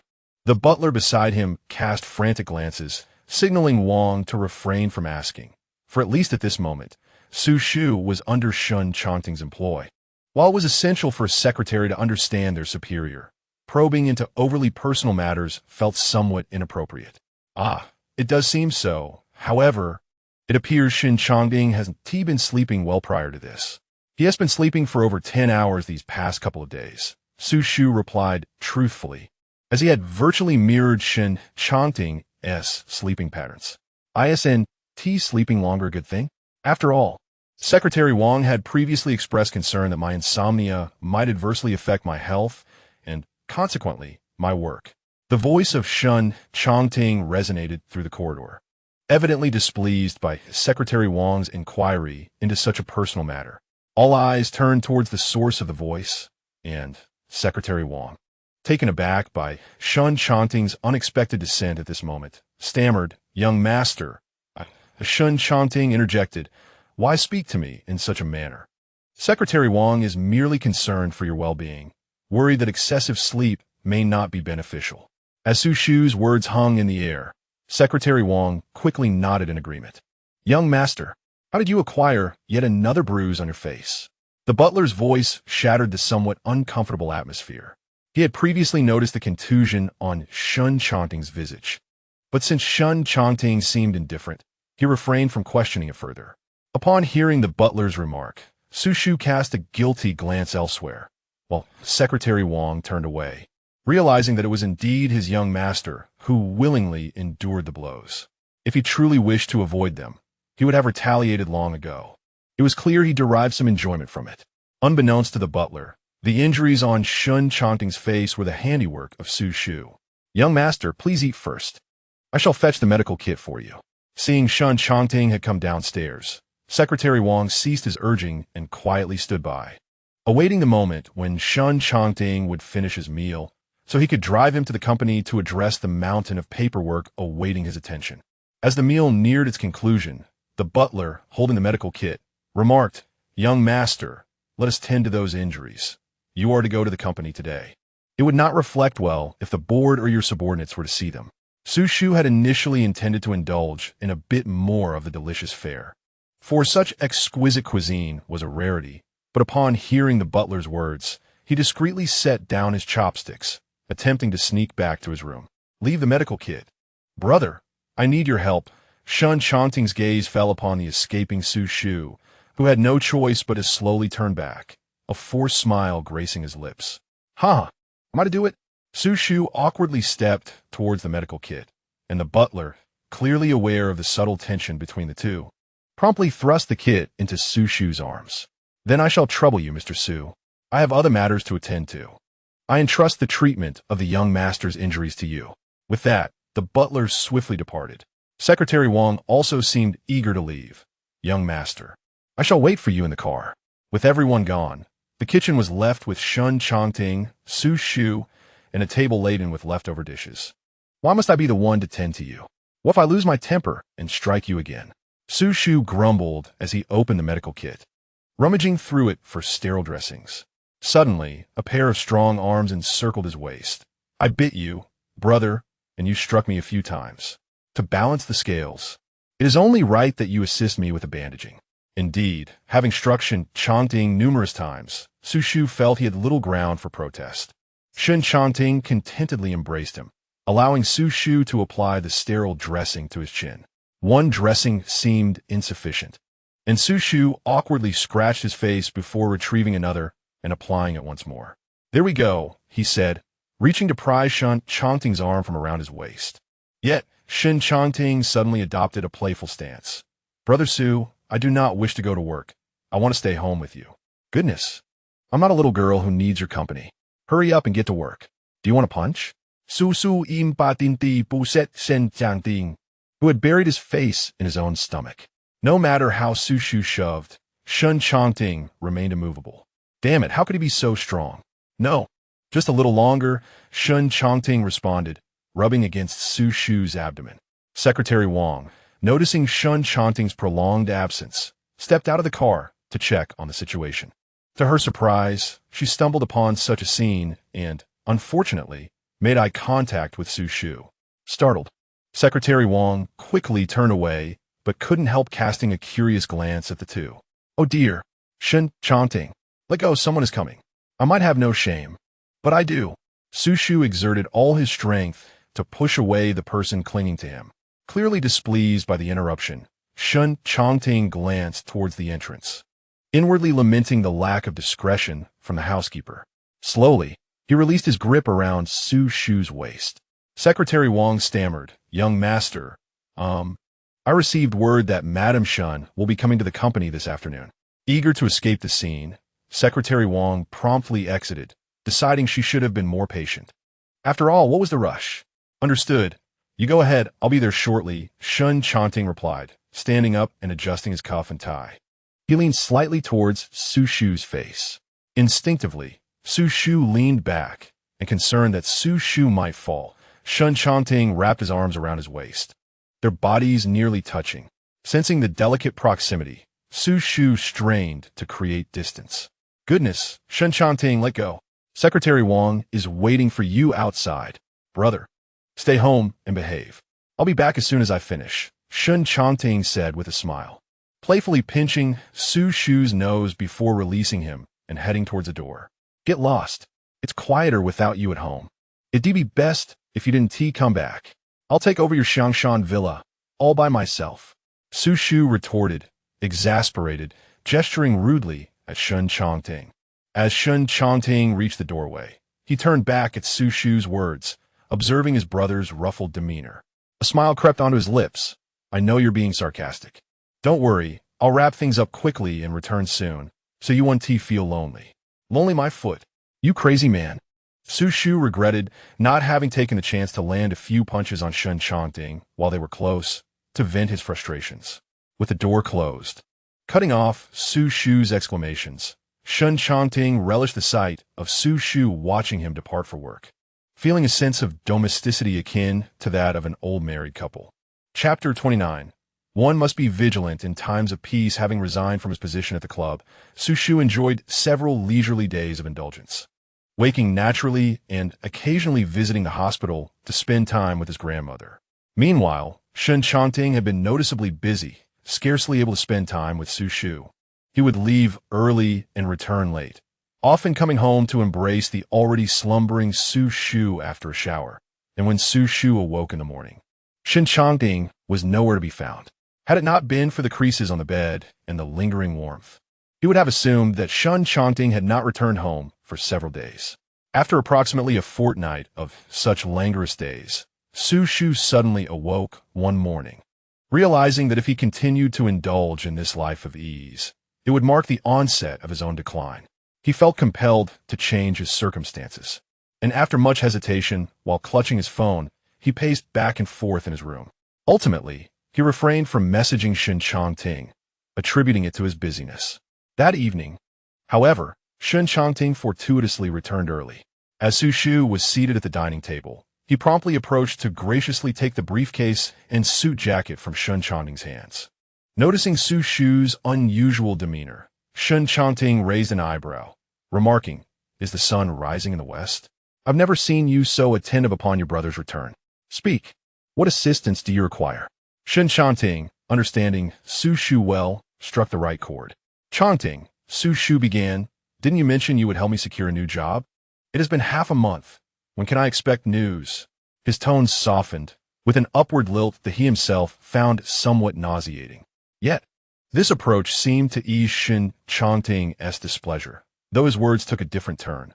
"Brother Xu, I senti this life rather pleasant. No need to toil for money, and you can enjoy restful nights and delightful meals. If you wish, I could cover your grandmother's medical expenses, as long as you simply accompany me to work." For an ordinary individual, such an arrangement might have sufficed, given that a life of ease is a luxury many aspire to, especially for someone like Xu Shu, a strikingly handsome yet impoverished man. However, Xu Shu was far from ordinary. He was exceptional. "That won't do. You clearly promised to help me find a job. Otherwise, I wouldn't have resigned from my position at the club. If you fail to assist me, I will not let this matter rest." Upon hearing Shen Changting's seemingly evasive stance regarding his employment, Xu Shu felt an overwhelming urge to throw himself to the ground in a fit of frustration. He was reluctant to relinquish control of his destiny to another, disliking the feeling of being at someone else's mercy, rather than the job itself providing him with confidence. It was the steady flow of income that brought him peace of mind, even if it were modest. The thought of relying solely on Shen Changting's willingness to cover debts and medical expenses left him restless through the night. Réflecting en finance. Xu Shu recalled a time from his childhood before his mother departed, a memory recounted by his grandmother when he was around 16 or 17.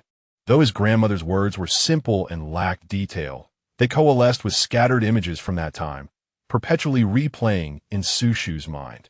On that fateful day, debt collectors had come knocking, their gaze fixed on him, still small in his mother's arms. The belongings that could be sold for cash had been taken, while those that remained were shattered beyond repair. His gambling father, with a swollen face, was forced to bow and plead, smiling weakly as he begged the creditors for a little more time, promising repayment as soon as funds were available. The debt collector chuckled as he playfully patted the now unrecognizable face of the father. If you cannot repay the money, you might as well trade your son for it. If that fails, perhaps your wife could sell herself. Money can always be gathered, wouldn't you agree? After all, your son is still young, and your wife is still youthful. Who knows, she might even help you accumulate some funds to continue gambling. Ha ha ha. The father dared not utter a word, enduring the humiliation in silence. Observing his pitiful demeanor, the debt collector reached for Xu Shu, still cradled in his mother's arms. The mother wailed, tears streaming down her cheeks as she clutched the now sobbing Xu Shu, questioning Xu's father's manhood for allowing others to seize his own flesh and blood. Seeing her grandson on the verge of being taken away, the grandmother emerged from the kitchen, brandishing a kitchen knife against her throat, her frail voice trembling as she threatened the collector. My life may be worthless, but if you dare to take my grandson, you won't leave this house alive. Faced with the prospect of bloodshed, the collector reluctantly released his grip, pointing a finger at Xu's father. What a misfortune. You would have your elderly mother stake her life for your son? Out of respect for your mother's life, I shall grant you a final reprieve. You best hurry and repay me. Finally, the man departed, the knife clattering to the ground as the grandmother slumped weakly into a chair, while Xu Shu's mother, holding her returned son, wept uncontrollably. Xu's father knelt before his mother, pleading repeatedly. My dear wife, I implore you, trust me one last time. I swear I shall never gamble again. I will turn over a new leaf, find work to repay our debts, and live a good life with you. As he bowed his head, he made his solemn promises. Noticing his wife's silent tears, he began to slap his own face in desperation. My love, I acknowledge my mistakes. I shall not err again. For the sake of our young son, grant me one more chance. Seeing her husband's sincere, tearful demeanor and glancing at the exhausted Xu Shu, who had fallen asleep in her arms, she finally closed her eyes and nodded in acceptance. Yet gambling is a vice that can manifest both once and many times. At this moment, Shen Changting's voice interrupted Xu Shu's reverie as he grasped his hand. Brother, I'll restrict your freedom. Here, my supplementary card. Buy whatever you desire directly. Can you not stay at home for my sake? You privileged brat, what do you comprehend? One must always remain vigilant in times of peace. Do you understand? If I were to squander your money without doing anything, I would feel just as miserable. Money is best earned through one's own labor. Xu Shu withdrew his hand, responding firmly. If you don't assist me in finding work, I shall go out and seek it myself tomorrow. With that, he set down his chopsticks and ascended the stairs. Shen Changting made no attempt to stop him. The meal had lost its appeal due to Xu Shu's insistence on seeking employment. After they completed their evening routines and lay in bed, Xu Shu turned his back to Shen Changting. Observing his brother's silhouette, Shen Changting ultimately relented. Fine, brother, since you're determined to work. I will help you get started tomorrow. Please don't ignore me, all right? Chapter 30, I had Secretary Wang escort you to meet Shen Changting. Xu Shu felt that he had perhaps overstepped his bounds.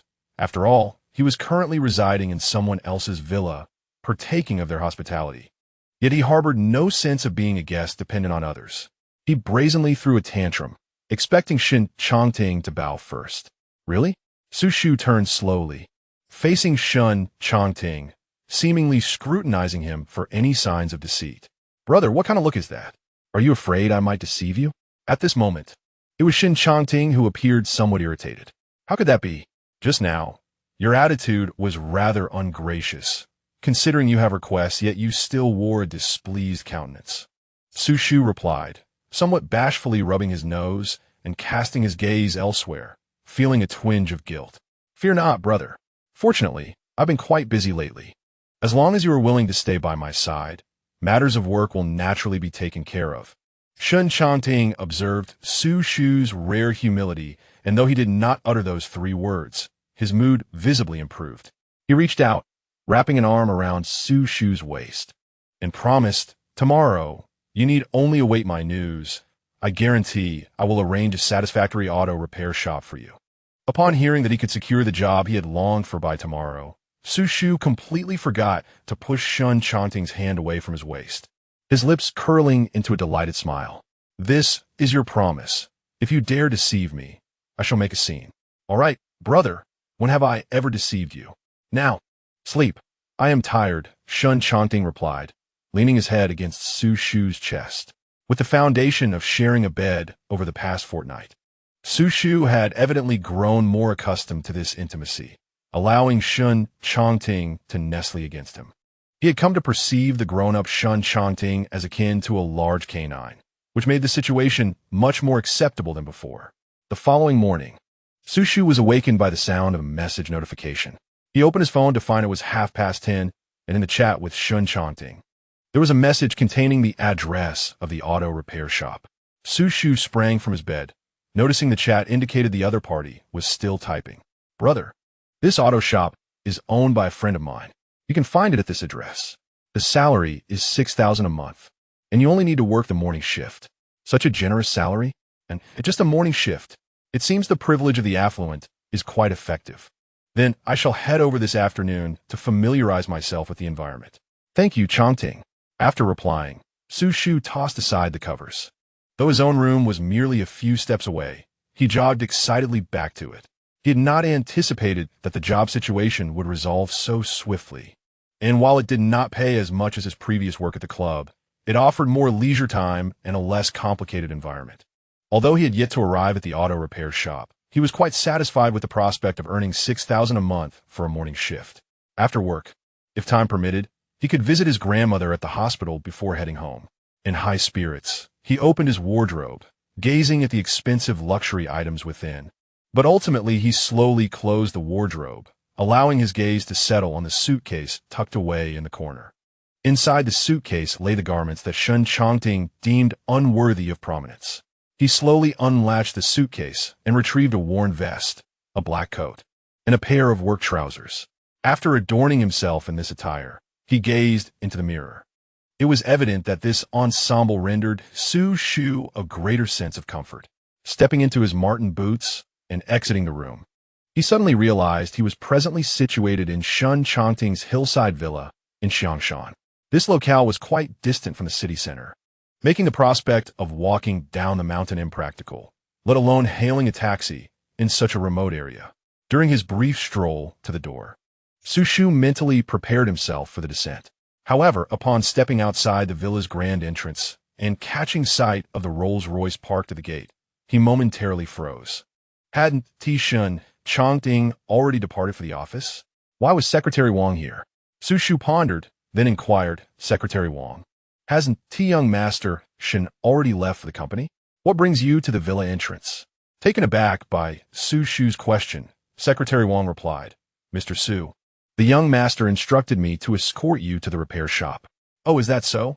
Xu Shu extracted his phone and indeed found a message from Shen Changting. "The repair shop is somewhat distant from Xiangshan Villa. I have asked Secretary Wang to take you there. I was preoccupied with tidying up and missed the message. However, there's no need to take me to the repair shop. Just drop me at the nearest bus station will suffice. I would rather not arrive at the repair shop in a Rolls-Royce on my first day, only to be scrutinized by my colleagues." Yet, Secretary Wang's countenance reflected a hint of distress, as fulfilling Shen Changting's command was imperative, and failing to do so could lead to complications upon his return. "Oh, I understand your predicament. If you simply refrain from informing young Master Shen, he will remain none the wiser. This way, I can take the bus to work, and your task will be somewhat alleviated," Xu Shu suggested with a cunning expression, presenting the advantages to Secretary Wang. At that moment, Secretary Wang's phone rang. After a brief exchange, he turned back, visibly relieved. "Mr. Xu, please get in the car. I will take you to the nearby bus station," he said, smiling as he opened the car door. Once seated, Xu Shu felt a twinge of embarrassment, realizing that his circumstances had inadvertently increased Secretary Wang's workload. Moreover, He found it awkward to be addressed as Mr. Su. Secretary Wang, you needn't call me Mr. Su. Simply refer to me by my name. He attempted to strike up a conversation. That would be inappropriate. You are a distinguished guest of the young master, and it is only fitting that I show you the proper respect. Please do not feel too pressured, Secretary Wang replied. Oh, your young master is not here at the moment. He cannot hear you. Besides, you accompanied me to meet my grandmother, so we might as well consider ourselves friends. Secretary Wang was taken aback, not expecting to see this amiable side of Xu Shu, who had previously only exhibited a more volatile demeanor in Shen Changting's presence. The phone call he had just received was from Shen Changting, who had instructed Secretary Wang to accommodate Xu Shu's wishes as much as possible. Thus, he felt it inappropriate to decline. How about it? Xu Shu chattered incessantly in Secretary Wang's ear, considering Shen Changting's command. Secretary Wang felt he could not refuse further without appearing overly insistent and ultimately acquiesced. Very well, Xu Shu. Exactly, Xu Shu smiled, patting his shoulder. Just drop me off at the bus station ahead. After alighting, Xu Shu bid farewell to Secretary Wang and took out his phone to check the bus routes.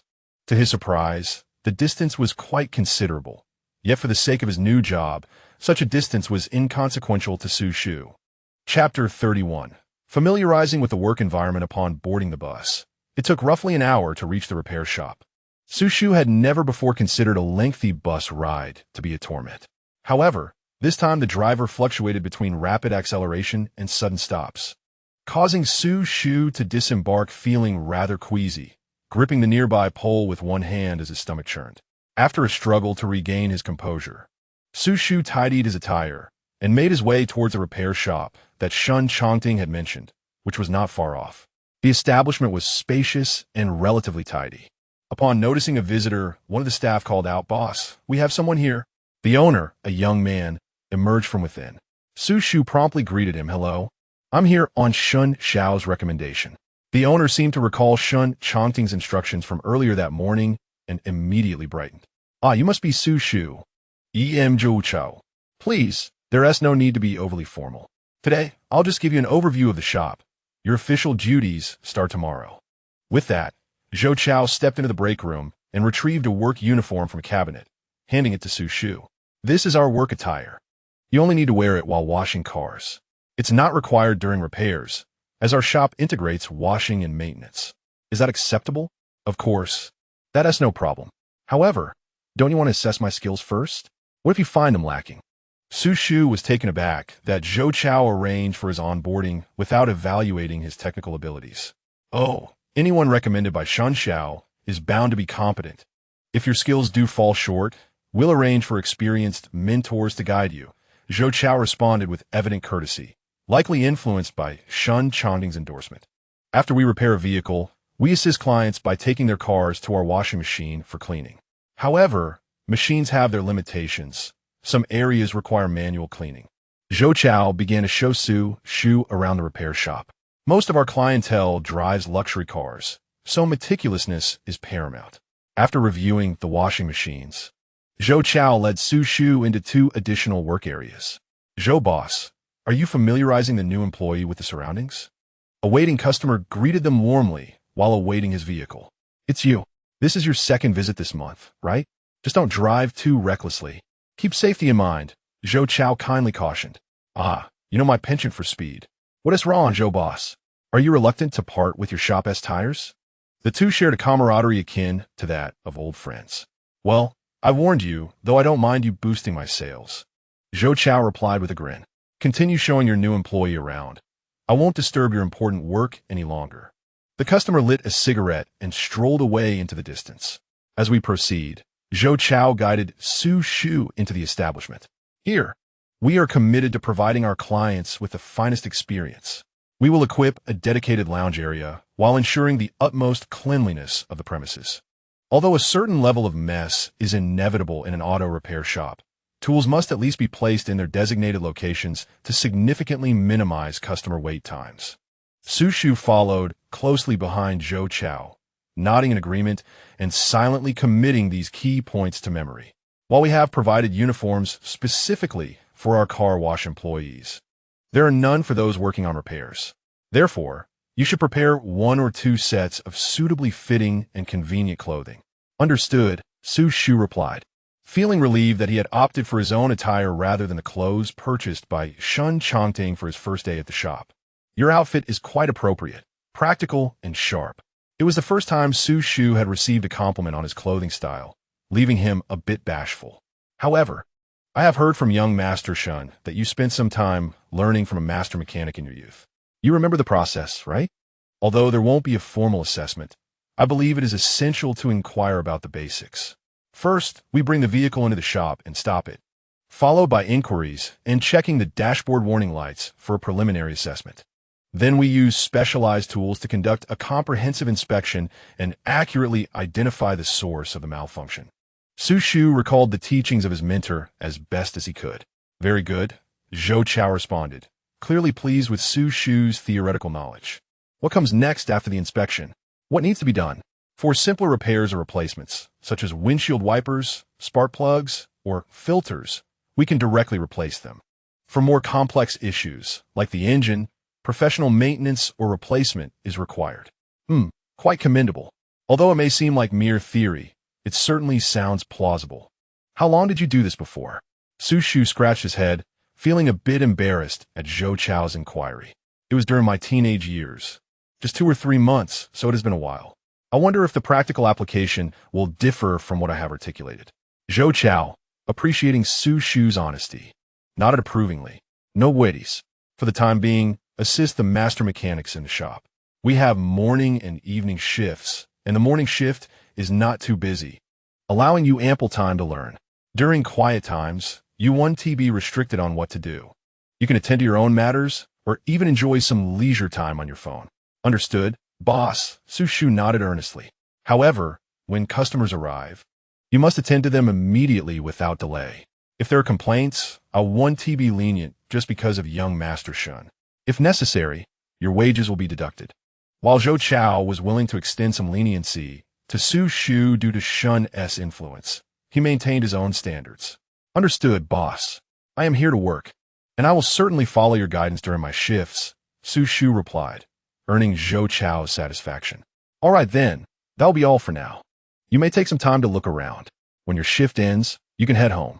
Just come back tomorrow at the usual time, Zhou Chao said with a smile, giving Xu Shu a reassuring pat on the shoulder before answering a phone call and stepping out.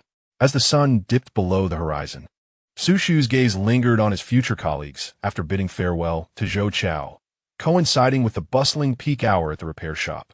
Ah, young man, you must be new here, remarked an experienced mechanic, squatting in front of a vehicle, his unkempt beard and discerning eyes fixed on Xu Shu. Indeed, I am, Xu Shu replied, prompting the mechanic to nod in acknowledgement. Hand me that wrench over there. Swiftly, Xu Shu complied, passing the tool to the mechanic. Their interaction remained brief, and after a leisurely stroll around the shop, the time to clock out approached. As dusk settled, a Rolls-Royce awaited along the route he would take to leave the repair shop. Chapter 32. Forgetting today's events in the car. Despite the encroaching darkness, Xu Shu instantly recognized the vehicle bearing a license plate of all 6s as Shen Changting's. He inhaled deeply before opening the rear door. Sitting inside, he addressed Secretary Wang. Secretary Wang, were we not told I need not be picked up? Yet upon closing the door and meeting the gaze in the rearview mirror, he was taken aback to find it was not Secretary Wang. What? Are you displeased that it's not Secretary Wang? Shen Changting's tone hinted at his dissatisfaction with Xu Shu's surprise. Come to the front seat. Reluctantly, Xu Shu exited and took a seat in the passenger side, mindful that Shen Changting had personally introduced him to his new role just that afternoon. It would be discourteous to show any discontent. As he settled in and fastened his seatbelt, Shen Changting's eyes fell upon Xu Shu's attire. Why are you not wearing the clothes I bought for you? Who wear such expensive garments to a repair shop? What if they get dirty? Xu Shu pouted internally, pondering the price tags he had noticed. He had no idea that even a casual sweatshirt from that collection would cost several thousand. Had he known, he would have declined Shen Changting's generous offer. Such a fortune ought to be cherished. Should they get soiled, one can simply dispose of them. I told you to discard those clothes. Shen Changting frowned, scrutinizing Xu Shu's outfit. They're perfectly fine, neither damaged nor torn. It would be a waste to throw them away. Xu Shu retorted, inspecting his clothing. Moreover, I feel more at ease in my own attire. If you disapprove of my choice, I can bring the other clothes to the shop to change. They won TB an eyesore for the esteemed young Master Shen. Very well, wear what you wish. I shall not impede your preferences, Shen Changting replied, retracting his gaze and pressing the button to start the car. How did you find the place this afternoon? What did Zhou Chao say? As the vehicle glided smoothly along the road, Xu Shu felt considerably more comfortable than he had on the bus earlier. Leaning lazily against the seat back, he responded to Shen Changting's inquiry. I was quite taken aback by the scale and sophistication of Zhou Boss's repair shop, especially with its integrated washing and maintenance services. A brief tour revealed it to be far superior to the modest shop where I learned under a master craftsman in my teenage years. I'm genuinely satisfied with the environment. Moreover, Boss Zhou is quite amiable. Upon my arrival, he promptly provided me with work attire. The mere mention of a new job brings a smile to Xu Shu's face. When discussing others, he beams with joy, yet he rarely offers me a kind expression. Shen Changting's face remains tense as he fixes his gaze ahead. What is the matter? My friend, we're discussing work here. Is your focus a tad peculiar? Xu Shu is taken aback, internally critiquing Shen Changting's odd behavior. It's not the same. Boss Zhou would never treat me as you do, nor would he insist on sharing a bed with me. Xu Shu silently complains while audibly muttering. Naturally, it's because my relationship with you differs from theirs. Shen Changting retorts sharply. In truth, if you refrained from being so hands-on, I could treat you as kindly as I do others. Xu Shu shrugs helplessly, his gaze drifting to the car window as he discreetly observes Shen Changting's reaction. Should Shen Changting choose to interact with him normally, Xu Shu would certainly be inclined to treat him with the same warmth he extends to others. Upon hearing Xu Shu's tentative remarks, Shen Changting's expression darkens, and he abruptly accelerates, speeding through the bustling city. For heaven's sake, Shen Changting, slow down, what madness is this? Xu Shu clings tightly to his seatbelt as the speed causes him to shut his eyes tightly. The car halts abruptly at the foot of a mountain, but Shen Changting suddenly stops the vehicle. Xu Shu, breathless, senses the car has come to a standstill and cautiously opens his eyes, only to have his wrist seized fiercely by Shen Changting. Why stop here? Aren't we heading home? Xu Shu attempts to free himself from Shen Changting's grip, but Shen Changting uses his other hand to unbuckle Xu Shu's seatbelt, pulling him towards himself. Xu Shu finds himself uncontrollably thrown into Shen Changting's embrace. Just as he tries to rise, Shen Changting bites down on Xu Shu's wrist. Ouch! You mad dog! Could you not bite without warning? Yet after biting, Shen Changting does not release him, but gently licks the wound he has inflicted upon Xu Shu's wrist, as if marking his territory and offering a semblance of comfort. Xu Shu struggles to rise, but his waist is firmly held by Shen Changting's powerful left hand. Brother, you know I have never wished to be like everyone else. Upon hearing Shen Changting's words, Xu Shu ceases even his slight struggles, his gaze fixated on Shen Changting's face, now brimming with allure. He swallows nervously, but the words remain lodged in his throat, unable to escape. I do not merely wish for you to stay by my side. I long for you to attempt to accept me, Shen Changting confesses, grasping Xu Shu's other hand and reaching further. The moment of contact causes Xu Shu's mind to short-circuit. After a brief pause, his face flushes crimson while Shen Changting continues to chatter incessantly. Brother, if it weren't for my desire for your acceptance, I wouldn't have undertaken so many actions. Seeing you stirs something within me that I can scarcely contain. Can you fathom my feelings? Although during this period, Xu Shu has become less resistant to some of Shen Changting's subtle gestures under his desensitization training. The sudden utterance of confessions and actions that ought not to transpire between two men is still somewhat excessive for Xu Shu at this moment. Let go. Shen Changting, release your grip immediately.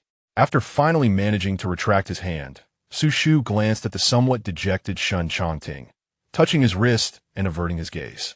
After a prolonged silence, Xu Shu's voice broke through once more. I shall treat today's events in the car as if they never occurred. I will continue to accompany you as you sleep, aiding you with your insomnia, so you two must forget the actions and words exchanged in the car today.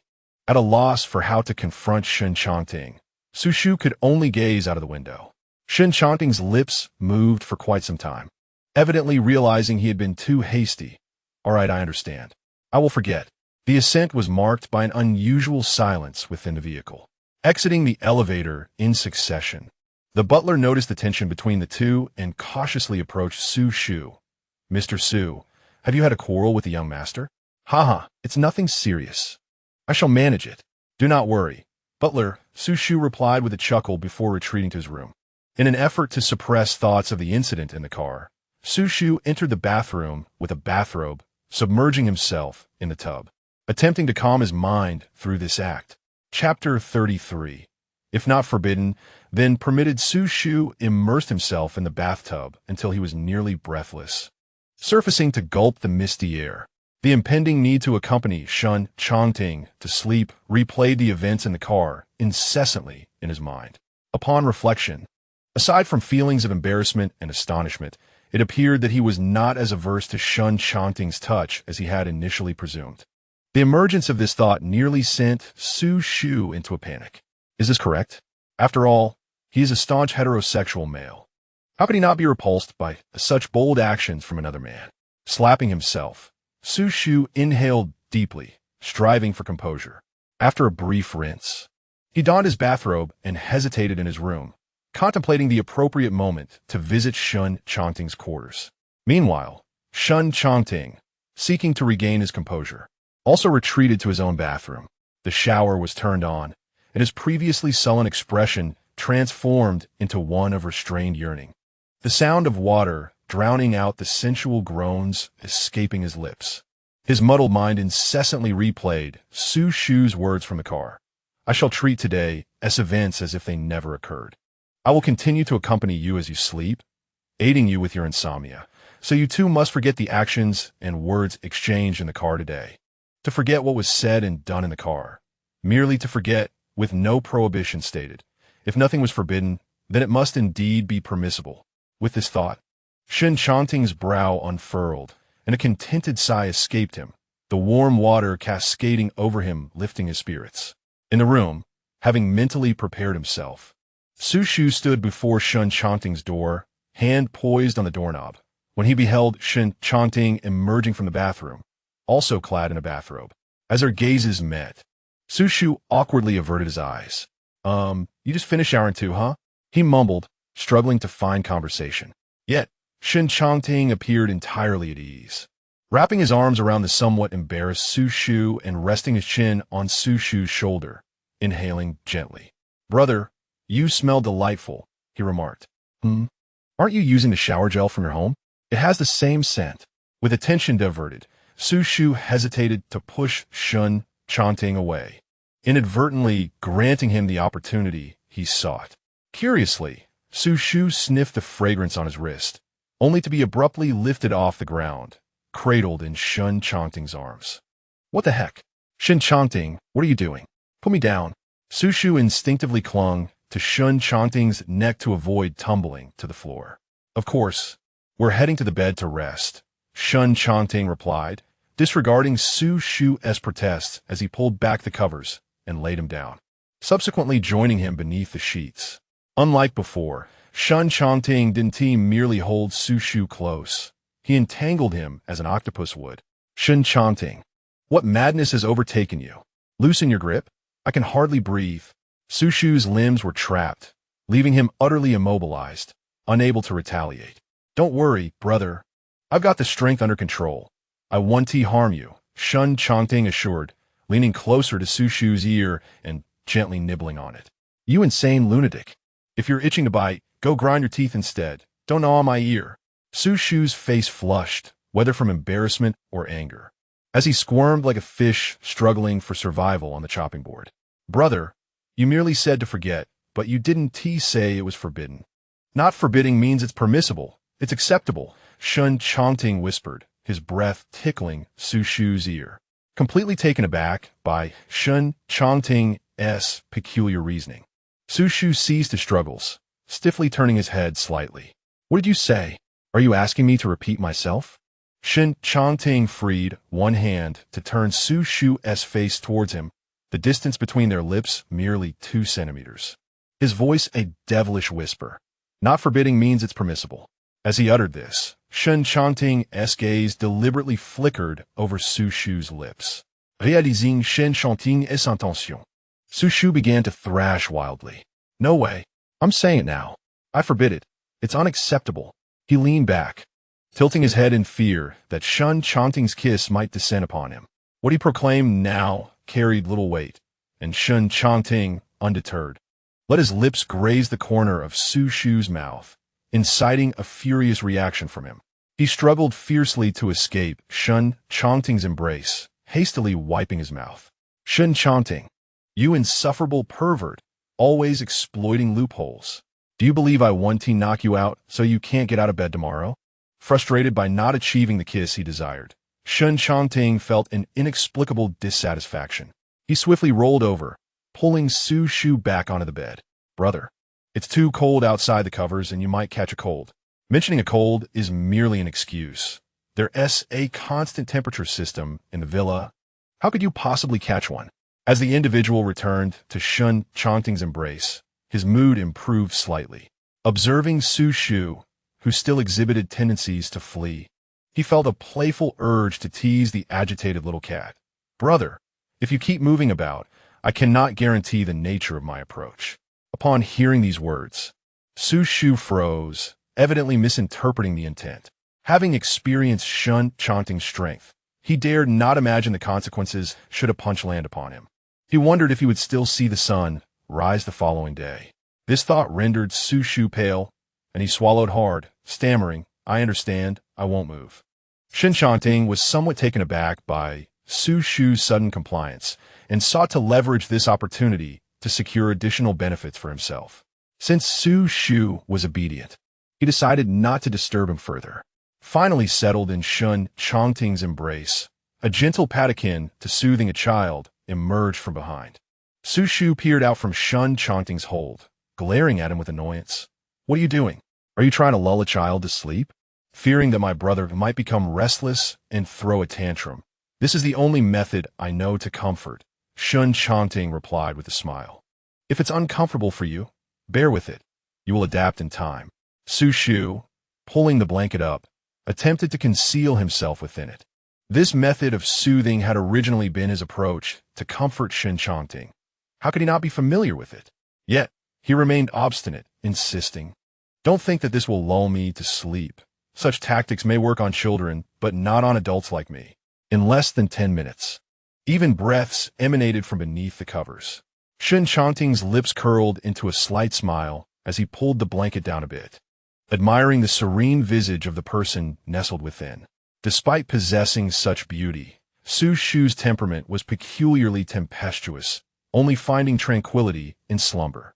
Nonetheless, whether as a lively, spirited little cat when awake or a quiet one while asleep, Shen Changting found himself utterly captivated.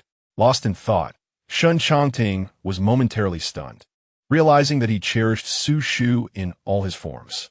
Chapter 34. I will not let your dignity fall to the ground as the two fell asleep together. Their sleep quality improved markedly, and their routines became considerably more regular. They nearly woke in unison, and after tidying up, they sat at the dining table to enjoy a simple Western breakfast. Brother, it's your first day at work today. Let me take you, Shen Changting said, taking a bite of a sandwich while sharing his thoughts with Xu Shu. Startled by Shen Changting's sudden idea, Xu Shu, who was sipping milk, coughed in surprise. Cough, cough, cough. Observing this, Shen Changting reached out to pat Xu Shu's back while raising an eyebrow. What's the matter? Are you so excited that I want to take you to work? No, I mean you don't have to take me. I can go by myself. Xu Shu hurriedly waved his hands, attempting to dispel Shen Changting's intention to accompany him. If you want to allow Secretary Wang to take me. Are you suggesting that I should fly to the repair shop for work? Shen Changting furrowed his brow at Xu Shu's persistent refusal of his offer to accompany him. How could anyone fly? I can simply take a taxi or ride the bus, Xu Shu replied, lowering his head as he continued to eat a sandwich. Why won't you let me drive you, brother? Is it because I look disgraceful? upon hearing Xu Shuning's preference for taking the bus rather than being driven. Shen Changting's expression darkened. He was perplexed, wondering whether it was his own inadequacy or the discomfort of riding in a luxurious car that compelled him to squeeze into a crowded, dilapidated bus. He struggled to comprehend Shen Changting's thought process. Xu Shu sighed. The man before him, standing an impressive height of nearly 6 feet 3 inches, with broad shoulders, a narrow waist, and a sculpted physique, was indeed strikingly handsome in his suit, yet he questioned his own appeal. If Xu Shu possessed such a physique, he would revel in wandering the streets unabashedly, unclothed. What on earth is going through your mind? Whoever suggested you looked disgraceful? Xu Shu Shen Changting, who had recently been spouting baffling statements with exasperation. Then why won't you let me drive you? If it wasn't due to his appearance, what could the reason be? Surely it was because your ostentatious luxury car drew too much attention. Who in their right mind would go to a repair shop in a high-end vehicle to do menial labor? One might presume a wealthy heir was merely indulging in a taste of the impoverished life, Xu Shu thought, almost rolling his eyes in annoyance. Once he realized it wasn't his fault, Shen Changting's mood brightened remarkably. Then, brother, let us head to the parking lot and choose the least expensive car to drive you to work, shall we? Xu Shu fell silent. Even the cheapest car in the garage was still a luxury vehicle, costing at least several million. It seemed evident that the offspring of the affluent had little grasp of such matters. Never mind, I'll go by myself, Xu Shu stated decisively, seeing Shen Changting's persistent desire to drive him to work. Come on, what would it take for you to allow me to drive you to work? Shen Changting's admirable persistence was in full effect at that moment. Seeing Shen Changting unwavering, Xu Shu was compelled to contemplate seriously. A wealthy individual like Shen Changting would certainly disdain the jarring bus ride, and although time was of the essence, this alternative seemed plausible. You must abide by my choice of transportation to take me to work, he asserted. Indeed, persistence bore fruit. Xu Shu relented, and Shen Changting, without even inquiring about Xu Shu's preferred mode of transport, enthusiastically declared, I'll follow your lead. Ultimately, Secretary Wang drove them in a Rolls-Royce, halting in front of a shop selling electric bicycles. Are you truly going to use this to drive you to work? Shen Changting hesitated, observing Xu Shu as he examined one bike after another. What, do you look down upon electric bikes or 2 wheels? He inquired, resting his hand on a sleek black electric bike. The shopkeeper, noticing Xu Shu's interest, promptly began his pitch. This model just arrived today. It boasts a larger battery capacity than the others and longer endurance, although it is slightly pricier. Brother, I don't disdain 2 wheels. If you prefer, I can take you to buy a motorcycle. It doesn't have to be an electric bike, Shen Changting replied, visibly exasperated, as his tall frame might struggle to fit comfortably on such a vehicle. What do you understand? Electric bikes under 25 kilometers per hour do not require a license, while motorcycles necessitate a motorcycle license. I simply lack the financial means and free time. An electric bike is perfectly suitable. If one day you are busy, I can independently ride the electric bike to work. Xu Shu spoke with such confidence, evidently impressed by his own cleverness. Indeed, sir. Electric bikes limited to 25 kilometers per hour do not demand a license and are relatively safe, making them ideal for office workers who do not possess a motorcycle license and prefer not to walk to work, with the boss nodding in agreement. However, my friend, the distance from your workplace to home is considerable. How long must you ride a 25-kilometer bike? What time must you rise in the morning to make the journey? Shen Changting pointed out a very practical issue. The Xiangshan Villa is situated halfway up a mountain, far removed from the bustling city, and the distance to the repair shop is indeed quite significant. Momentarily speechless, Xu Shu began to argue. That's none of your concern. I have my own rhythm and plans. Boss, I want this one. How much is it? Xu Shu inquired with a smile, patting his future steed. Not expensive, 3,000, and it includes a year of maintenance. The boss promptly replied, sensing a potential sale. Xu Shu was momentarily stunned. While he anticipated a certain expense, he had not expected the price to be 3,000. Even if he worked a month at the repair shop, it would take a significant portion of his salary. Boss, I have 1,000. Can I pay in installments? Xu Shu said, somewhat embarrassed as he scratched his head. 3,000 for an electric bike, and you want installments? Get lost. If you're broke, don't disturb my business. The boss immediately changed his demeanor, urging Xu Shu to leave. Xu Shu stood awkwardly, surprised that the shop did not offer installment payments. Unable to stand by while his friend was mistreated, Shen Changting promptly produced his bank card and presented it. Mind your manners. For Shen Changting, money was the least of his concerns. The boss's face lit up with a smile, reaching out to take the bank card from Shen Changting's hand, but found he could not pull it away. Apologize to my friend, he said, and the boss paused for 3 seconds before quickly apologizing to Xu Shu. I apologize, sir. I failed to recognize your worth and spoke inappropriately. I'm sincerely sorry. Seeing the boss's attitude was relatively sincere, Shen Changting released his grip and looked triumphantly at Xu Shu. How about that, my friend? I won tea, let you lose face. Chapter 35. Do not go too far. Be wary of playing with fire. Xu Shu expressed this sentiment, yet felt an inexplicable sense of support. To express his regret, the boss even gifted 2 helmets, stating there was no charge, not for any other reason, but because he noticed the luxurious Rolls-Royce parked nearby and recognized that the individual before him, dressed in an impressive manner, was likely a wealthy person accompanying a friend to purchase a car, someone he could not afford to offend. Xu Shu accepted the 2 helmets from the boss. Although the boss had not treated him well earlier, he donned a smile as he accepted the free helmets. Thank you, boss. He handed 1 helmet to Shen Changting, secured his own, and reached out for the electric bike keys the boss offered. Just as he was about to pass the keys to Shen Changting, he noticed him simply placing the helmet on his head, standing there waiting for Xu Shu. Observing Shen Changting, clad in a suit yet adorned with an electric scooter helmet, was somewhat comical, causing Xu Shu to stifle a laugh. Why not fasten the safety buckle?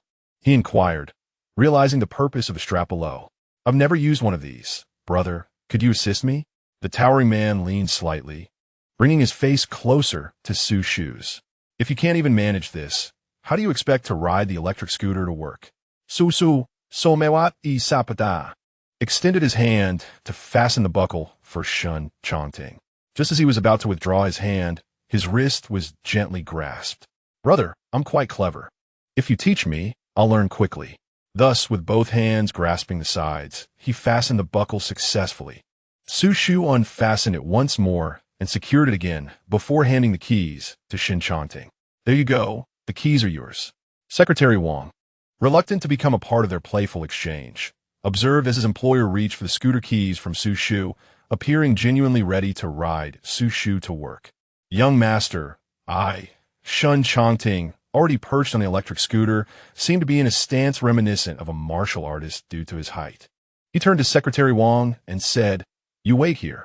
I'll call you once I've dropped off Su Ge, settling onto the back seat of Shen Changting's scooter. Xu Shu felt the handlebars gradually twist as they bid farewell to Secretary Wang. The black Ima electric scooter, limited to 25 kilometers per hour, rolled away slowly. As Shen Changting had claimed, he adapted quickly to new experiences. Despite having only ridden motorcycles before, he found the electric scooter quite similar and adjusted effortlessly. Although its speed was limited, the sudden acceleration still carried a thrill, startling Xu Shu. Lacking a point of support, instinctively wrapped his arms around Shen Changting's waist. As the speed gradually decreased, Xu Shu realized and attempted to retract his arms, but Shen Changting's free hand pressed down firmly. Brother, for your safety, it's best to keep holding onto my waist. It's merely 25 kilometers per hour.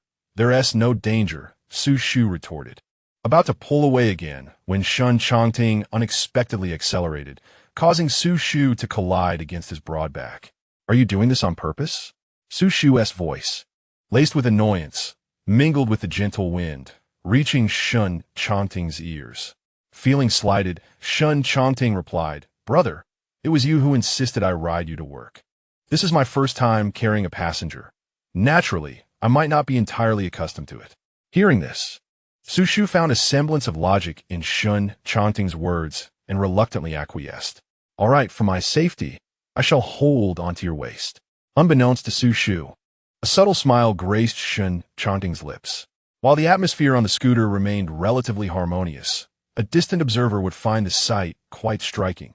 A tall man, standing at nearly 6 feet 3 inches, donned in a suit and helmet, with legs extending over the scooter, his knees nearly surpassing the dashboard, while another man clung to his waist. Passers-by couldn't help but glance back in curiosity. After a morning filled with back-and-forth antics, they finally arrived at the repair shop just in time for work. Coincidentally, Zhou Chao was also present at the shop. Upon seeing Zhou Chao remove his helmet, Xu Shu greeted him with a smile. "Boss Zhou, it is Xu Shu. Today, you should first familiarize yourself with the process alongside the master. If you need to change clothes, there's also a break room inside," Zhou Chao briefly explained, and Xu Shu promptly jogged towards the break room. Shen Changting's gaze followed Xu Shu as he departed, removing the helmet from his head. Zhou Chao had evidently noticed this undeniably handsome man as well. Shen Chao, I didn't expect you to drive such a vehicle. Why not take your luxury car? If you don't like it, how about letting me take it for a spin?" Zhou Chao teased Shen Changting with a smile. Returning his gaze, Shen Changting placed the helmet on the electric scooter, saying, "I have no choice. My brother thinks arriving at your humble repair shop in a luxury car is too ostentatious and might create a bad impression." There was a hint of melancholy in Shen Changting's tone as he referred to his repair shop as humble. Zhou Chao, unfazed, could not help but express his astonishment. "Well, you are quite the enigma, blooming like an iron tree in the presence of a man. However, are you genuinely interested in him? You are engaging in this poor man's game while leaving a garage full of luxury cars untouched, opting instead for a modest electric scooter." Previously, during an accidental encounter, Zhou Chao had discussed Xu Shu with Shen Changting, assuming it was merely a passing fancy, as it was not uncommon for individuals in this circle to have a few acquaintances. Yet, Shen Changting's subsequent silence surprised Zhou Chao even more. "Are you truly interested in him? You come from a prominent family. Do not become too deeply entangled with a man, and be cautious not to play with fire," Zhou Chao cautioned. "I have my own judgment. No need for your reminders," Shen Changting replied, as Xu Shu emerged from the break room, clad in the same tank top and work pants he wore yesterday, greeting him with a smile. "Brother, I'm off now. I'll come to pick you up after work if I have time. Hurry and leave. Don't forget the electric scooter." Xu Shu urged Shen Changting to depart, immediately immersing himself in his work. Observing their dynamic, Zhou Chao watched Shen Changting's retreating figure, unable to suppress his astonishment once more. The once indifferent Shen Changting was now actively pursuing someone. It was indeed a sight to behold. Since Shen Changting was not forthcoming, Zhou Chao decided to approach Xu Shu instead. During the lunch break, he called Xu Shu into his office under the pretext of inquiring if he was adapting well to his job. At that moment, Xu Shu had only taken a few bites of his meal and was still hungry. Sitting opposite Zhou Chao, he shyly asked, "Boss, is there something you need? How has your first half-day been? Are you finding it difficult?" Zhou Chao's inquiry appeared to Xu Shu as genuine concern for his subordinate's adjustment. Chapter 36. After much contemplation, "I still wish to move out." "No, not at all. It feels quite good," Xu Shu replied honestly. However, Zhou Chao leaned in closer, inquisitively asking, "By the way, how did you come to know Shen Chao?" Upon hearing the question, Xu Shu instinctively swallowed hard, feeling a surge of tension. "Perhaps this can be considered fate," he murmured, unsure of how to articulate his thoughts. "Boss Zhou, I must excuse myself now as I have some pressing matters to attend to. I wouldn't want to intrude on your rest." Noticing Xu Shu's reluctance to elaborate, Zhou Chao conceded, understanding that he had indeed encroached upon another's mealtime to pry into their privacy, which left him feeling somewhat guilty. "Very well, if you choose not to speak. I shall refrain from inquiring further. Focus on your work and do not let Mr. Shen's goodwill go to waste," Zhou Chao replied with a smile. Leaning back in his chair, Xu Shu felt an inexplicable confusion but nodded nonetheless. "I will, Boss Zhou." He then hurriedly exited the room. When he returned to the dining area, Xu Shu found himself somewhat distracted. He was uncertain how much Zhou Chao had learned from Shen Changting, but it was likely that their relationship had become apparent during the job introduction. Although he had only been there half a day, Xu Shu had already formed a rapport with the staff at the repair shop. Noticing Xu Shu's distracted demeanor, Xiao Zhang, a young lad who had recently joined, nudged him gently. "Xu Shu, you seem a bit out of sorts. Did the boss say something to you?"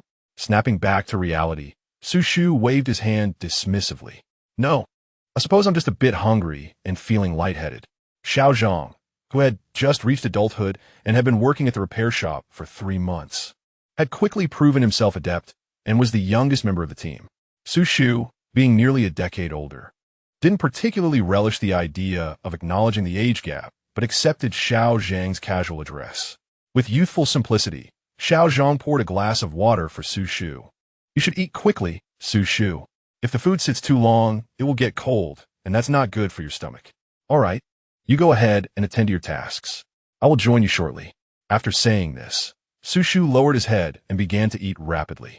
The repair shop did not adhere to a traditional lunch break. If there were no customers, the staff could take a rest, but if customers arrived, even during meals, they were expected to set aside their bowls and get to work. After a long day of toil, Xu Shu bid farewell to Xiao Zhang, changed into casual clothes in the break room, and grabbed his soiled garments. At that moment, his phone vibrated. Brother, I'm quite busy tonight and won't be able to pick you up. Understood. I'll manage to ride my electric scooter home. He replied to Shen Changting's message. Taking out the electric scooter key left by Shen, Xu Shu donned his helmet, activated the navigation, and set off towards Xiangshan Villa, illuminated by the fading light of day. The journey back to Xiangshan Villa on the 25 kilometers electric scooter took nearly 3 hours. That evening, the underground parking lot welcomed a new addition, a black IMA electric scooter, which appeared rather out of place alongside the luxury vehicles housed in the garage.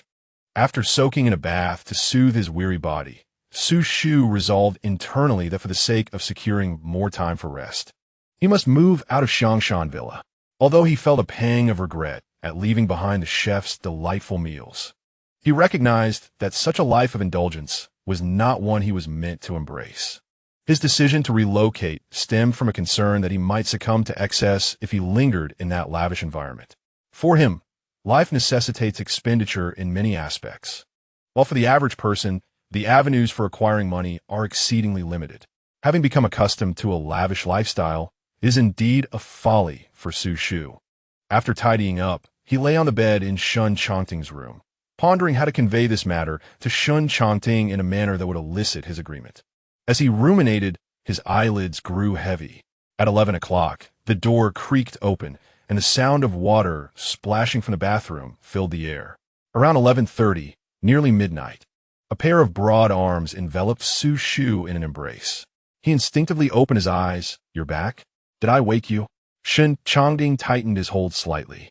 No, I was actually waiting for you to return. Xu Shu mustered his energy. Upon hearing this, a smile graced Shen Changting's lips.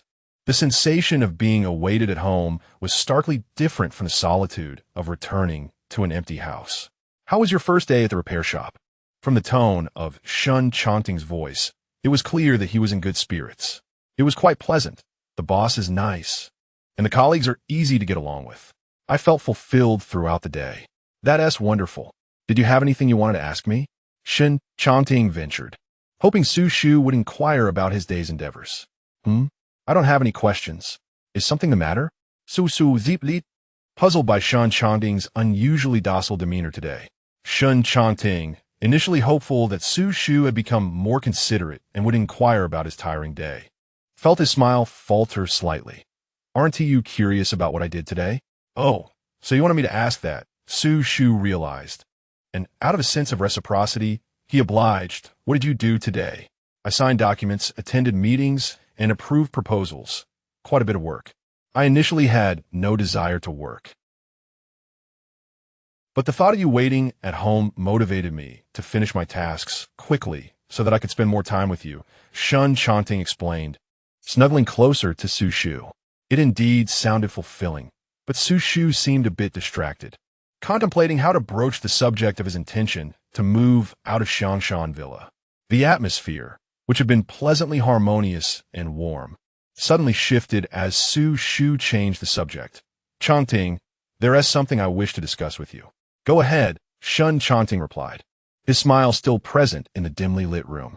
It seemed that Xu Shu was finally ready to share his thoughts, perhaps indicating a deepening of their relationship.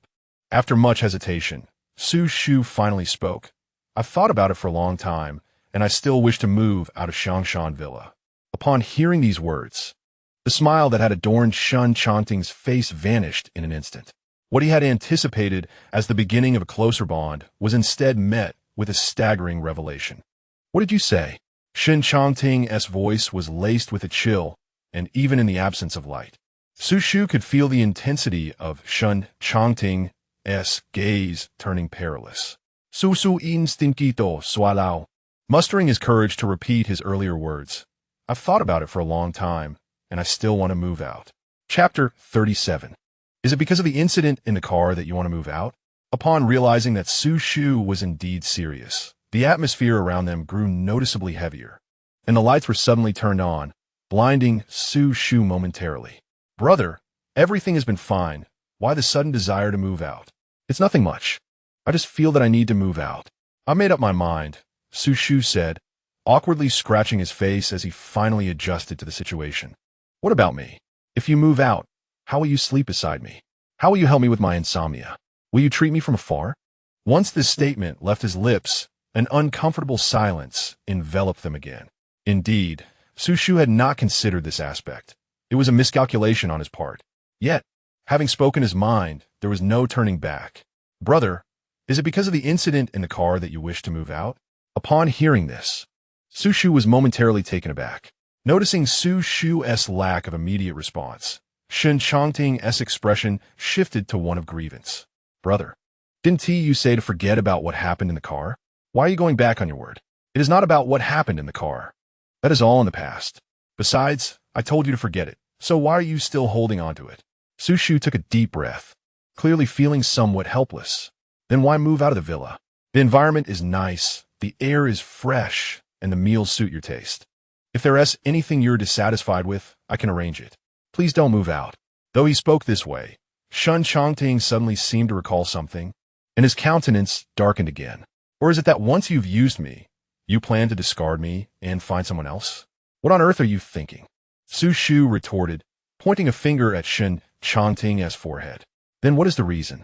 If it's not because of someone else, just tell me." Seeing that Xu Shu's intentions were not directed at anyone else, Shen Changting's mood lightened. Though he still sought to uncover the reason behind Xu Shu's desire to leave the Shangshan Villa. Noticing Shen Changting persistently probing, Xu Shu's face turned red with embarrassment. "I think the Shangshan Villa is too far from the repair shop, and I come to realize you were right. The 25-mile electric bike isn't fast enough. I spend all my break time commuting." His voice dwindled to a whisper as he spoke, feeling somewhat melodramatic. He had refused Secretary Wang to drive him, and he hadn't allowed Shen Changting to give him a ride either, insisting on buying the 25-mile electric bike, and now wanted to move out. Yet, it seemed he hadn't been this stubborn before. With this thought, Xu Shu lowered his head, feeling somewhat at a loss. Is this truly the reason for wanting to move out? After understanding the cause, Shen Changting visibly relaxed. It was not due to the incident in the car, nor was there someone else. It was simply a matter of the distance to work. The life here is simply exquisite. Initially, everything about this place seemed entirely unrelated to my former self. I feared that I might become so engrossed in this lifestyle that I would squander my finances recklessly. I also worried that over time, I would find it difficult to adapt once I departed from this way of living. After all, transitioning from frugality to extravagance is easy, but the reverse is challenging. This is why I consistently declined your generous offers. It was not an act of pretentiousness. Upon revealing my reasons for wanting to leave, Xu Shu appeared to open up like a floodgate, spilling forth his thoughts. Once I grasped the underlying reasons, I gazed at the awkwardly anxious Xu Shu, who was clutching his bathrobe and unable to meet my eyes, and gently lifted his chin. I initially believed it was your discontent with this place that prompted your stubbornness. But now I understand, and I no longer find you overly sensitive. Xu Shu, slightly raising his head, carefully scrutinized my expression.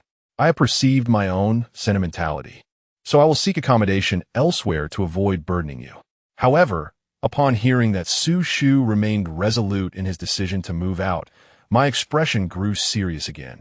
Even after disclosing the reasons, do you still intend to leave? I will endeavor to find a decent place. If you are amenable, I can continue assisting you with your insomnia. Otherwise, You may seek help elsewhere. Regarding the debts, I will gradually devise a plan to repay you, including my grandmother's medical expenses. Suddenly, my words were cut off as Xu Shu's lips were silenced. As he attempted to evade, I firmly held the back of his head, leaving him no escape. The fierce intensity in my gaze could not be concealed, and the pent-up anger surged within me, forced to be swallowed down. I released him only when Xu Shu was gasping for air. Finally able to breathe, he slumped backward, and I caught him in my arms, allowing him to take deep breaths, unable to utter a single word. I grasped Xu Shu's chin, and though witnessing his current state slightly alleviated my anger, discomfort still lingered in my heart. Xu Shu, your mouth ought to be sewn shut, so you cannot utter such irksome remarks. You scoundrel! After regaining some composure, Xu Shu's first words were a scathing retort, his tone filled with venom. A kiss descended once more, and I held him until he was utterly exhausted. Brother, do you still have the strength to scold me? I seemed to have discovered a new source of amusement. Scoundrel! The hand he had raised to shield himself from my kiss was firmly grasped by my larger hand.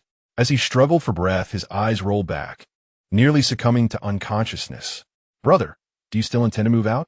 To my astonishment, not only did I possess great strength, but my lung capacity was also remarkable. While Xu Shu was on the verge of fainting, I remained unfazed. Taking a deep breath, Xu Shu spoke again. I will move. Completely defeated, he was left with only his stubborn tongue. I noticed a smirk forming upon my lips, and after witnessing the terror etched on Xu Shu's face, I kissed him once more. However, feeling overwhelmed by the force of my kiss, Xu Shu resolved not to passively endure any longer. Gathering his strength, he bit down on my lip with determination. Feeling the sharp pain, Shen Changting instinctively recoiled, his astonished hand brushing against his lips, the crimson blood staining his fingers like petals unfurling. Brother, you bit me, he exclaimed, his expression transitioning from disbelief to a thrilling smile. Xu Shu, realizing he had made a grave mistake, felt a twinge of fear upon seeing Shen Changting's expression.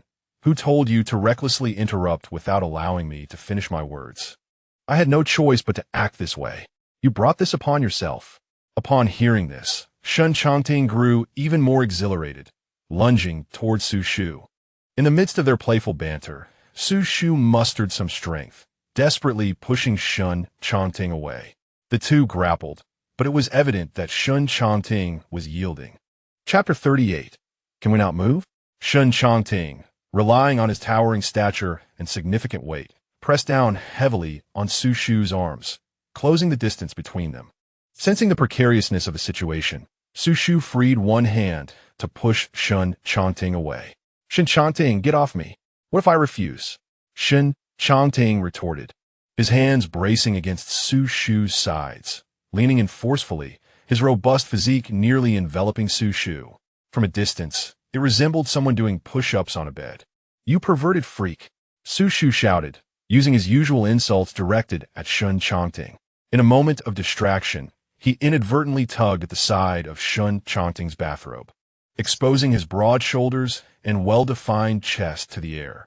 Xu Shu's mind momentarily blanked at the unexpected turn of events, while Shen Changting merely raised an eyebrow in mild surprise, quickly regaining his composure. I thought you wanted to compete with me. I didn't realize you were interested in playing this kind of game. Who wants to play that with you? It was an accident, not intentional, Xu Shu exclaimed, his face a mask of terror as he summoned all his strength to flip Shen Changting over and scramble to his feet. The scuffle was far from over, and Shen Changting would not allow Xu Shu to escape, swiftly pulling him back and throwing him onto the bed. Fortunately, the bed was soft, allowing Xu Shu to recover quickly.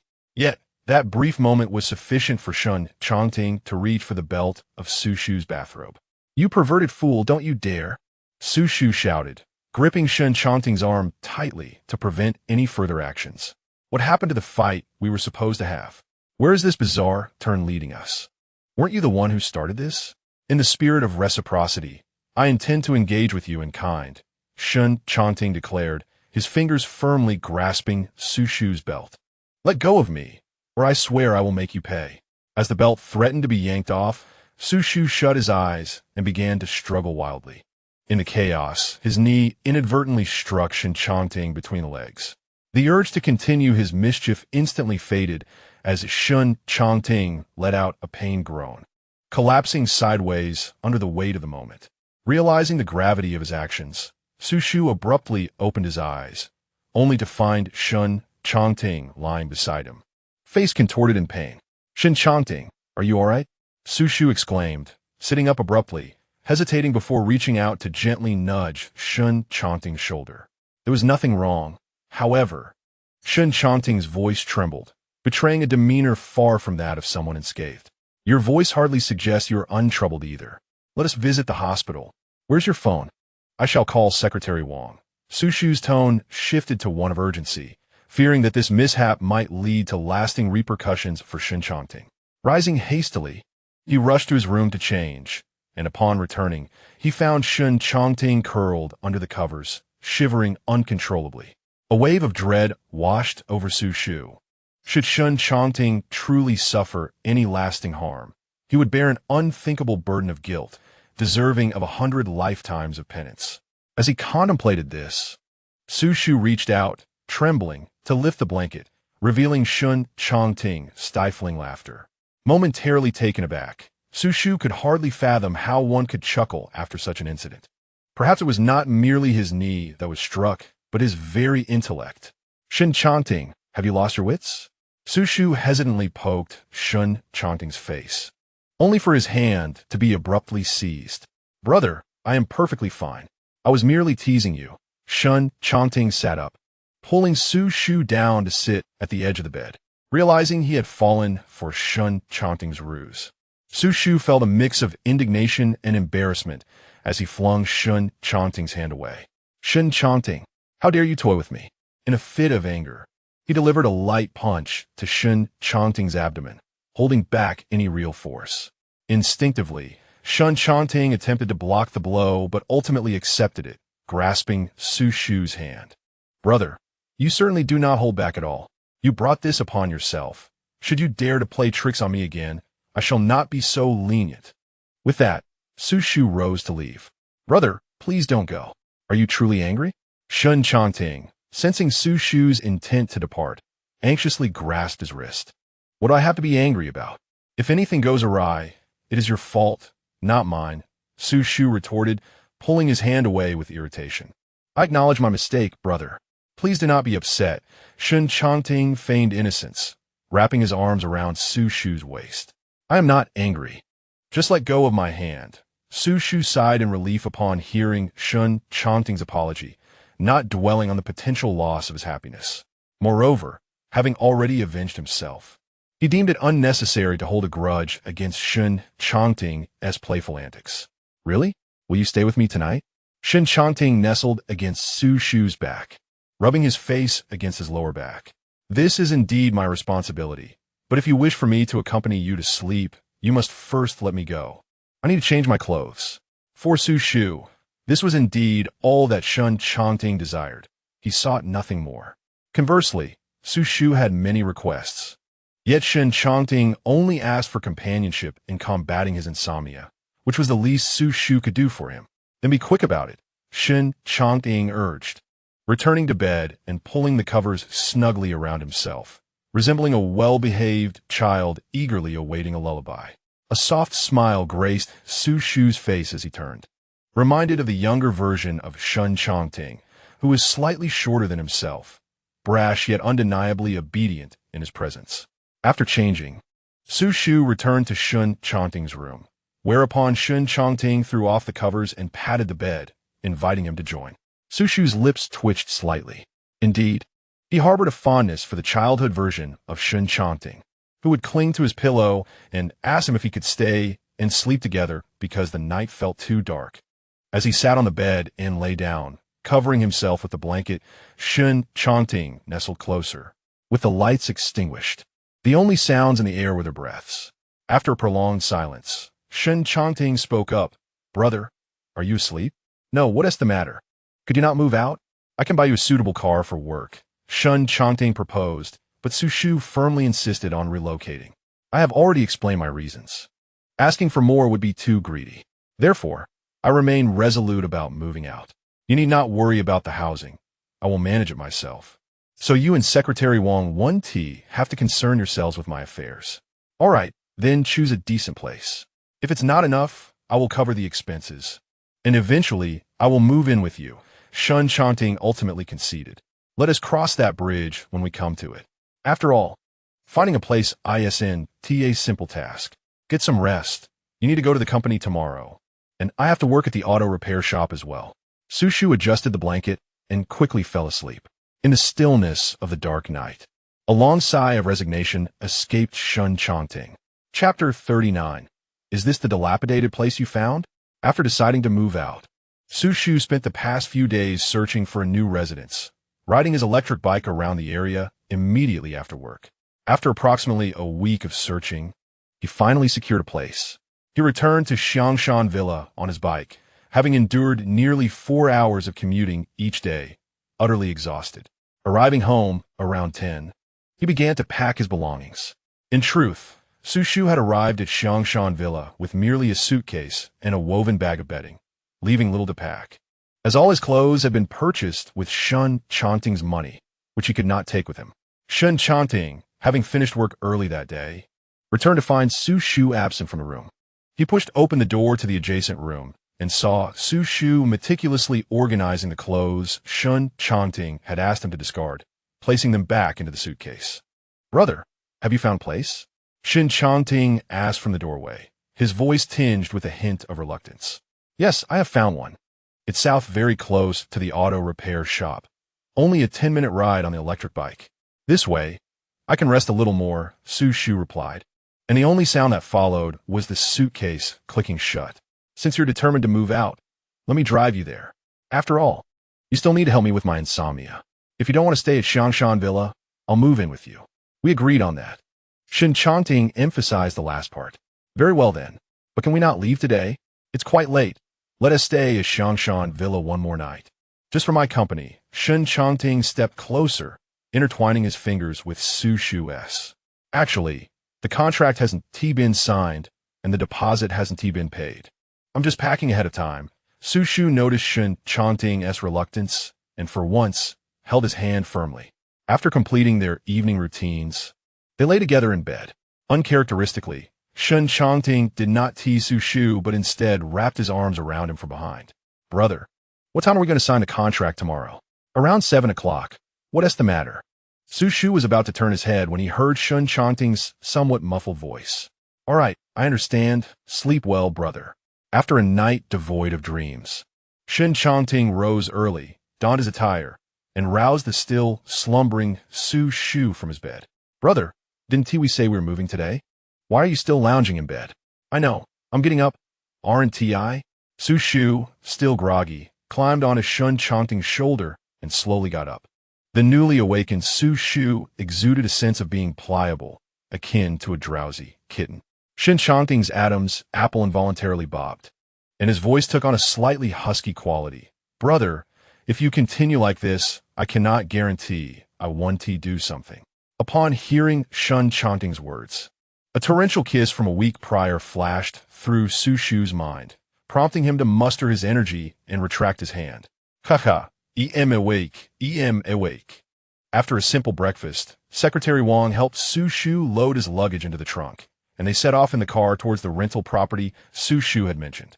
Initially, Shen Changting found nothing amiss, but as they drove further into the outskirts, the surroundings grew increasingly dilapidated. Eventually, the Rolls-Royce halted in front of an old residential building, and Shen Changting fell into an unusual silence. Secretary Wang, adhering to his professional demeanor, quietly opened the trunk to unload the luggage, only to be halted by Shen Changting. "Wait, let us go up and take a look first," Shen Changting said, stepping forward. Xu Shu promptly followed suit, and Secretary Wang had no choice but to close the trunk and ascend the stairs. The corridor appeared quite antiquated, with peeling wallpaper and a narrow passageway, where the flickering lights sporadically illuminated their path. "Which floor are we on?" Shen Changting inquired, frowning at the unsatisfactory environment. "It's on the top floor. We'll reach it soon. We're already on the 4th floor, and this old building has 7 stories, Xu Shu replied. By the time they reached the rooftop, Secretary Wang was slightly out of breath, and Xu Shu was in no better condition. However, Shen Changting remained unfazed. His brow furrowed as he surveyed the rusty, dilapidated door of room 702. Brother, is this the rundown place you found? Oh, come on. Let us go inside and take a look. I think the environment might be decent. Don't be misled by the exterior. Xu Shu chuckled, somewhat strained, aware that his budget was insufficient to rent the entire apartment and that he would only be able to rent a single room, a fact he had yet to disclose to Shen Changting. He gently knocked on the door, indicating that the landlord had evidently been waiting for some time. Upon opening the door, the landlord greeted Xu Shu. Ah, you must be Xu Shu, right? I've been waiting for you for quite a while. I brought the contract. Please review it for any issues. If everything is fine, you can sign it. It's 1 month's deposit and 3 months rent in advance. And once settled, you can move in directly. All right, Xu Shu said as he entered the room designated for him. The bed was a 1.5-meter size, accompanied by a simple wardrobe and a small desk, with wallpaper that appeared to have been recently applied, albeit with a faint musty odor lingering in the air. Upon entering the room, Shen Changting's frown deepened. Brother, didn't I tell you to find a better place? Sigh. Young man, what do you mean by that? Although my house may be a bit old, it is surrounded by schools, shopping malls, and markets, and it is only 800 yuan a month. Where else can you find a room for that price, inclusive of utilities? Brother, you only rented a room? Upon hearing this, Shen Changting's brows furrowed even deeper. Haha, I have a limited budget, so I can only rent something like this for now. Xu Shu felt somewhat embarrassed, knowing that Shen Changting would certainly find such an environment intolerable. If Shen Changting suggested terminating his treatment for insomnia, Xu Shu would fully understand. As he himself was mired in difficulties, it made little difference to him where he resided. We won't rent the house, Shen Changting declared, abruptly lifting Xu Shu and heading towards the door, startling Secretary Wang, who quickly followed behind his young master. Hey, what do you mean? We had an agreement, and I prepared the contract. Now you suddenly say you won't rent it? The landlord, taken aback by the abrupt change of heart, grew increasingly agitated. Come on, landlord. Don't listen to him. I never said I wouldn't rent. Xu Shu wrote that. Shen Changting, put me down this instant. Struggling, Xu Shu compelled Shen Changting to send down. As soon as Xu Shu regained his footing, he dashed towards room 702, only to find the door slammed shut. He anxiously knocked. Landlord, I never said I wouldn't rent. I don't care whether you want to rent or not. I simply don't want to rent it to you anymore. Find somewhere else. The landlord retorted from behind the door, expressing his irritation. What a nuisance, wasting my time. Did you really think this place wouldn't rent out? This is all your fault, Shen Changting. You ruined my chances. I shouldn't have agreed to let you bring me here. Xu Shu fumed, descending the stairs in frustration. Now, he was left without a place to stay and had no idea where he would spend the night. Chapter 40. If you wish to move out, I shall help you find a place. Brother, living in such a place is detrimental to your health. You could easily fall ill. Noticing Xu Shu's anger, Shen Changting quickened his pace to catch up. Do you think I don't want a better place? I only have so much money at my disposal. What can I do? Xu Shu halted and gazed at Shen Changting, whose face was filled with concern for him. Secretary Wang, sensing the tension, slowed his pace. Brother, I never suggested you move out of Xiangshan Villa. If you insist on moving, I will support you in finding a better place. If you lack funds, I can help you out. Shen Changting attempted to reassure him, but Xu Shu interrupted. I have already used your money to pay off my debts and cover part of my grandmother's medical expenses. How can I continue to spend your money? If it accumulates, how will I ever repay you? Or have I ever asked you to pay me back? Shen Changting was taken aback. His intention was never to become Xu Shu's new creditor, but rather to keep him close. You didn't ask, but I will find a way to repay you. Xu Shu in seat. Their heated exchange echoed in the corridor of the old building. The poor sound insulation led one of the residents to open their door, inquiring, "Who is making such a racket early in the morning?" Instantly, the two fell silent, and Secretary Wang quickly interjected, "Young master, Mr. Xu, perhaps we should step outside." As the trio descended the stairs, Xu Shu, feeling vexed, extracted a cigarette from the pack intending to ignite it for a moment of calm. However, upon remembering the presence of a privileged young master beside him, he ultimately returned the cigarette to its box, raking his fingers through his hair in frustration. Observing Xu Shu's fidgeting, Shen Changting's irritation began to dissipate. "Brother, if you wish to move out, I can find you a place." Xu Shu remained silent, offering no response. "If you refuse, I'll simply drive my Rolls-Royce to the repair shop every day to bring you back to the villa in Xiangshan," Shen Changting asserted, leaving no room for negotiation. Fine, I agree, but don't choose anything too expensive. I can't afford it." Seeing Xu Shu finally relent, Secretary Wang noted the relaxation of Shen Changting's brow and breathed a sigh of relief. "The hour is late. I'll have Secretary Wang drop you off near the repair shop. Your luggage can stay with me for now," Shen Changting said, clearly concerned that Xu Shu might concoct some other scheme. "Come on, I've already agreed to your demands. What more is there to worry about? You can choose the place," he added as he opened the car door for Xu Shu. Irritated, Xu Shu plopped into the seat and slammed the door shut. Witnessing this exchange, Secretary Wang felt a pang of anxiety. He had never seen anyone dare to show such disregard for the young master since he began serving Shen Changting. Xu Shu was indeed the first. Shen Changting's expression visibly darkened, yet he bore it with patience, grinding his teeth as he walked around to the other side and entered the vehicle. Each minute in the car felt like an eternity for Secretary Wang until they finally reached the repair shop. Xu Shu forcefully slammed the door behind him and departed without a backward glance. "Young master," Secretary Wang called out, somewhat apprehensively. "It's fine. Just drive," Shen Changting replied, shifting his gaze from Xu Shu's retreating figure. "Head to Lanshan Huayuan." "Understood, young master. Will you be going to the company today? What's on the agenda?" Shen Changting's fingers tapped lightly against the door handle. "I have documents to sign in the morning and an internal meeting in the afternoon." Secretary Wang succinctly outlined Shen Changting's important task for the day. "Let us postpone the company visit to tomorrow. For today, keep my mother in the dark about it. If she suddenly shows up at the office, just give me a heads up. Also, contact the cleaning company to tidy up the flat at Lanshan Huayuan for Xu Shu to move in." "Of course, young master." After stopping the car by the roadside, Secretary Wang contacted the cleaning service and then drove Shen Changting to Lanshan Huayuan, only for Shen Changting to insist they head to the company immediately to monitor his mother's movements.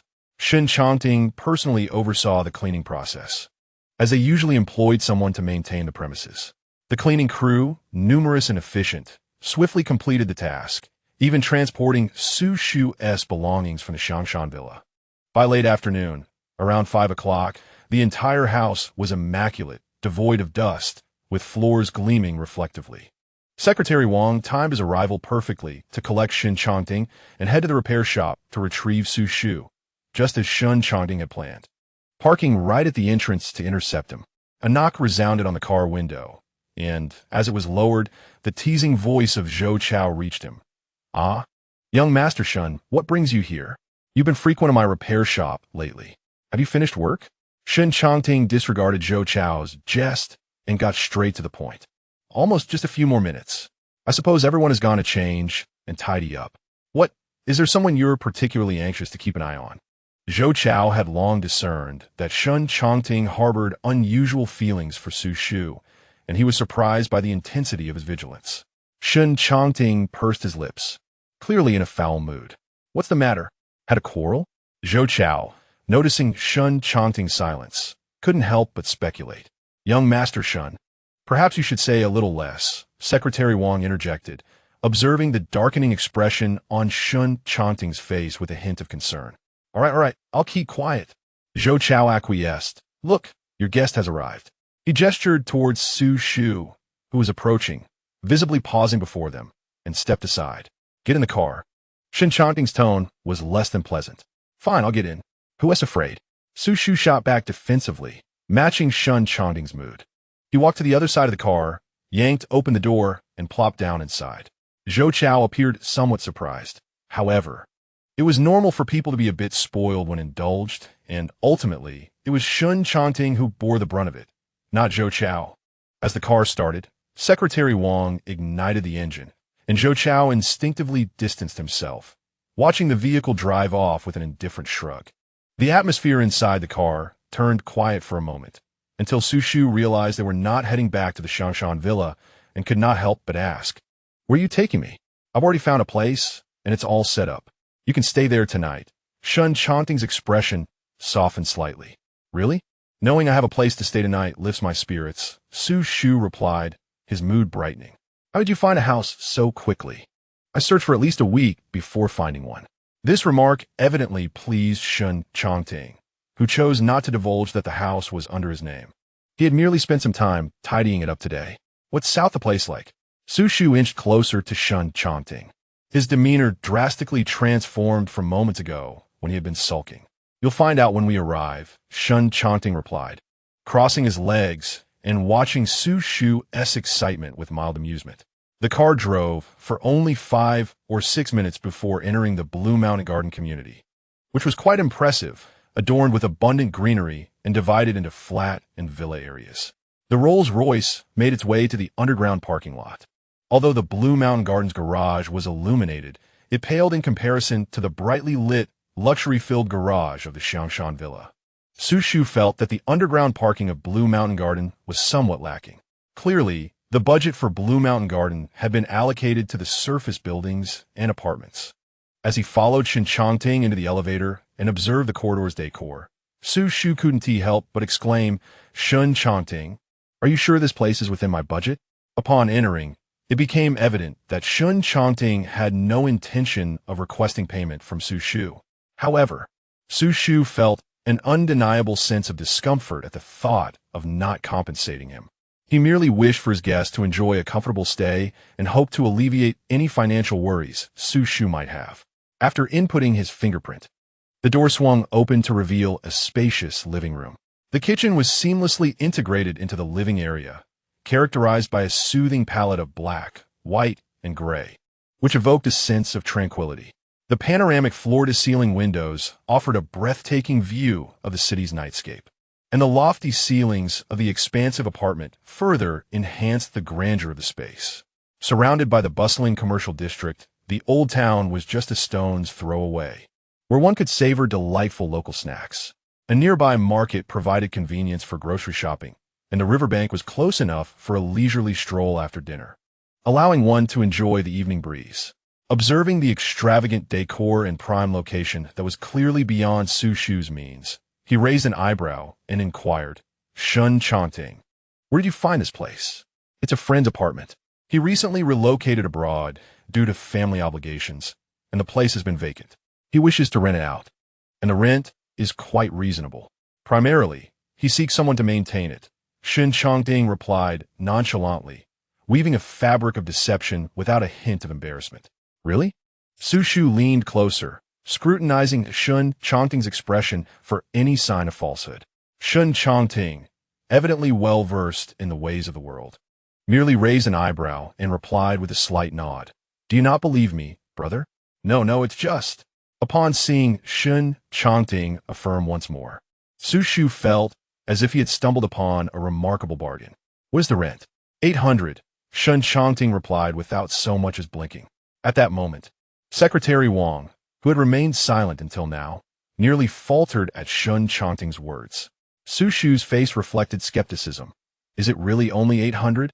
The more I hear, the less I believe. Since I will also be residing here, it's 800 for both of us," Shen Changting explained, evidently struggling to reconcile the cost of 800 per room from earlier that morning. 1,600 a month. And all you need to do is help tidy up and ensure proper ventilation? Is that truly the case? Xu Shu probed further, shifting his gaze to Secretary Wang. "What do you think, Secretary Wang? Does 1,600 for a luxury apartment seem reasonable?" Shen Changting's gaze swiftly shifted to Secretary Wang, as if to issue a silent warning. Any misstep in Wang's reply would not be taken lightly. "Of course, it is reasonable, Mr. Su. You must consider the maintenance and cleaning required for such a property. To achieve thorough cleanliness, hiring a housekeeping service is essential. Given that you would be taking on these responsibilities, it would be only fair for the tenant to compensate you." Secretary Wang responded with remarkable eloquence, even managing to turn the tables in his own way. Upon hearing Secretary Wang's answer, Shen Changting appeared quite pleased. Xu Shu turned to him, and Shen Changting instantly adopted an innocent demeanor. Brother, you heard what Secretary Wang said. If you still doubt it, I can call my friend to confirm right now. However, it's morning where he is, and there's a 12-hour time difference. Never mind, never mind. He kindly offered us this rental, and it would be rather inconsiderate to disturb his peaceful slumber. The 12-hour time difference makes me even less inclined to interrupt this generous soul's beauty rest. Are you satisfied with the apartment, brother? Shen Changting extended his hand, gently curling his fingers around Xu Shu's. He was quite pleased, never expecting to stumble upon such a remarkable opportunity. Inform your friend that before he returns to stay, I shall ensure his villa remains immaculate. Xu Shu rubbed his hands together, feeling as though he had struck a considerable bargain. Secretary Wang, please bring Su's luggage upstairs, and then you may leave, Shen Changting commanded. The ever-efficient Secretary Wang promptly moved the luggage upstairs before taking his leave. Xu Shu wandered through the house, noting 3 rooms. One was an esports room and wardrobe, another served as a study, and the last was merely the master bedroom. After exploring the rooms, Xu Shu appeared somewhat surprised that Shen Changting's friend had not left a spare room for guests. Shen Changting, does your friend live here alone? Xu Shu asked, astonished as he approached the door to bring in the luggage. Yes, like me. He moved out to live independently once he came of age, Shen Changting replied, lying with an unwavering demeanor. Brother, I brought the clothes you left at Xiangshan Villa. You can use anything here freely. Just transfer me 800 yuan, and I shall forward it to my friend. All right, but do we have any daily necessities here? If not, we may need to visit them all, Xu Shu said, stepping into the master bedroom's bathroom and rummaging through the cabinets in search of some essentials. The outcome was evident. There was nothing. Xu Shu exited the bathroom and could not help but exclaim, There's nothing left. It seems your friend truly doesn't stay here often. After dinner, let us go buy some supplies. As he spoke, he opened the refrigerator, only to find it completely empty, and the power cord was unplugged. Xu Shu fell silent, realizing he should have anticipated the lack of food as well. It seems we must make an immediate trip to the supermarket, Shen Changting said with a smile, wrapping his arm around Xu Shu's shoulder. Agreed. I haven't been to a supermarket in quite some time. The two of them entered the elevator, and Xu Shu suddenly seemed to recall something. Oh no, what happened? Why the sudden alarm? Shen Changting raised an eyebrow, noticing the look of chagrin on Xu Shu's face. Xiaohei is still at Xiangshan Villa. The elevator gradually came to a halt on the first floor, and Xu Shu stepped out first, running a hand through his hair in frustration. What is Xiaohei? Shen Changting asked, puzzled, as he and Xu Shu had never kept any animals, nor had they named anything Xiaohei. It's that black electric scooter you bought for me a week ago. Without it, I'll have to walk to work tomorrow. Not to worry, I'll have Secretary Wang bring it over for you. Shen Changting retrieved his phone and called Secretary Wang. Chapter 42. A Sense of an Old Married Couple. 1. The call was quickly answered, and Secretary Wang's voice came through, seemingly still driving. Young master, are you home yet? Shen Changting inquired briefly about Secretary Wang's location. Not yet, Secretary Wang replied.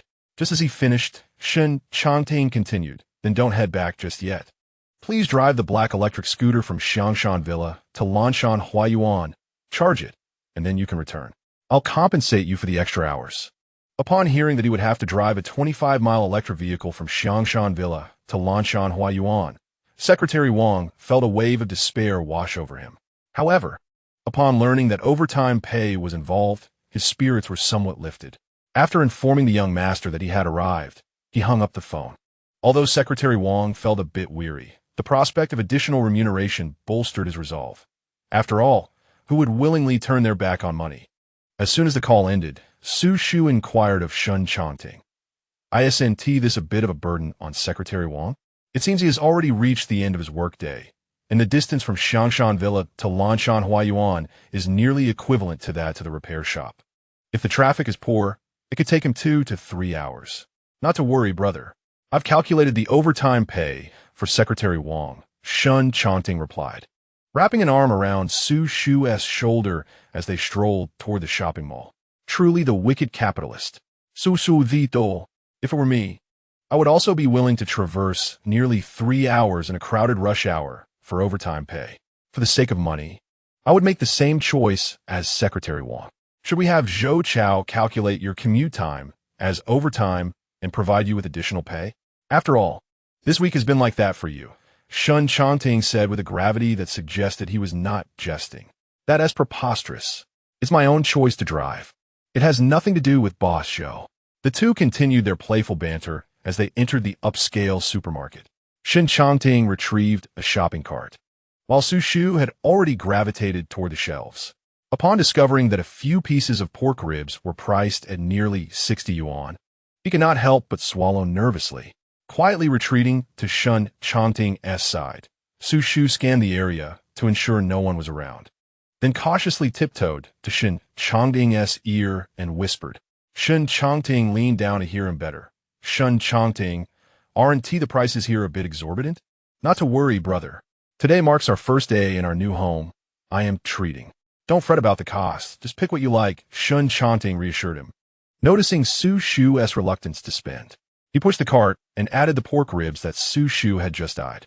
Let me push the cart, Xu Shu insisted, nudging Shen Changting aside. After all, it was Shen Changting's money being spent, and it seemed unreasonable for him to do all the work. All right, brother. Just tell me what you wish to eat, and I shall retrieve it. Despite Shen Changting's words, Xu Shu still felt a twinge of restraint upon seeing the prices. Should we get this? Shen Changting picked up a slab of beef from the side. We can make steak. Seeing that a single piece was priced at 300 to 500 yuan, Xu Shu could not help but swallow again. Perhaps we should skip it. It's fine. I want to eat it, Shen Changting said, noticing Xu Shu's indecision, as he promptly placed the beef into the cart. Though it appeared to be a collaborative effort, most of the purchasing decisions were made by Shen Changting on Xu Shu's behalf, under the guise of satisfying his own cravings.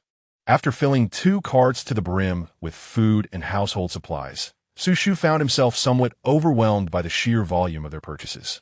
At the checkout, the cashier inquired of Shen Changting, Mr. Shen, our supermarket offers a home delivery service. If it is inconvenient for you to carry your purchases, we can arrange for a dedicated vehicle to deliver them to your doorstep.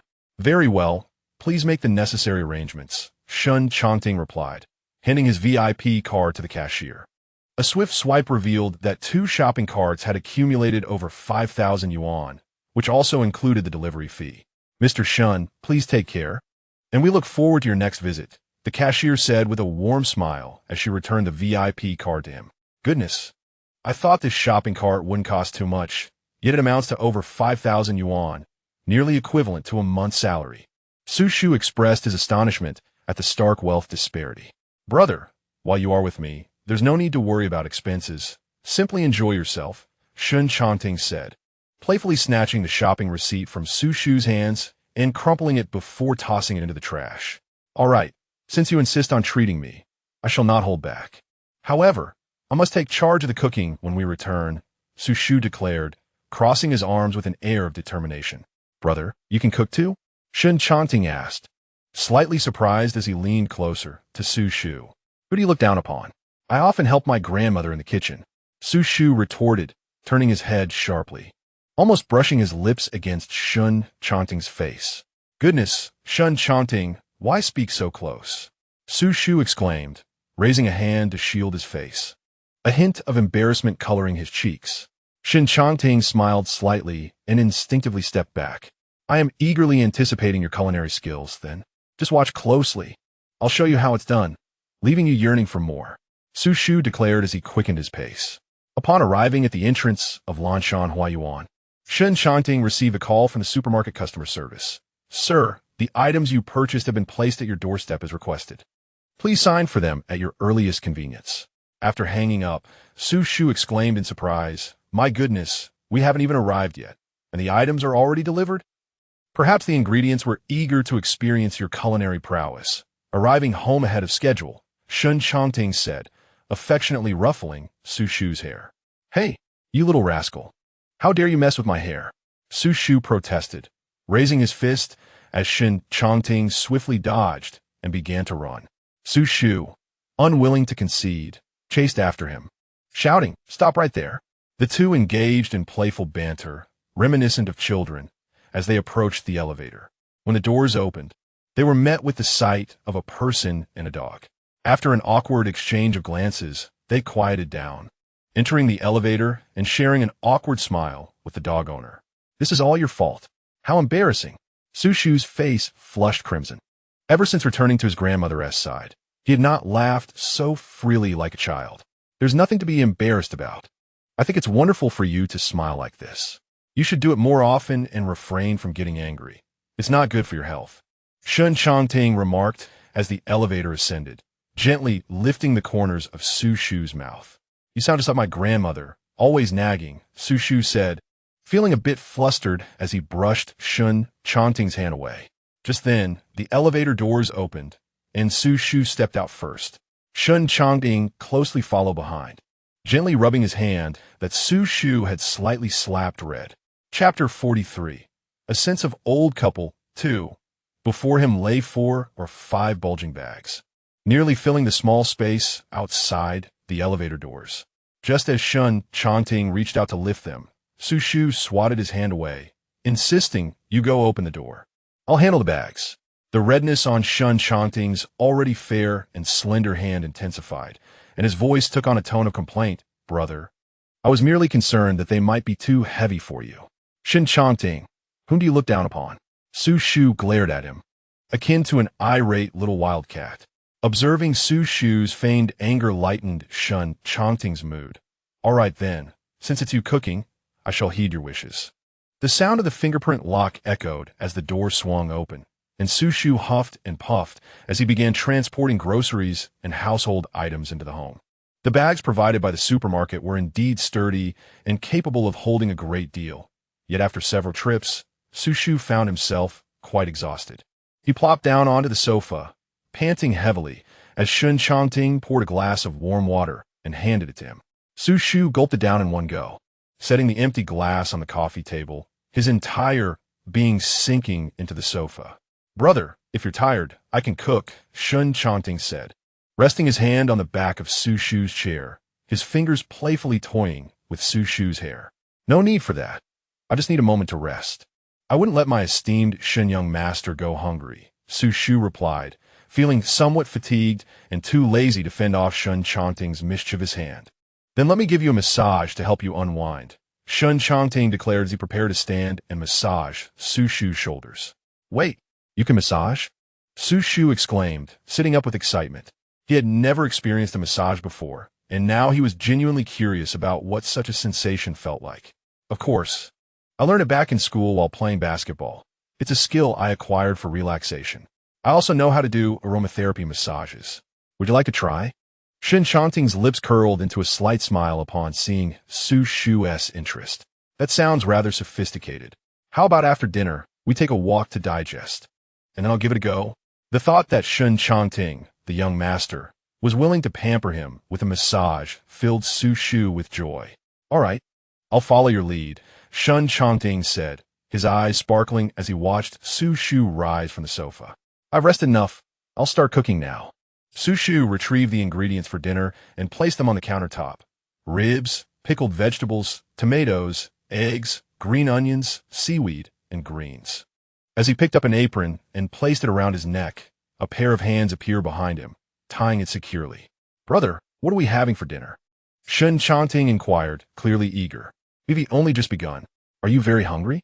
Xu Shu replied, his hands still busy washing the ribs. "I'm not a Michelin chef. I can only whip up some home-cooked meals. If you're not accustomed to it, do let me know in advance." "Regarding eating habits, brother, I have a penchant for home-cooked meals," Shen Changting remarked, as he rested his head on Xu Shu's shoulder. "If you wish to dine sooner, refrain from causing a ruckus. Either step aside or assist with washing and chopping the vegetables."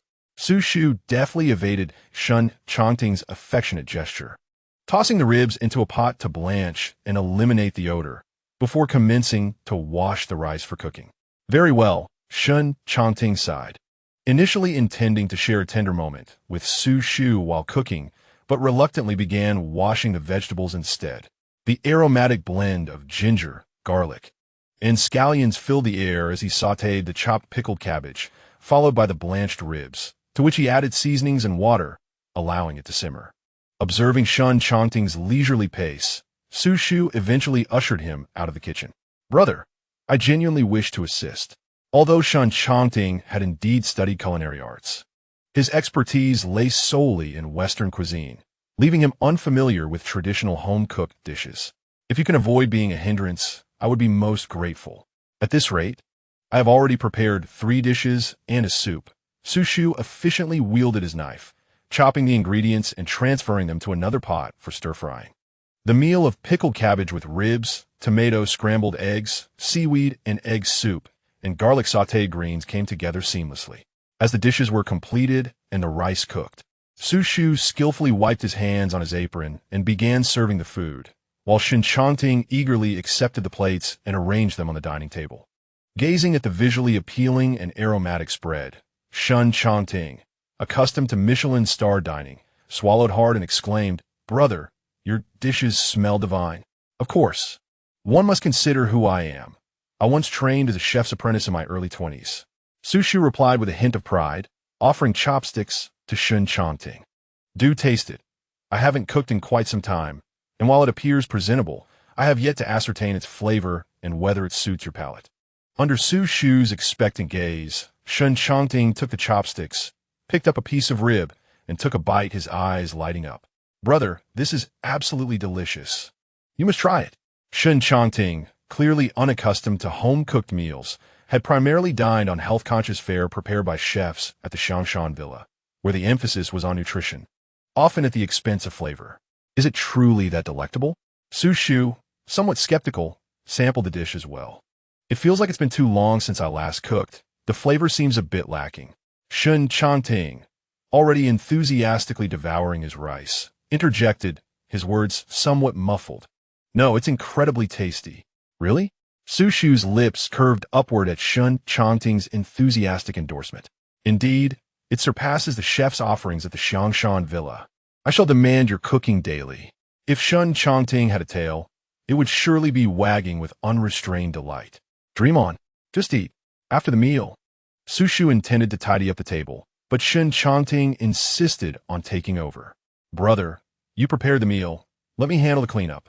Feeling somewhat lethargic after the meal, Xu Shu, recognizing that tidying was not an arduous task, acquiesced to Shen Changting's offer.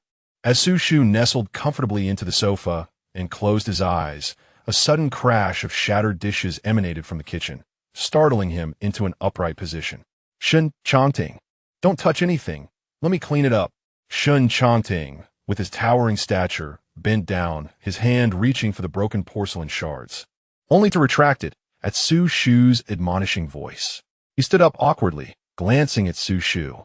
"Brother," he began, but Xu Shu, realizing the tall man was nervously fidgeting with his fingers, felt his irritation dissipate. He crouched down to collect the larger pieces of ceramic. "Be careful, you might cut yourself." "Not everyone is as clumsy as you," Xu Shu remarked, swiftly tossing the shard into the trash and grabbing a broom to sweep the floor. "You look so composed when helping me out. Why do you fumble with these simple tasks? Are you inept at household chores?" Although Xu Shu had no intention of reprimanding Shen Changting, he couldn't help but mutter under his breath, "Indeed, I can only earn money and assist you. Without you, I would struggle to manage life outside the Xiangshan Villa. So, you cannot abandon me." Without others around, Shen Changting became increasingly brazen, pulling Xu Shu into his embrace and nuzzling his head against Xu Shu's neck, a triumphant smile gracing his lips. "Same old Shen Changting," Xu Shu mumbled irritably. Shen Changting, unable to catch the words, leaned in closer. "What did you just say?"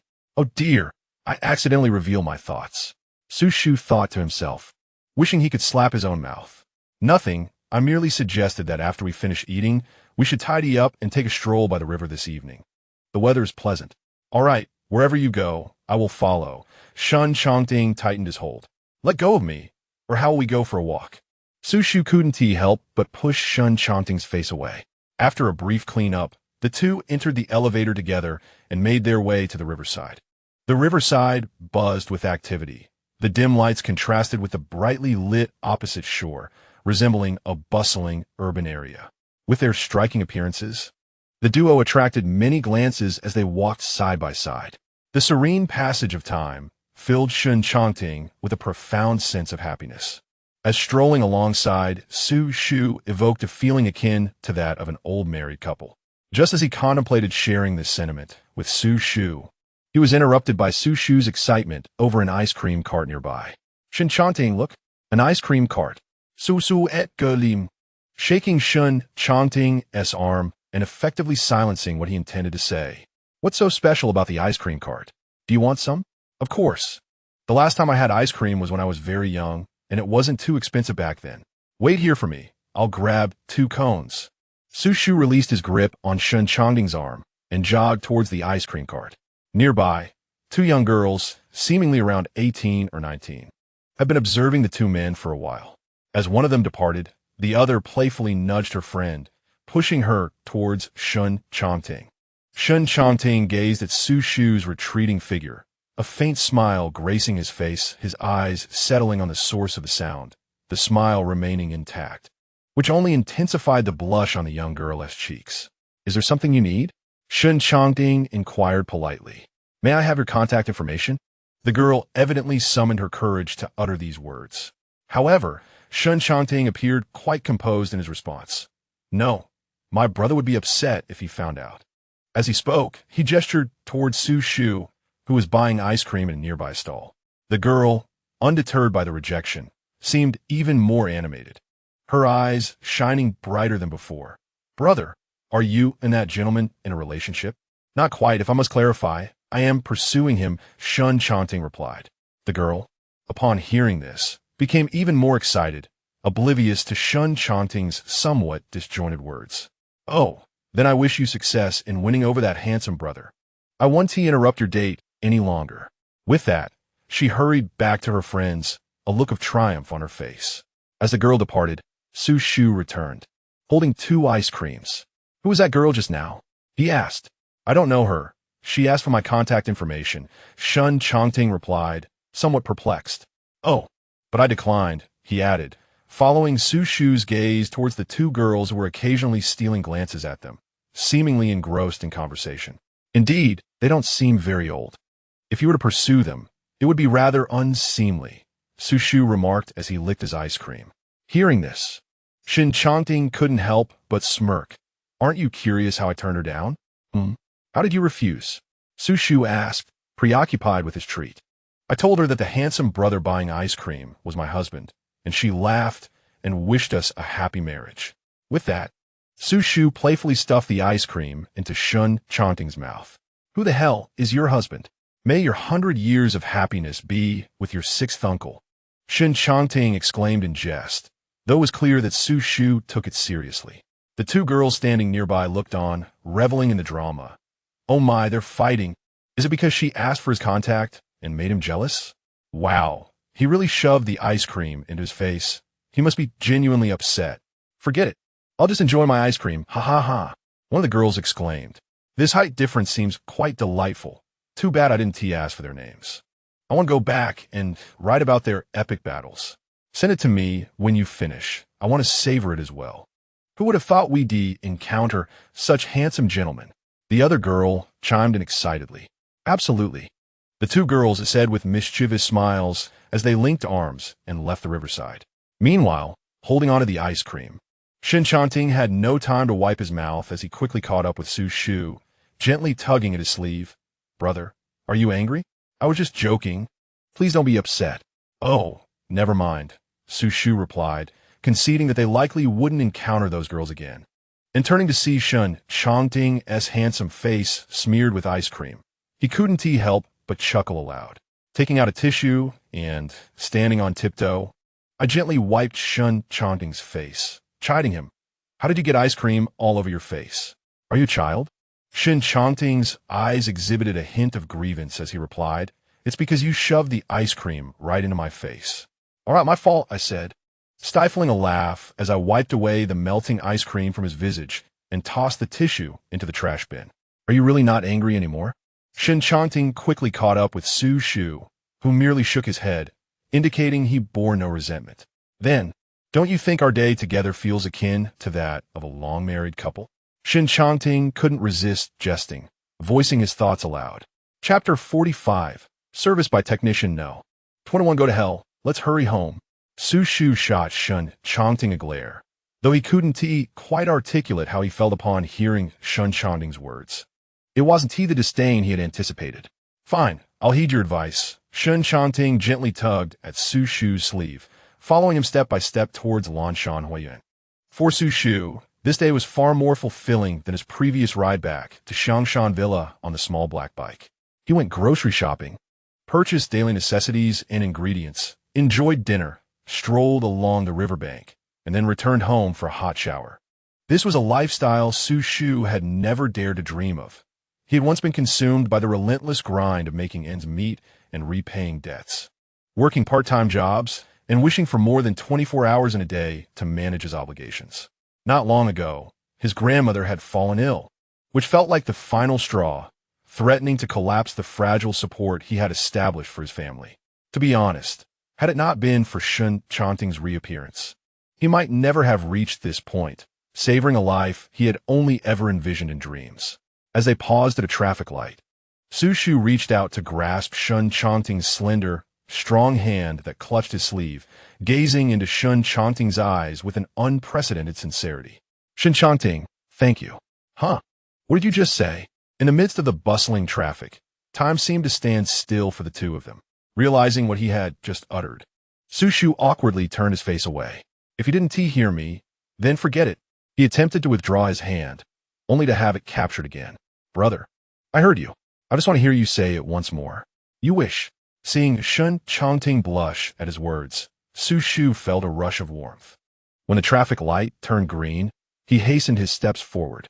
Brother, slow down, Shen Changting said, his spirits evidently lifted. He had never before heard Xu Shu express gratitude. And for that single phrase, he felt all his efforts were worth it. He sensed that Xu Shu was gradually beginning to accept his kindness, irrespective of the roles of debtor and canary. Once back home, Xu Shu finally managed to calm himself. After a shower, he lay in bed, examining the smartphone Shen Changting had recently gifted him. He was still unaccustomed to such a large screen device, aside from making calls, sending messages, transferring money, and taking photos. He was utterly clueless about the rest. After all, his previous phone had been one he had bought to facilitate communication and transactions with Xiaohe, a necessity for hospital payments, a model he had saved up for ages to acquire. He had not yet had the chance to utilize it. In pursuit of monetary gain, he had sold it. Moreover, he was usually preoccupied with work and seldom indulged in mobile entertainment. Recently, however, he had finally found some leisure time and could finally explore the new phone that Shen Changting had purchased for him. Shen Changting, clad in a loosely fitting bathrobe with a similarly relaxed belt, emerged from the bathroom to find Xu Shu sprawled on the bed, engrossed in fiddling with his phone, his toes idly swaying. He naturally climbed onto the bed and nestled beside Xu Shu, inquiring, Brother, what are you up to? I'm playing a game. I just discovered a rather intriguing one. Xu Shu replied, his eyes lighting up as Shen Changting leaned in for a closer look, only to find it was a simple match 3 game. Is this what you dive into upon getting a new phone? Shen Changting could hardly suppress a smirk. Are you an ancient relic? Who are you calling an ancient relic? I'm merely 26 and just haven't had much experience with smartphones. Xu Shu retorted, momentarily stung by Shen Changting's remark. Though his indignation flared, he quickly realized the truth in Shen Changting's words. Indeed, his unfamiliarity with smartphones made him feel rather antiquated, and his fury subsided almost instantly. All right, fine. I'm not an ancient relic. You continue playing.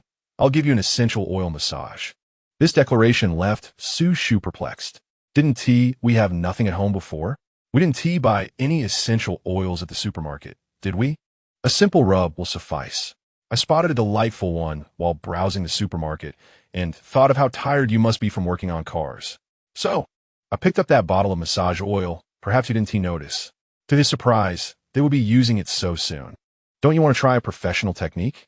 Shen Changting lay on his side, propping his head up with one hand, attempting to persuade Xu Shu to accept his pre-meal proposal. Besides, you promised to let me give you an essential oil massage before dinner. Realizing the validity of this claim, And with the allure of a complimentary massage that required no expense, Xu Shu felt a twinge of temptation. He had indeed been quite fatigued from his recent work at the garage and yearned for a moment of relaxation. Very well, proceed as you wish, he acquiesced, sitting up. Is there anything I need to prepare? Not at all, brother. Just lie back in that position you were in before. I'll handle the preparations. Upon receiving Xu Shu's agreement, a smile brightened Shen Changting's face. Xu Shu watched with a puzzled expression as Shen Changting exited the room, never having encountered someone so eager to provide free services. Yet, considering he was the one to be pampered, he accepted the situation with enthusiasm within mere seconds. Before long, Shen Changting returned, carrying freshly washed sun-kissed roses and cherry tomatoes, placing them on the bedside table, alongside the essential oil and bath towel he had bought just before evening. What are the fruits for? Is this part of the massage, or do you often visit such places? Xu Shu mused, scrutinizing Shen Changting with a furrowed brow. Shen Changting felt unjustly accused. No, brother, it's just that my friends had invited me out before. I had no idea where we were going. By the time I arrived, they were already getting massages. I merely glanced and left. Absolutely did not partake in any massage. At most, I've seen it on television. Ha. I was just joking. Why are you so anxious? As Shen Changting began to defend himself, Xu Shu could not help but chuckle. Was he worried that his brother might misunderstand him? All right. I harbor no misconceptions about you. Let me see what kind of effect you've gleaned from the television dramas. Allow me to experience this premium service as well.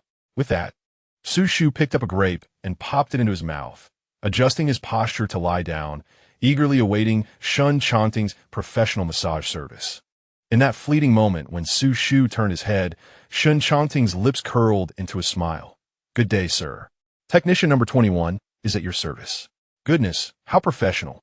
Are there more like this? Xu Shu exclaimed in astonishment, tilting his head. Indeed, providing excellent service to clients is the duty of every technician.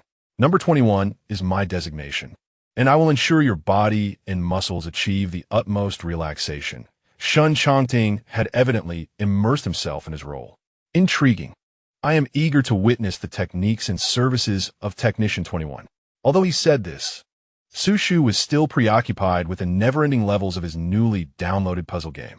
Very well, sir. Please remove your bathrobe. It will facilitate your chosen essential oil massage. Shen Changting instructed. Chapter 46. Wait. Where are your hands going? Xu Shu exclaimed, taken aback. Do I really need to undress? He hadn't anticipated that a massage would require such a step. It seems this is your first visit, sir. There is no need to feel shy. We are both men. Moreover, an oil massage necessitates undressing. Otherwise, the oil cannot make contact with the skin, hindering optimal results. All right then. Xu Shu hesitated momentarily before rising to remove his bathrobe, exposing his upper body once more as he lay back down. Is this acceptable? Having never witnessed Xu Shu disrobe before him, Shen Changting found it difficult to swallow. That will suffice, sir. We will focus on your back, so it is perfectly fine to remove it halfway. Seeing that this was acceptable, Xu Shu fell silent. Shen Changting poured the essential oil into his palms, rubbing them together until warm, before commencing the massage on Xu Shu's back. Shen Changting, I must admit, you were right. Your technique is rather impressive. Xu Shu could not help but praise him. Brother, you still do not know my name? You must inquire first. Shen Changting's hands froze at the sound of Xu Shu addressing him so casually. The intense sensation of the massage abruptly ceased, and Xu Shu, still reveling in the experience, responded eagerly. All right, young man, your skills are commendable. What is your name? Thank you for the compliment. Just call me Xiao Shun, he replied. And only then did Shen Changting resume his movements. Ha. Is this how it's portrayed in the dramas? It feels a bit strange. Xu Shu laughed at the sight of the esteemed Shun family heir, referring to himself as Xiao Shun. Of course, why would I deceive you? Please refrain from digressing. How can I concentrate on providing you with relaxation if you keep talking? If this continues, I might just stop the massage. Shen Changting's hands came to a halt once more. All right. I shall remain silent. You focus on the massage while I entertain myself on my phone. I won't disturb your performance. Upon hearing that such a delightful massage might cease, Xu Shu immediately behaved, closing his mouth and continuing to play his puzzle game. The essential oils have been absorbed nearly completely when Shen Changting poured the oil directly on Xu Shu's back, causing him to shiver from a cold. Goodness, that's freezing. Xu Shu nearly jumped up, but Shen Changting's large hand pressed him down. Apologies, brother. I forgot to warm it up before applying it to your back.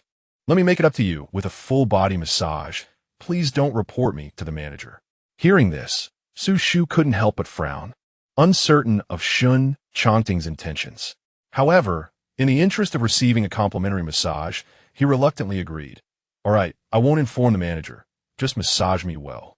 After another round of back massage, Xu Shu felt so comfortable that his eyes began to close, drifting into a state of drowsiness. Brother, it's time to flip over for the front massage. Shen Changting gently nudged Xu Shu's shoulder. Xu Shu mumbled a response, yet made no effort to move. Brother, are you tired? I'm not, he replied, though his body remained still. In exasperation, Shen Changting had no choice but to fully unwrap Xu Shu's bathrobe. Commencing the leg massage, when his hand brushed against Xu Shu's backside, Xu Shu jolted upright, panic-stricken as he reprimanded Shen Changting. What the hell, you scoundrel? Where are your hands wandering? Suddenly feeling a chill on his lower half, Xu Shu realized he was completely unclothed and hurriedly pulled the discarded bathrobe over himself. Brother, didn't you agree to let me give you a full-body massage? You wouldn't tell the manager, right? This is all standard procedure. If you're uncomfortable, we can stop. Shen Changting quickly reassured Xu Shu, noticing his exaggerated reaction. I'm not continuing. Xu Shu's face flushed crimson. I can't let my guard down around you. You little rascal, he exclaimed, grabbing a pillow and throwing it in Shen Changting's direction, who barely dodged it. All right, I want to continue. Please don't be angry. Quickly go wash your hands in the bathroom. I want to put on my underwear and bathrobe. With that, Xu Shu seized another pillow and hurled it at Shen Changting once more. Okay, I'm heading to the bathroom, Shen Changting said as he retreated. Once he entered, Xu Shu swiftly donned his bathrobe and clothing, calling out, all right, you can come out now. When Shen Changting re-emerged from the bathroom, he had washed his hands. Brother, it's uncomfortable to stop the massage halfway. We still need to do your feet and the front. The thought of those long fingers that had just massaged his backside made Xu Shu's face turn beet red. Forget the front. Just help me with my feet. All right, Shen Changting replied, pouring oil into his hands, rubbing them together until warm, then crouching down to carefully hold Xu Shu's feet while observing his reactions. Xu Shu, this massage is perfectly normal. I mean no harm, Shen Changting said, though his thoughts were far from innocent. Do you massage your good buddies from basketball like this too? Xu Shu couldn't help but feel a twitch in his forehead. Not quite. We only help each other with shoulder and leg massages. You're the first to experience this level of service, Shen Changting instinctively explained. Considering how skillfully you strip off others' clothes, I thought you often provided such massages. Xu Shu Vito. As the foot massage concluded, Xu Shu withdrew his foot with irritation. Shen Changting astutely detected an unusual undertone in Xu Shu's words. Brother, are you feeling jealous? Upon hearing this, Xu Shu reacted vehemently, his voice rising a few notches. Who the hell is jealous? Hurry and wash your hands. If you dawdle any longer, I swear I'll sleep in the living room. All right, I won't say anything further. I'll wash my hands right away. Shen Changting conceded verbally, while secretly reveling in delight. After washing his hands, he swiftly turned off the lights and burrowed into bed. However, with every inch he moved closer to Xu Shu, the latter instinctively shifted away until there was nowhere left to retreat. Shen Changting finally embraced Xu Shu, whispering, Brother, don't be angry. I was just joking. I want to do it again. He nuzzled his forehead against the back of Xu Shu's head. Each time, Shen Changting softened. Xu Shu's irritation dissipated. I understand. I'm not angry. Just don't say such things again. Thankfully, it's just the two of us at home. What if someone overheard and misunderstood? I got it. I'll be more careful next time. Observing that Xu Shu was genuinely unperturbed, Shen Changting's mischievousness resurfaced. Say that again? Xu Shu inquired, extending his hand towards Shen Changting's arm. I was wrong. I won't dare again. Only upon receiving a satisfactory response did Xu Shu relax his grip. Not long after, Xu Shu fell into slumber. Once he confirmed that Xu Shu was asleep, Shen Changting leaned closer, whispering in his ear, "Not a chance. I'll do it again next time." After instinctively recoiling, he noticed Xu Shu was truly fast asleep and pulled him back into his embrace, contentedly drifting into slumber himself. Chapter 47. It seems brother is adjusting quite well during the past week at Blue Mountain Flower Garden. Shen Changting had been quite occupied, often returning only when Xu Shu was about to sleep. Xu Shu relished the tranquility and gradually adapted to this newfound lifestyle with Shen Changting by his side. After finishing repairs on a vehicle with the senior mechanic, Xu Shu casually wiped the sweat from his forehead, just as his phone vibrated. "Brother, are you busy today?" "Not particularly. Why?" Shortly after sending the message, another car drove in, prompting Xu Shu to quickly don his gloves and assist the mechanic. Once the vehicle was repaired, it was already mealtime. The senior mechanic headed home to dine with his spouse, and the other colleagues had left early to grab lunch. Xu Shu intended to tidy up before addressing his own meal. Just as he stepped into the break room, he was abruptly seized, his hands restrained behind his back, and pressed against the wall. The curtains were drawn, casting the room into a dim ambience. "Let go of me, you bastard." Xu Shu instinquito stuga lao. Feeling a heated body press against him, warm breaths brushing his ear, lips nearly grazing his earlobe, while something hard seemed to press against his back. Could it be a knife? The thought sent Xu Shu's body into a tense state. He dared not make sound. The repair shop was empty, his colleagues were out, and Zhou Chao had informed him before leaving. If something were to happen now, he would have no witnesses. "Who are you, and what do you desire?" "I can provide anything, but I have a gravely ill grandmother to care for. Please do not take my life." Xu Shu trembled slightly, having just been struggling fiercely. Observing his condition, Shen Changting's playful spirit was ignited. He nudged Xu Shu's knees apart with his own and, taking advantage of the moment, wrapped an arm around Xu Shu's waist. "I seek neither wealth nor your life. I am merely after your affection. Then you may as well end my life." Xu Shu replied, his body shivering in defiance, embodying a spirit of unyielding resistance. This elicited a chuckle from Shen Changting, who found it impossible to suppress his laughter. "I was merely jesting, my brother. It is I. How dare you toy with me? Release your grip at once, or I shall show you the consequences." Upon hearing the familiar voice, rationality began to conquer Xu Shu's initial fear of the unknown, and he withdrew his hand with a sudden jerk. "My brother, we have spent so little time together these past 2 weeks. I long to hold you a while longer." This remark reminded Xu Shu of Shen Changting's habitual early departures and late returns, leaving him alone upon awakening, thus realizing how exhausted Shen Changting must be. Consequently, Xu Shu's struggles lessened. Although they were in Zhou Chao's garage, which was still outdoors, Xu Shu attempted to soften his tone, persuading Shen Changting to loosen his embrace. "So, are you implying that we can do as we please in private?" Shen Changting's weary voice carried a hint of amusement. "I truly wish to delve into your mind to understand your thought process. Release me at once, lest I resort to more drastic measures." In response, Shen Changting reluctantly loosened his grip around Xu Shu's waist. Yet, just as Xu Shu turned to continue admonishing him, Shen Changting wrapped his arms around him once more. Through the slits in the curtains, the sunlight illuminated Shen Changting's weary face. "Please, do not push me away," he implored. In this vulnerable state, he resembled a large, exhausted dog in need of comfort. "I have just finished repairing a vehicle. I am quite dirty and have not had a moment to wash my hands. If your clothes get stained, I lack the funds to compensate you." Xu Shu sighed, gazing at Shen Changting, whose hands were firmly around his waist. His head nestled against Xu Shu's shoulder. "Do not worry, my brother. I do not mind. Just let us embrace for a moment." Shen Changting pouted, leaving Xu Shu with no further arguments. "Very well, just for a brief moment." After a moment's hesitation, Xu Shu placed his hand on Shen Changting's back, gently patting it a few times. A faint smile crept onto his lips as he thought to himself, he still loves to seek affection just as he did in childhood.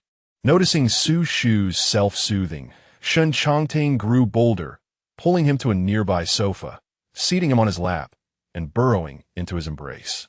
"Brother, The scent of gasoline on you is not at all off-putting. It exudes masculinity, which I find quite appealing.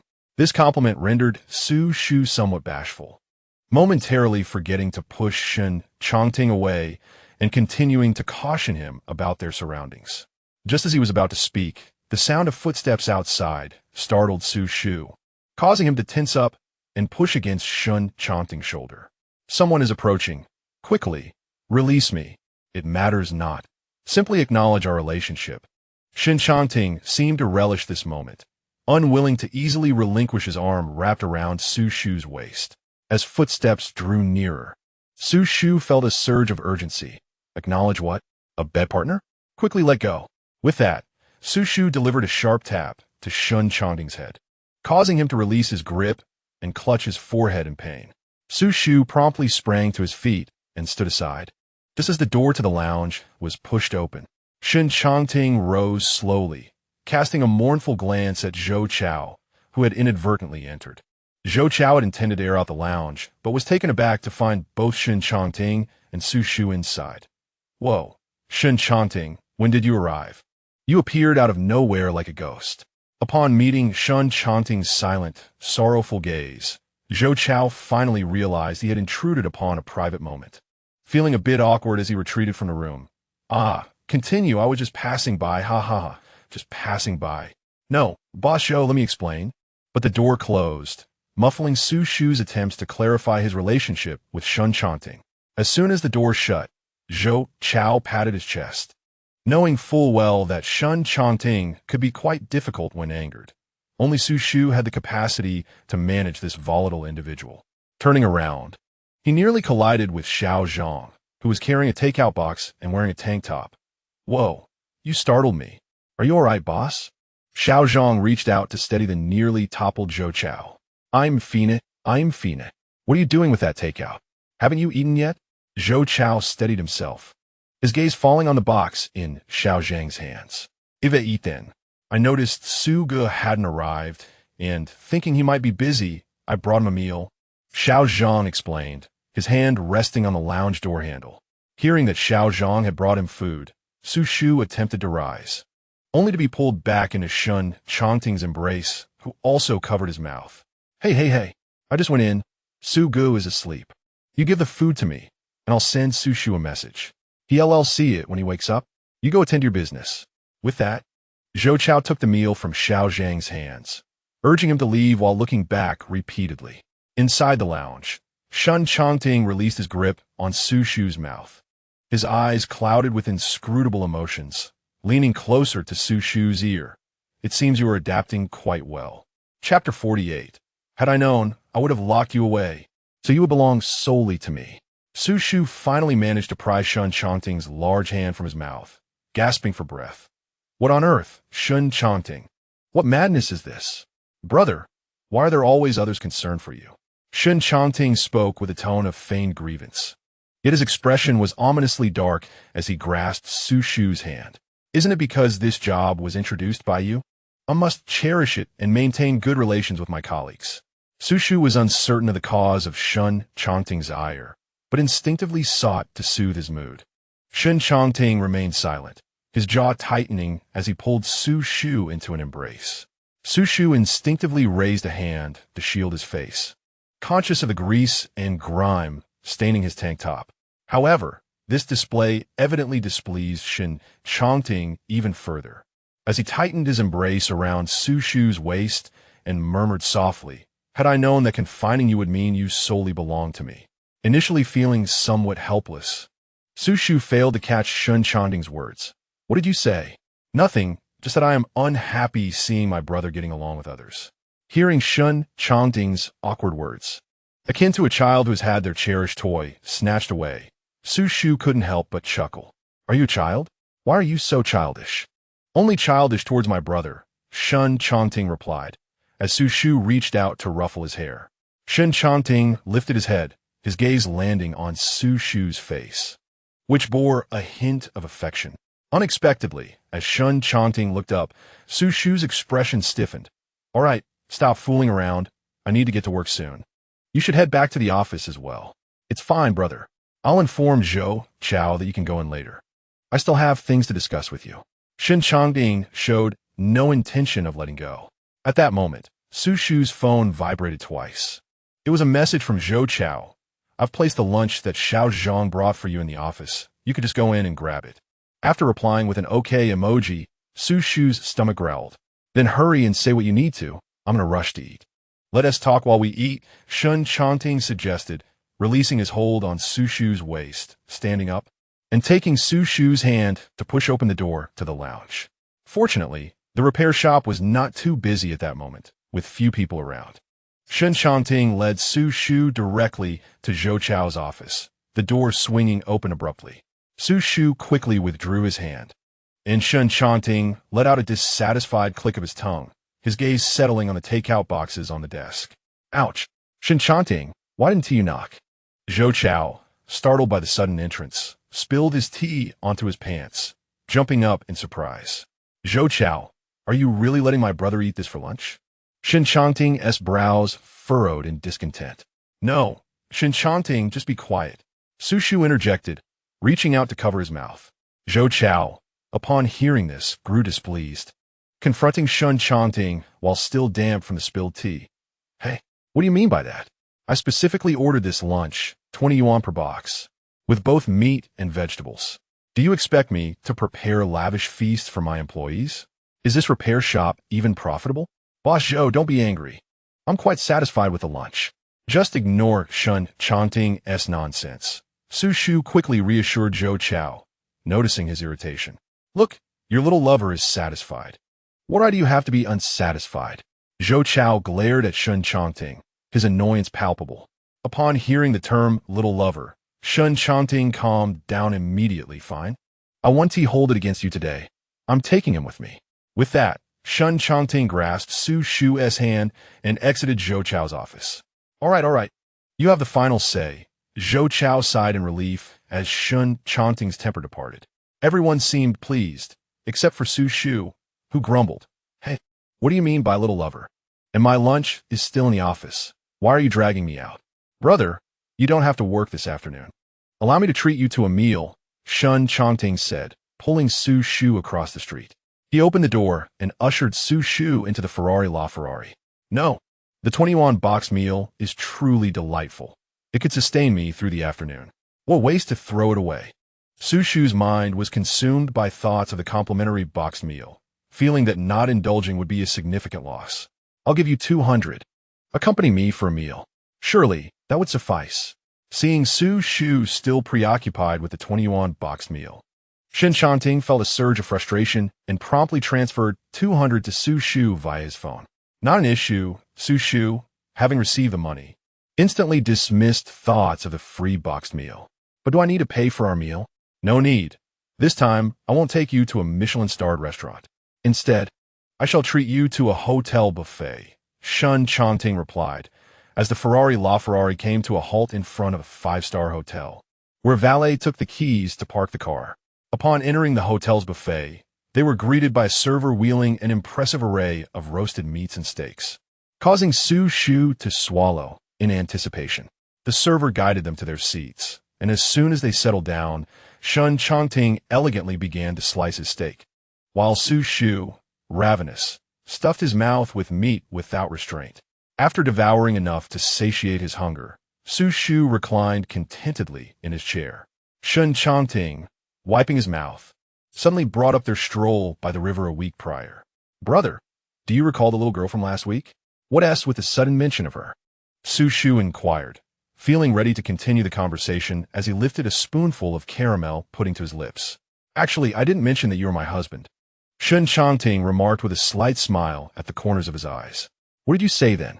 I noticed that the little girl didn't seem to care for your contact information, yet she appeared quite cheerful, Xu Shu said, taking another spoonful. I mentioned that I am pursuing you. At this revelation, Xu Shu was so taken aback that he began to cough. He stood up abruptly, grabbing Shen Changting's arm and making his way towards the exit, having settled the bill in advance. Shen Changting and Xu Shu were escorted to a private elevator by the staff, who noticed their haste. Once back in the car, Xu Shu finally regained his composure. Shen Changting, do you even comprehend what you were saying? Of course, I know precisely what I'm saying, Shen Changting replied from the driver's seat, his expression devoid of jest. What are your intentions in bringing this up today? Xu Shu felt a headache coming on. He was accustomed to Shen Changting's playful gestures. But this was an entirely different dimension. I wish to pursue you. I desire for our relationship to be out in the open. I no longer wish to keep it hidden, Shen Changting stated, reaching out to intertwine his fingers with Xu Shu's. But we are both men. Our current arrangement is quite satisfactory. I help you overcome your insomnia, and you compensate me. Once your insomnia is resolved, you will lead your own life, marry, and have children who resemble you. Xu Shu continued to ramble, while Shen Changting found his words excessively noisy. Chapter 49. Liking you is my affair, and wanting to pursue you is also my affair, irrespective of your identity. That is the norm, Shen Changting declared, pulling Xu Shu closer and silencing his incessant chatter with a kiss. No matter how Xu Shu struggled, he could not break free until he was on the verge of suffocation. Only when the strength in his hand, which had been pounding on Shen Changting's shoulder, became feeble did Shen Changting finally release him. Their breaths entwined, creating an atmosphere within the car that was ambiguously charged. Xu Shu gazed at Shen Changting, his eyes dazed and his cheeks flushed. This is not right. Besides, I'm just a burden to you now, and my status does not match yours. My affection for you is my own affair, and my desire to pursue you is likewise mine, independent of my brother's identity, Shen Changting declared as he cradled Xu Shu's face. Taking a deep breath, Xu Shu pried Shen Changting's hands away from his face, his mind in turmoil.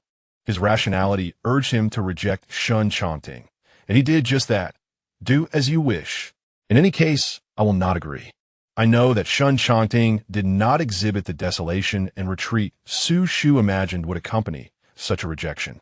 Instead, he naturally shifted the topic. Brother, since we've already skipped work this afternoon, let me take you somewhere. Seeing that Shen Changting, despite claiming to understand, showed no intention of backing down, Xu Shu felt a surge of anger. I want to go. As he spoke, he attempted to push the door open to exit the car. But Shen Changting seized him firmly. Brother, please don't be angry. There won't be a next time. Let go. Xu Shu, clearly upset, wished to get out of the car. I want to let go. Upon noticing Xu Shu's determination, a hint of panic crossed Shen Changting's face, and he clung to Xu Shu's hand, refusing to release his grip. Stalemated, Xu Shu had no choice but to shut the car door again. What do you actually want? I'm afraid if you leave, you won't want me anymore. I promise I won't dare again. I'll buy you anything you desire as an apology, anything as long as you don't abandon me. Once again with this routine, do you think I'll still fall for it? Seeing Shen Changting's sincere demeanor, as if he were on the verge of tears, Xu Shu's anger dissipated, though he maintained a facade of strength. Shen Changting lowered his head in a show of distress, tears streaming down his cheeks. Realizing something was amiss, Xu Shu cupped Shen Changting's face, the warm tears cascading onto his hands, and he became flustered. Oh, please don't cry. Xu Shu hurriedly wiped Shen Changting's tears. Brother, please don't abandon me. Shen Changting trembled as he grasped Xu Shu's arm, his eyes slightly reddened, tears flowing freely. All right. I want to leave, nor will I abandon you. Upon hearing this, Shen Changting hesitated before asking, Really? Xu Shu hadn't anticipated that his intention to leave would invoke such a strong reaction from Shen Changting. With a resigned sigh, he embraced Shen Changting, gently patting his back. Once Shen Changting's emotions calmed, he leaned against Xu Shu's shoulder, inhaling the unique scent that belonged solely to him, and spoke with a hint of nasal congestion. Brother, what do you want? I'll buy it for you. No need. I don't desire anything. Relieved to see the nearly 6-foot-tall figure before him finally stop crying, Xu Shu let out a sigh of relief. It is I who wish to give you something, whatever it may be, as my apology for overstepping. Withdrawing from Xu Shu's embrace, Shen Changting playfully hooked Xu Shu's fingers. If you don't accept it, it means you haven't forgiven me. All right, Xu Shu replied with a reluctant smile. If I must choose something, you must take me to a stationery store. A stationery store? Shen Changting's eyes, tinged with a hint of redness, reflected a blend of confusion. You'll understand once we arrive. Now, drive quickly. Didn't you say you would buy me something? Xu Shu will get. Despite his perplexity, Shen Changting complied, steering the Ferrari to a halt before a shopping mall. Weren't we supposed to go to a stationery store? What are we doing here? Xu Shu's brow furrowed, wondering what Shen Changting was up to this time. I know of a splendid stationery store. To make amends with my brother, I must choose the finest, Shen Changting said, gently tugging at Xu Shu's sleeve. Brother, let's take a look inside first. If you don't like it, we can always go to another store, all right? Very well, let's enter and see. The two ventured into the stationery store, which, as Shen Changting had claimed, was indeed the best in the shopping area, filled with exquisite and expensive items. A single box of drawing pencils cost around $40 to $50, making Xu Shu hesitant. However, once inside, Shen Changting displayed an unwavering determination that Xu Shu must purchase something. As Xu Shu browsed, he became engrossed, selecting items he had never dared to use in his childhood when his family was relatively affluent. Shen Changting followed closely, holding the basket. Lost in his selections, Xu Shu filled the basket with various art supplies, drawing boards, papers, sketching pens, and colored pencils, revealing his delight. Let us just take these. They should suffice, he said, clapping his hands joyfully. Don't you paint in oils? Shen Changting placed the items on the counter, and Xu Shu's gaze swept over the oil paints on the shelf. Whereupon he noticed their exorbitant prices, nearly equivalent to 2 months of his salary. A long, incomprehensible string of characters adorned the packaging. He instinctively swallowed hard and declined. No, let's stick with these for now. I haven't painted in a while. It would be a shame to buy them and not use them. All right, if you want anything next time, just let me know. Shen Changting paid with his card, and the cashier neatly packaged their purchases, which Xu Shu eagerly accepted, as though he had received a treasured prize. Brother, are you truly this happy over mere art supplies? Shen Changting inquired, seeing Xu Shu's joy. Of course. I never had such fine tools when I was younger. Even if I did, I wouldn't have dared to buy so many. A fleeting memory of his childhood crossed Xu Shu's mind, causing his smile to falter momentarily. Let's not dwell on that. Let's head home early. I want to try out my new art supplies, he said, his smile returning as he dismissed the earlier discomfort from the car ride. All right, I'll follow your lead. They drove back to Lanshan Huayuan. Upon returning to his room, Xu Shu immediately began to experiment with his art supplies, hardly acknowledging Shen Changting's presence. Brother, would you like to wash up first? Shen Changting asked as he noticed Xu Shu sitting on the floor. However, Xu Shu seemed absorbed in his new tools and barely acknowledged him. Oh, you go ahead and wash first. I want to see how this pencil works. My hands will get dirty while painting, and it would be pointless to wash afterward. Hurry up. Reluctantly urged into the bathroom, Shen Changting pouted, placed Xu Shu's bathrobe on the bed, and took his own into the bathroom.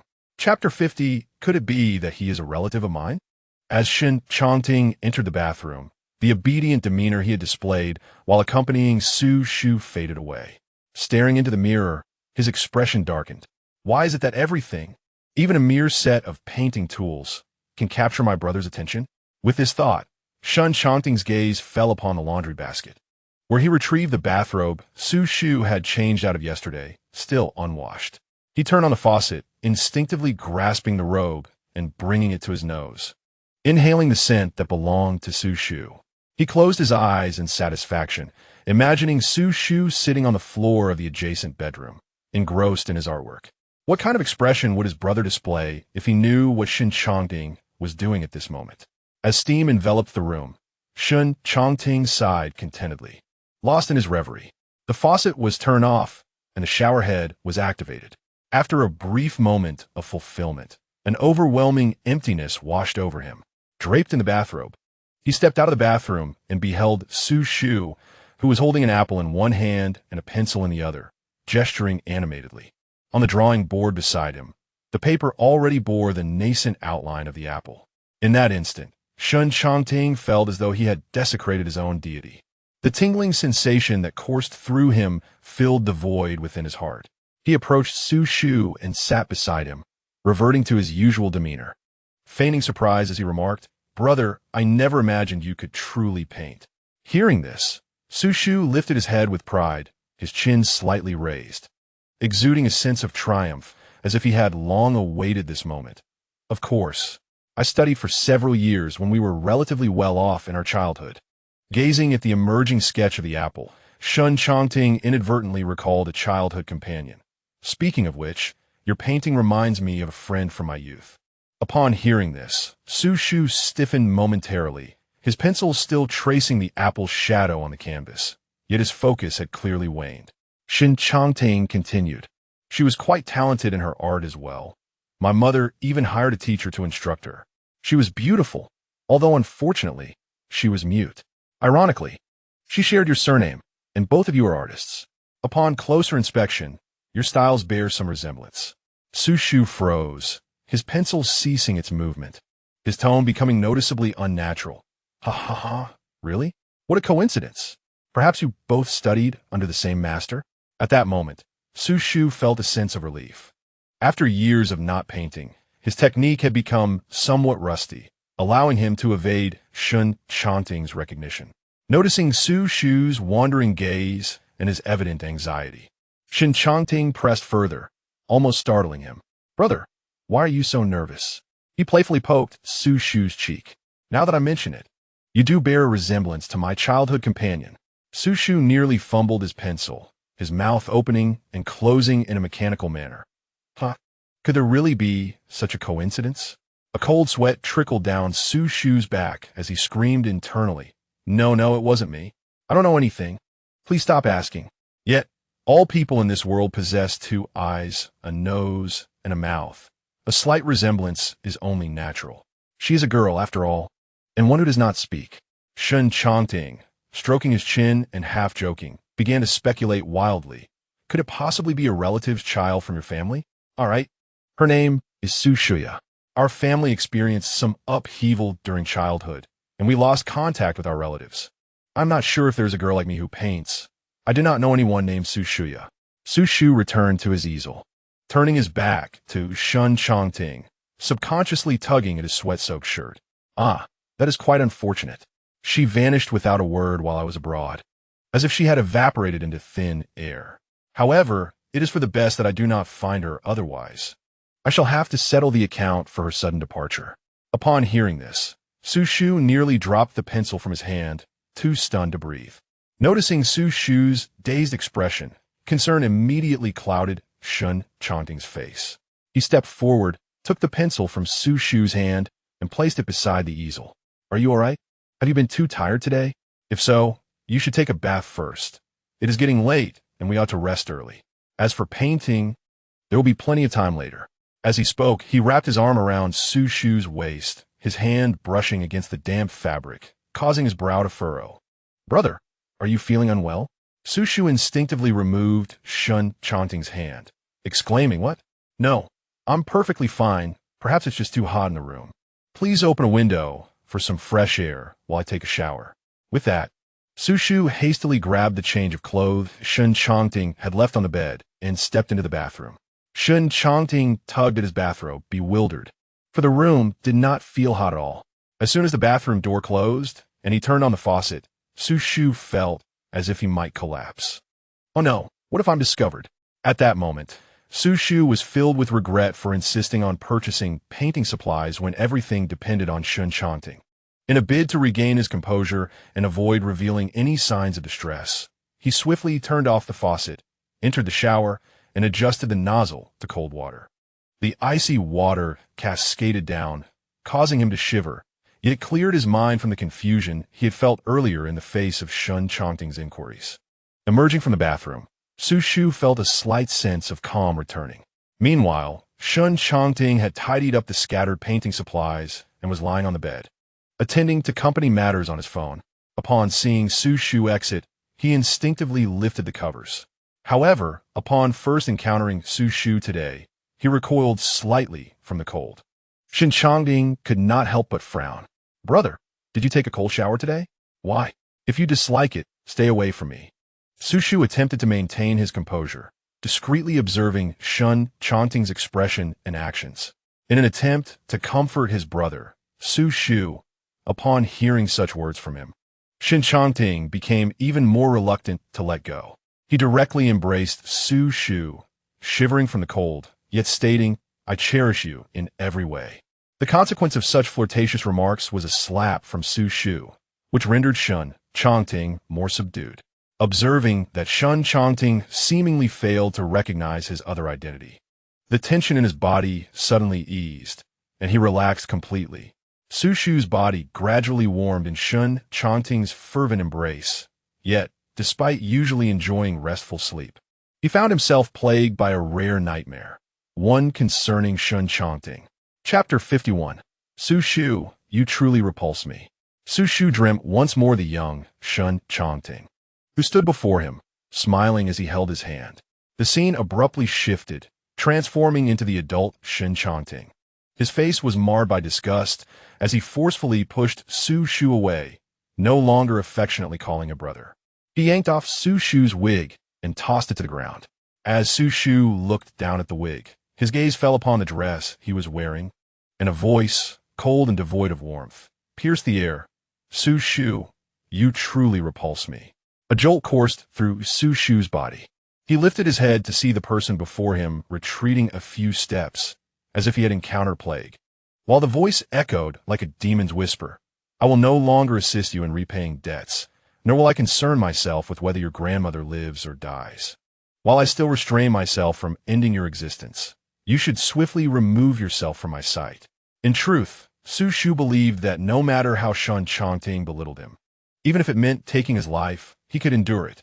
However, upon hearing Shen Changting declare he would no longer aid him in settling debts or treating his grandmother, tears streamed down his face, and he collapsed to his knees with a thud.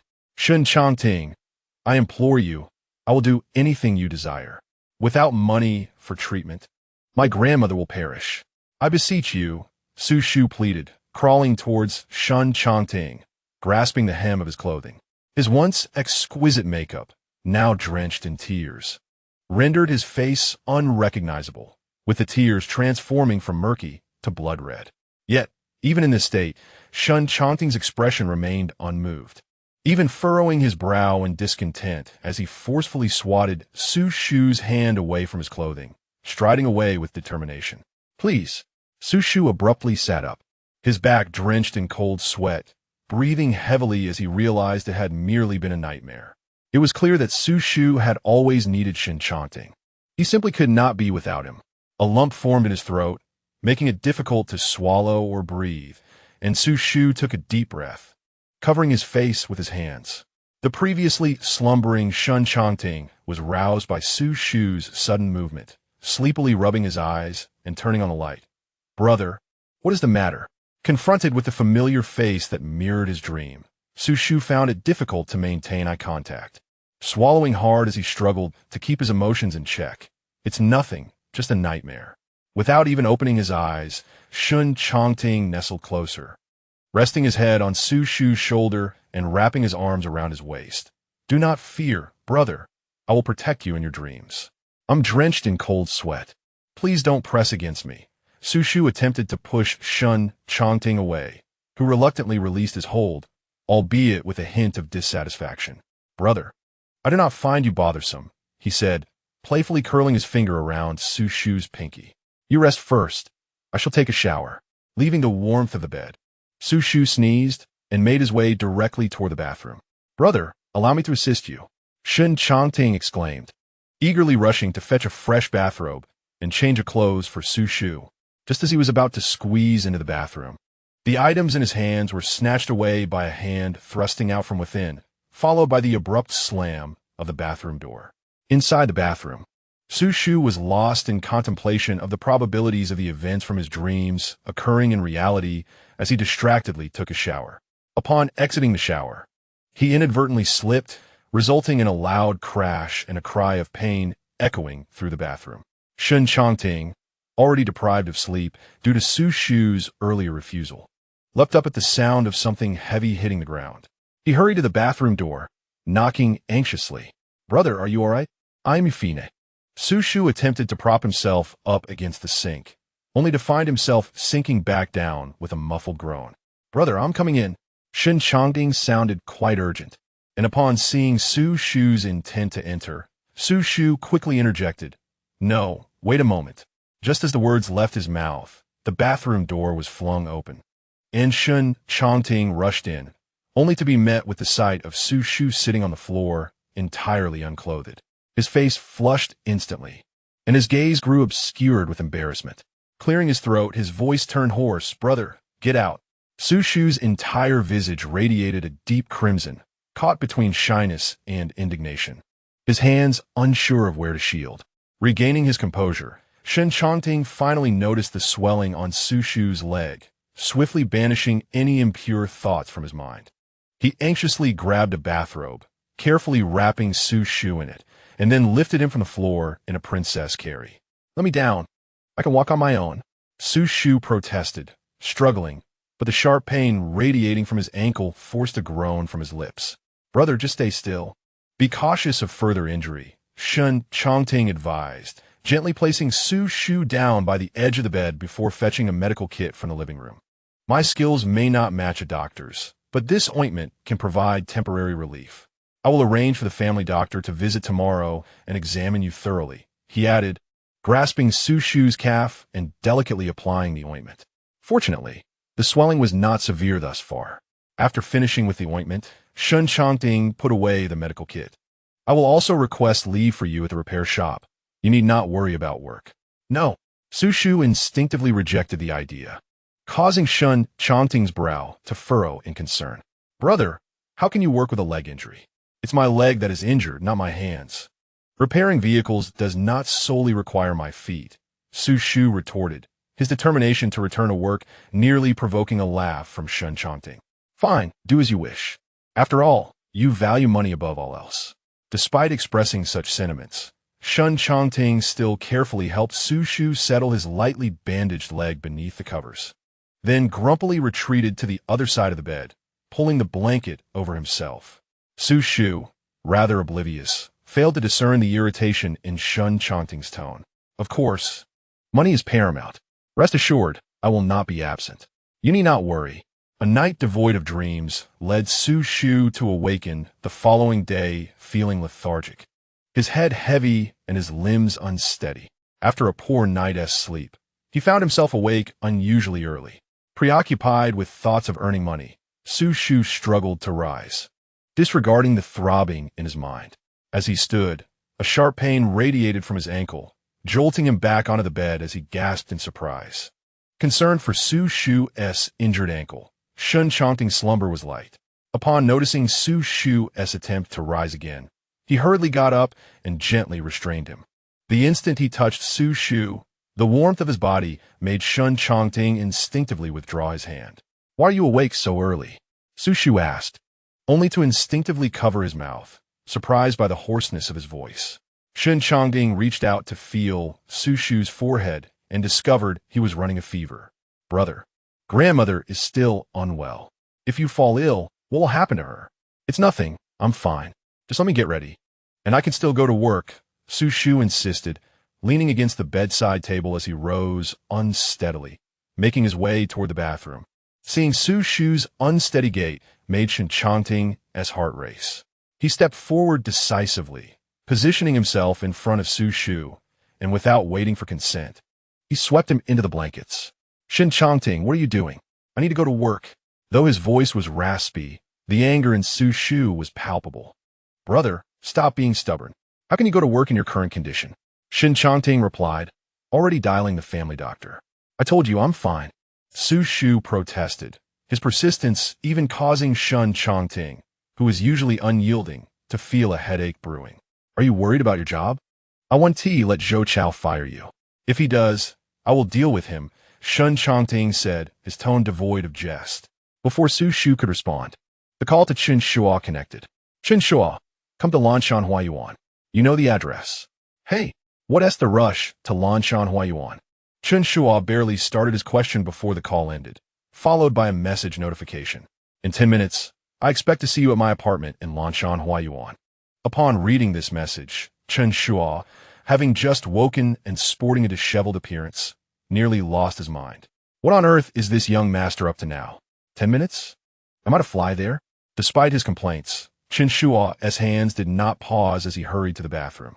Having sent the message, Shen Changting returned his gaze to Xu Shu, whose flushed complexion suggested he was still intent on rising. Brother, just lie down and wait for the family doctor. Otherwise, I will call Zhou Chao to have you fired. It's not as if I cannot support you. The tension radiating from Shen Changting made Xu Shu swallow nervously. I understand. I'll just lie here.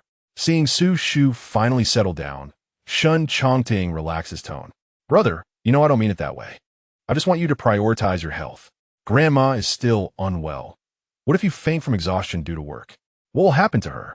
What about me? This latter thought Shen Changting refrained from expressing, swallowing it back.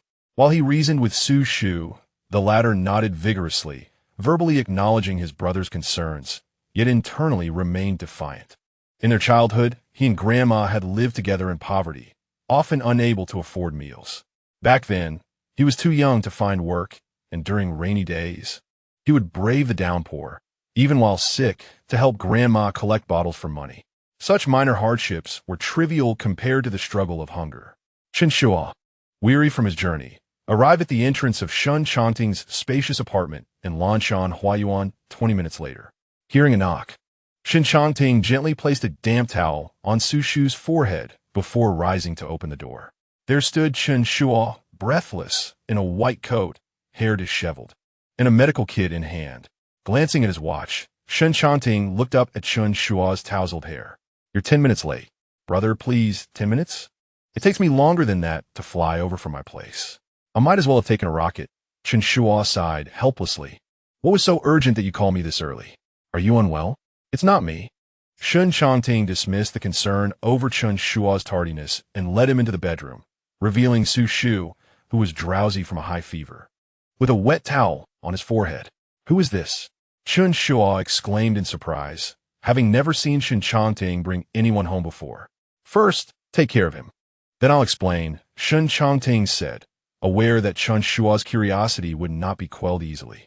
Chen Shu quickly examined Xu Shu, checking his pulse, measuring his temperature, and inspecting his injured ankle before administering an foredrip. As Xu Shu made soft sounds in his shallow sleep, Shen Changting patiently comforted him. Once Xu Shu was peacefully resting, Shen Changting stepped out of the room and closed the door, only to be met by Chen Shu's eager curiosity.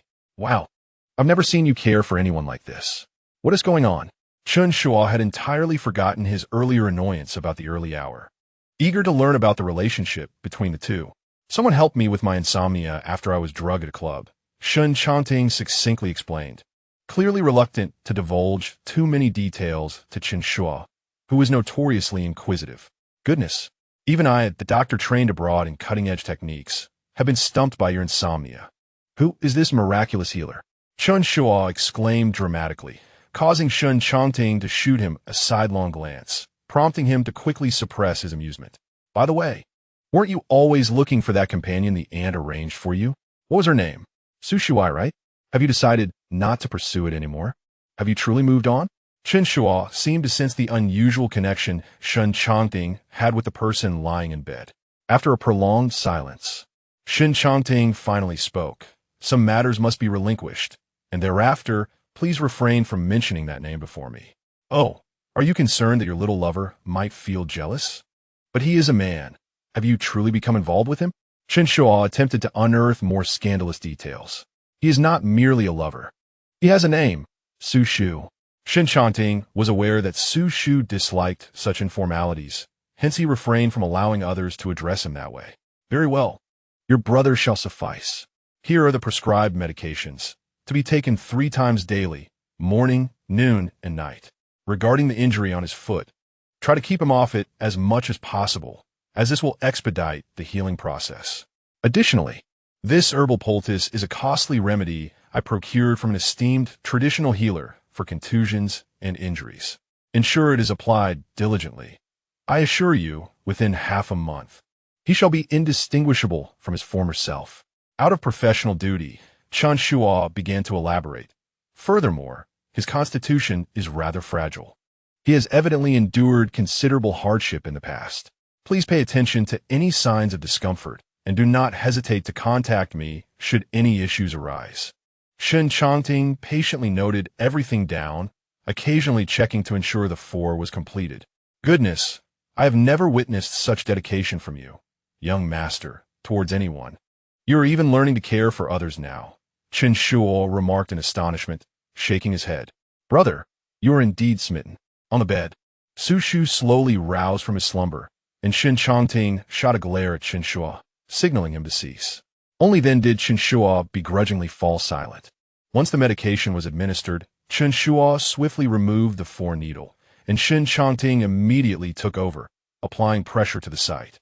Xu Shu opened his eyes, taking a moment to adjust before noticing the 2 figures standing by the bedside. Chapter 53. When brother falls ill, he must heed my counsel. Greetings, Xu Shu. I am the family physician of the Shen household. My name is Chen Changting, though you may refer to me as Dr. Chen, he said with a polite smile. Dr. Chen, I apologize for troubling you with a visit, Xu Shu replied, sitting up with a hint of remorse. Not at all. It is my duty as a physician, Chen Changting replied, wishing to engage Xu Shu in further conversation, only to be met with a piercing glare from Shen Changting that prompted him to bid farewell. Since you are no longer in distress, I shall take my leave. With that, Chen Changting grasped the neatly organized medical kit beside him and made his way toward the door, glancing back to say, no need to see me off. I can manage on my own. In truth, no one paid him any mind. Chen Changting inwardly berated Shen Changting countless times, but ultimately closed the door with utmost care. Brother, do you feel any better? Shen Changting's hand rested on Xu Shu's forehead, and he sighed in relief. The fever had finally subsided. Is a mere cold truly cause for such alarm? Xu Shu retorted, urging Shen Changting to return to work. I am fine. You should head to the company. That is out of the question. What if you sneak off to work while I am away? Shen Changting has prescribed medication. What if you neglect to take it? I must remain here to ensure you adhere to your treatment. Is that truly necessary? I'm not a child, Xu Shu protested, though inwardly he harbored the same thoughts Shen Changting suspected, desiring to sneak off to work during Shen Changting's absence. After all, taking a taxi to the repair shop from Lanshan Huayuan would not cost much. No worries, the Secretary Wang at the company is keeping an eye on things. My primary task now is to monitor Gu, preventing him from wandering off. After all, he truly neglects his own well-being. Shen Changting has already changed into his loungewear, showing no intention of going out. Upon witnessing this, Xu Shu had no choice but to relent, obediently lying back down on the bed. All right, I can't argue with you. I'll just lie here. Are you satisfied now? As Xu Shu spoke, he pulled the quilt over himself, prompting a faint smile from Shen Changting. He tugged at the quilt covering Xu Shu's head and inquired, what would you like to eat? Anything is fine, Xu Shu replied, reluctantly exposing his face to the air. With his leg still injured, he could not refuse Shen Changting's offer to prepare food. How about century egg and lean meat congee? Or pumpkin congee? Perhaps salted duck egg with plain congee? Shen Changting began to list the options cheerfully while holding his phone. It was just past 9 in the morning, and Xu Shu had yet to have breakfast.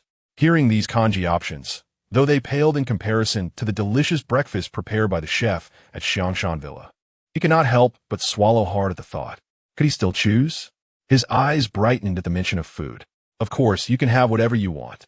But Shen Changting mentioned that you should stick to a light diet to recover faster, so it's just congee for now. As he spoke, Shen Changting reached out to play with Xu Shu's hair. Are you going to make it yourself?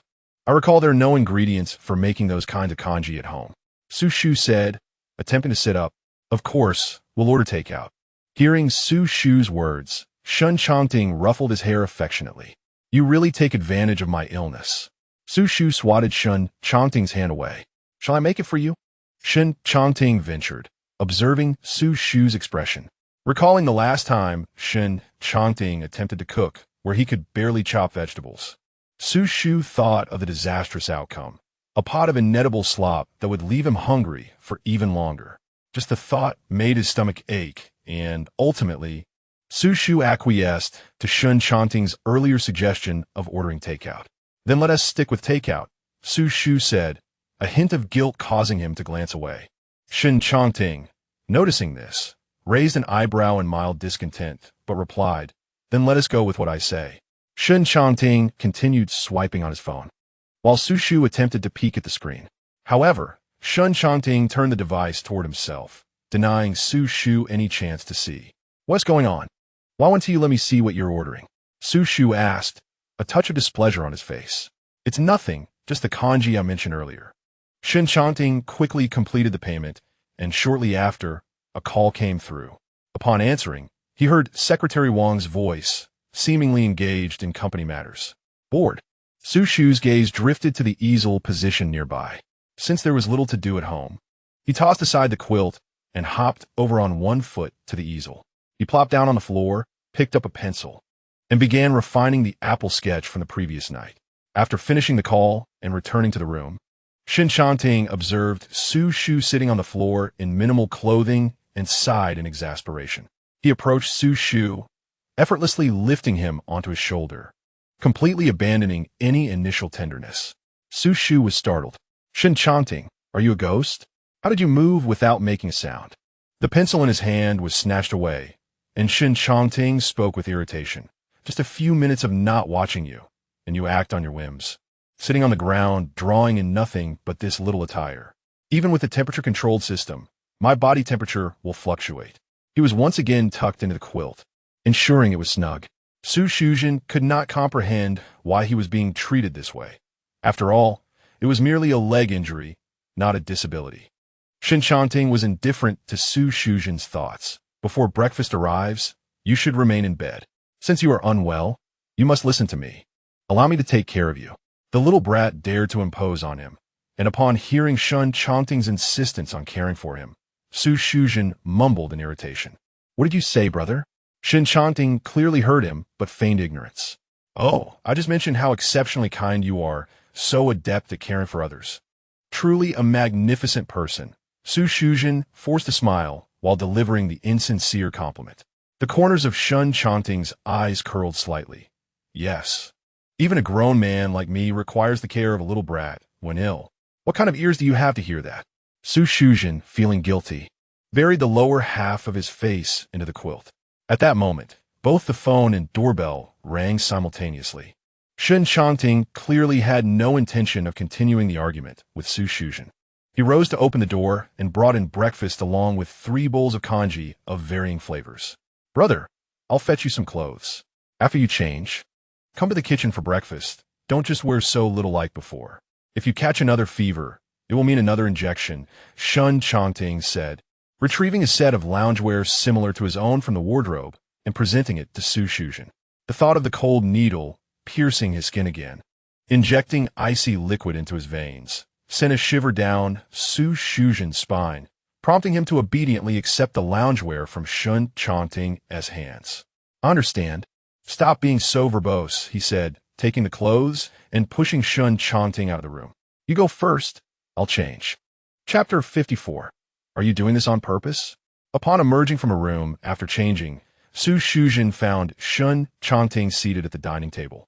Holding a sandwich filled with eggs, with warm milk, and a meat-filled sandwich lay before him. On the other side were 3 bowls of kanji of different flavors that Shen Changting had just mentioned. What is your intention, Shen Changting? Is this deliberate? Xu Shu's lips formed a straight line, his gaze fixed on the sandwich in Shen Changting's hand.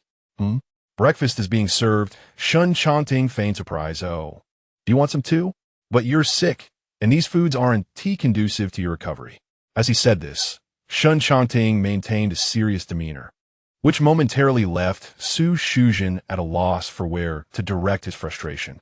He thought, surely, if his brother were unwell, he shouldn't have to endure bland food alongside him. He wore a look of grievance as he spoke. Though his reasoning was sound, it instantly quelled Xu Shu's temper. I didn't mean it like that.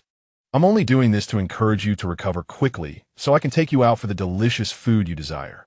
Observing Xu Shu hopping on one foot to the table, Shen Changting pushed 1 bowl of kanji towards him. Really, once I'm well, will you take me out for good food? Xu Shu's gaze fell upon the 3 bowls of porridge before him, contained within an insulated box. But one cannot subsist solely on porridge 3 times a day. How could one feel satiated? Initially, Xu Shu could tolerate the sight of the porridge. Yet witnessing Shen Changting enjoy a sumptuous meal rendered the porridge tasteless in comparison. Be a good boy and listen. You just had an injection today. If you feel hungry, Shall I fetch you some noodles? Shen Changting set aside his sandwich and opened the porridge for Xu Shu, suggesting a bit of pumpkin porridge in the morning is good for the stomach. Xu Shu pouted slightly and accepted the spoon that Shen Changting offered. Could we perhaps add a touch of vinegar to the noodles? That is not permissible, Shen Changting replied, recalling Shen Shua's advice for a bland diet. He exhibited abundant patience towards the ailing Xu Shu. You could simply pretend you were unaware of it, couldn't you? Xu Shu pouted once more, ceasing his negotiations, and obediently began to consume the porridge. Then how about this? Once you recover, I shall take you out for hot pot. I recall that everyone seems to enjoy it, Shen Changting suggested, presenting a tempting condition that Xu Shu found difficult to refuse. As anticipated, the initially lackluster Xu Shu's eyes brightened at the mention of hot pot after his recovery, as though he feared Shen Changting might retract his promise. This is your word. If you fail to take me, I shall hold you accountable. Although this threat held no weight for Shen Changting, he nonetheless responded with a smile. Very well. I shall certainly make time to take you for hot pot. Shen Changting resumed eating his sandwich, observing Xu Shu who, rather than using the spoon, lifted the porridge bowl and drank it directly. Eat slowly, dear brother. No one is competing with you, Shen Changting remarked, his smile deepening at Xu Shu's compliance. Xu Shu proved to be more easily appeased than Shen Changting had anticipated. Shortly after finishing breakfast, Shen Changting, disregarding Xu Shu's protests, effortlessly lifted him and placed him back on the bed. Moments later, Xu Shu was once again seated on the floor, clutching his drawing board and beginning to draw.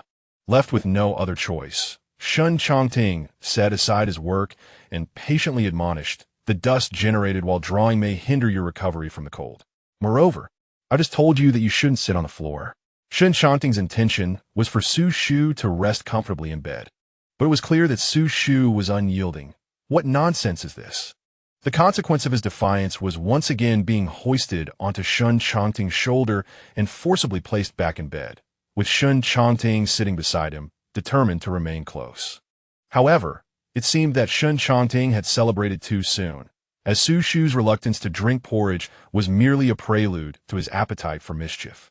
After a brief respite, Shen Changting returned with a cup of hot water and approached the now begrudgingly returned to bed Xu Shu, who was sulking while clutching his phone. Brother, it's time for your medicine, Shen Changting announced, presenting a packet of colorful, candy-like pills to Xu Shu. Xu Shu appeared to recall something, promptly covering his mouth. I refuse to take it. Taking it will expedite your recovery. Be obedient, brother, Shen Changting urged, nudging the medicine towards him. But Xu Shu turned his head away. If you do not take it, I shall summon Shen Shua to administer an injection. This time, both a buttock injection and in foredrip. Shen Changting feigned a stern expression, watching as Xu Shu's body tensed momentarily. Reluctant to receive an injection, Xu Shu obediently accepted the medication as Shen Changting handed him a glass of water. Xu Shu swallowed hard, took one of the pills, closed his eyes, and managed to gulp down a significant portion of the water before finally swallowing the medicine. Observing this, Shen Changting raised an eyebrow and brought the kettle, refilling Xu Shu's glass repeatedly until it was brimming. Yet Xu still clutched another pill in his hand.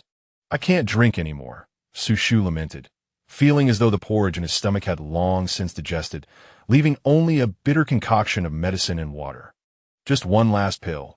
It will be over. Shen Changting's encouraging words did little to sway Xu Shu's resolve. Can I skip this one?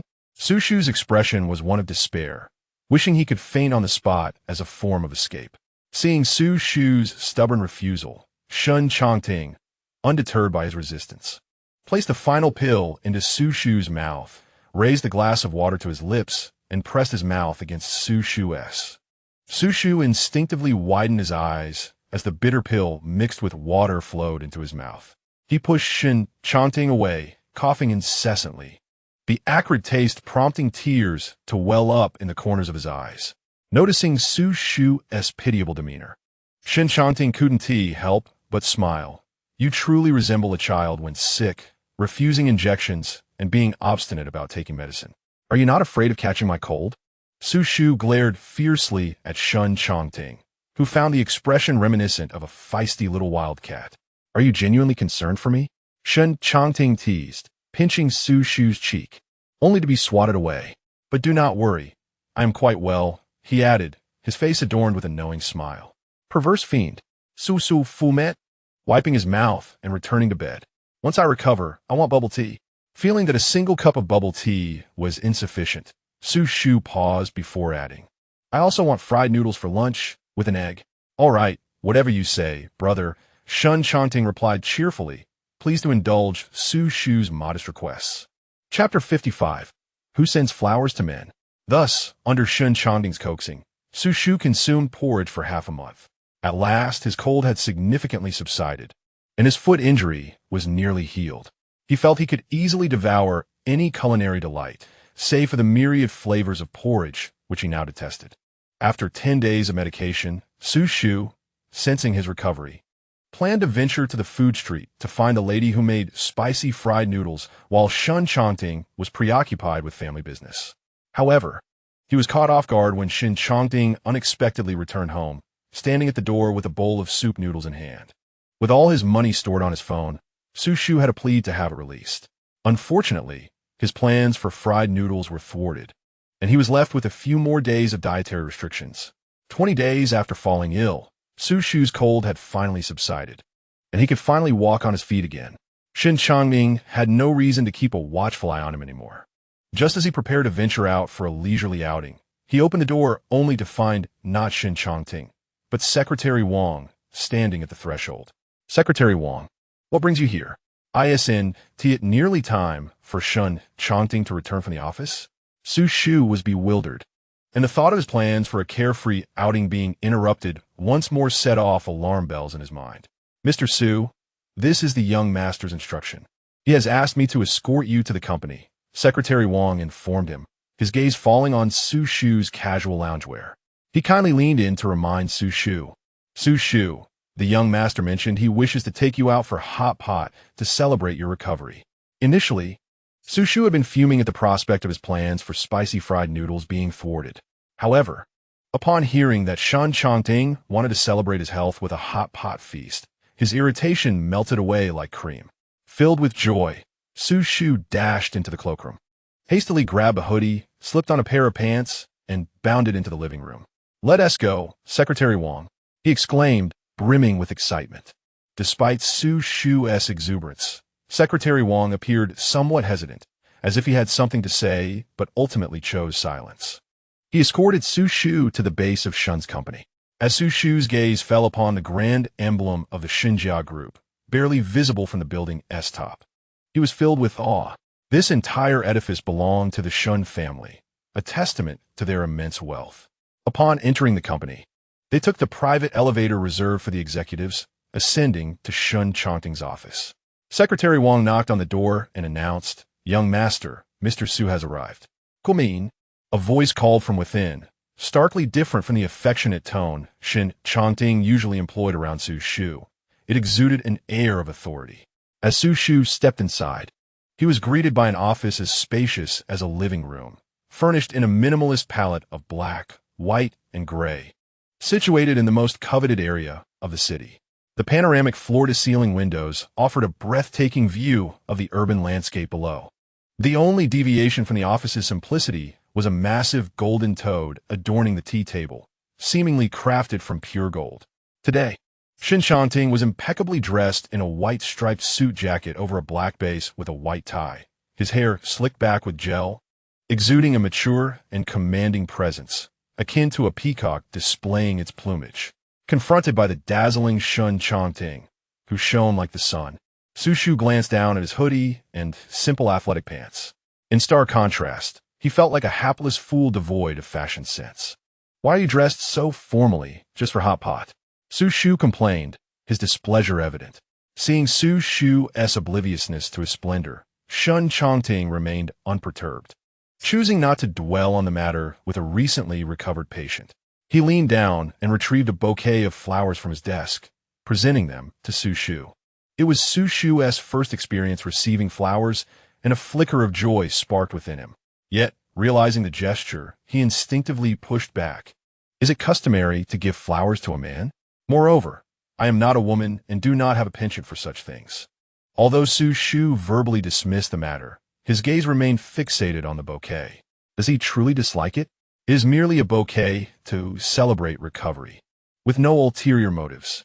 If he is not fond of this arrangement, I shall order another for him. Noticing Xu Shu's reluctance to accept it, Shen Changting felt compelled to elaborate, anxious that the person before him might refuse the gift.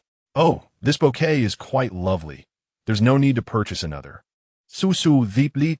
Upon hearing Shen Changting mention buying a different bouquet if he did not like it, thus incurring unnecessary expenses, he promptly reached out to accept it, saying, "Very well, I shall reluctantly accept it," turning his back to Shen Changting to conceal his delight in the bouquet.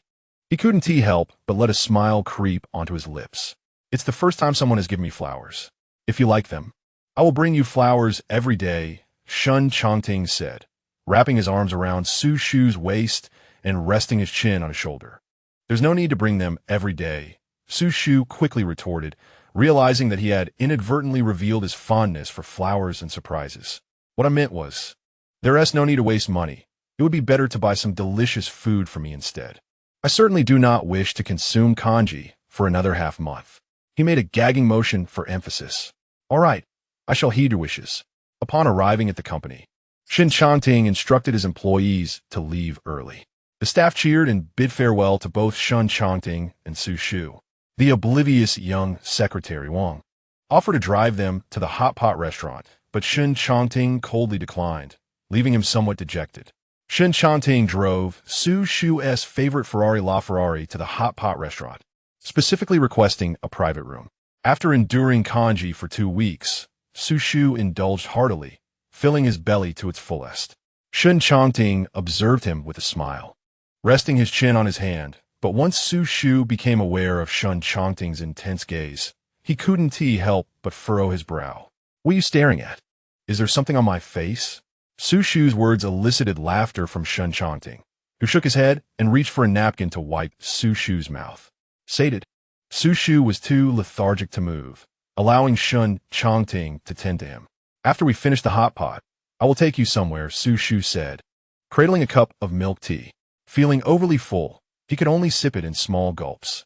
When Shen Changting mentioned taking him to a place, he lazily inquired, "Where to?" "You'll find out when we arrive," Shen Changting replied, disregarding the curious gazes of those around them as he took Xu Shu's hand. After settling the bill, they exited the hot pot restaurant. Why the air of mystery? Why not just tell me? Xu Shu was utterly perplexed by Shen Changting's antics. "If I told you, it wouldn't be a surprise," Shen Changting responded as he took the driver's seat and sped off in the Ferrari LaFerrari toward their destination. Chapter 56. The delayed art exhibition. Initially indifferent to this clandestine outing, Xu Shu languidly leaned against the car seat, nursing his milk tea. After a hearty meal, he felt drowsy, his demeanor growing increasingly lethargic. Until the vehicle came to a halt, Shen Changting leaned in closely, resolutely taking away the milk tea that Xu Shu had clutched tightly in his hand. Only then did Xu Shu slowly open his eyes, his voice tinged with the remnants of slumber. "Have we arrived?" "Yes," Shen Changting replied with a smile, stepping out of the car and opening the door for Xu Shu. The moment Xu Shu's gaze fell upon the artistic edifice before him, he was instantly awakened. This was the renowned international art exhibition that had gained immense popularity recently, showcasing works crafted by contemporary master artists. Xu Shu had longed to attend, yet opportunities had eluded him. The tickets here were not merely a matter of monetary exchange. They were deeply embedded in the web of connections among the elite, serving as a prime venue for business discussions among prominent families, masquerading as an art exhibition. "How did you bring me here?" Xu Shu gazed at the site of the exhibition, his thoughts of the milk tea taken by Shen Changting completely forgotten, his expression one of admiration for the man who now appeared larger than life. Shen Changting rarely witnessed such an expression on Xu Shu's face, and feeling a surge of joy, he took a sip from the milk tea that Xu Shu had previously enjoyed, feigning a sense of melancholy. "I had intended to bring you here over a month ago when I took a day off with my brother, but I hesitated to mention it after he became upset that day." Upon hearing this, Xu Shu immediately grew anxious. "You guys just said so. Why didn't you? The exhibition is over now. What are we doing here? All the paintings must have been sold or sent back. Noticing the displeasure creeping onto Xu Shu's face, Shen Changting wrapped an arm around his shoulder, a slight smile playing at the corners of his mouth. They haven't been taken away. Those who purchased the artworks have yet to retrieve them, all on account of my influence. What do you mean? Xu Shu's expression shifted from discontent to astonishment. They haven't been taken away? The buyers haven't collected them yet? I arranged for an extra month, allowing them to come later for pickup, and anything unsold will be returned. Right now, the place is entirely vacant. We can stay as long as we wish, Shen Changting remarked, his eyes twinkling as he observed the shock enveloping Xu Shu. Xu Shu's jaw dropped in disbelief.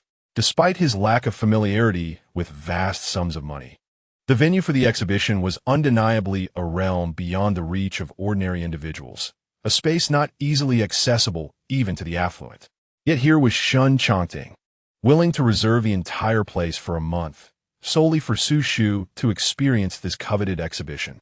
Had it not been for Shen Changting's generosity, the burdened Xu Shu of yesteryear would never have stood before this artistic haven.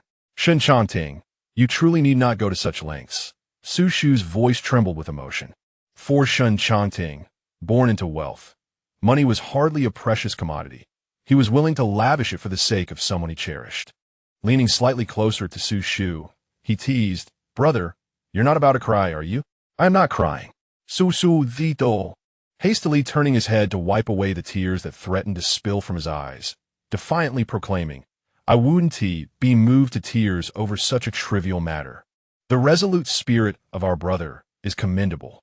Let us enter without delay. Each minute missed is a minute less to behold." With these words, Shen Changting took Xu Shu's hand and ascended the staircase towards the villa. Clearly, the event organizer had been waiting for some time, for as soon as the door swung open, the organizer approached with a welcoming demeanor. "Young Master Shen, you have arrived. Shall I illuminate the entire villa for you?" "Yes, please," Shen responded. The organizer's assistant promptly scurried to activate the circuit breaker, and the villa was instantly aglow, the artworks adorning the walls illuminated by fitting lights. "Xiaoya, could you prepare some refreshments and bring them over?" the organizer urged. The young woman, addressed as Xiaoya, smiled and promptly made her way to the kitchen. "Young Master Shen, would you like me to introduce you to the artworks that might pique your interest?" The organizer's face reflected a determination to cater to this significant patron. "No need. I am not particularly interested in the paintings.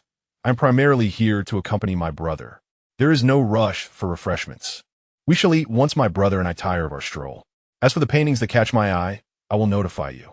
The organizer, initially curious as to why Shen Changting had reserved the venue for an additional month, soon realized that it was merely to please the brother he spoke of.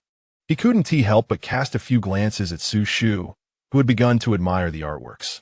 After all, the cost of extending the venue could have purchased several paintings, considering that the rights to this location were exorbitantly prized. "Very well, young Master Shen. Should you have any additional requests, please do not hesitate to voice them." The organizer, sensing Shen Changting's scrutiny of Xu Shu, quickly averted his gaze and departed. The organizer left at a leisurely pace, glancing back frequently. His keen observation revealed that the interaction between Shen Changting and Xu Shu was far from that of mere siblings. Xu Shu, captivated by a painting, leaned in closely to examine it, while Shen Changting's gaze remained fixed upon Xu Shu, as if the most exquisite masterpiece before him was Xu Shu himself. His arm gently encircled Xu Shu's waist, yet the latter, absorbed in his admiration, remained oblivious to Shen Changting's attentive gaze. "Xiaoya, you mentioned having seen something called Boy's Love. Is that what it was?"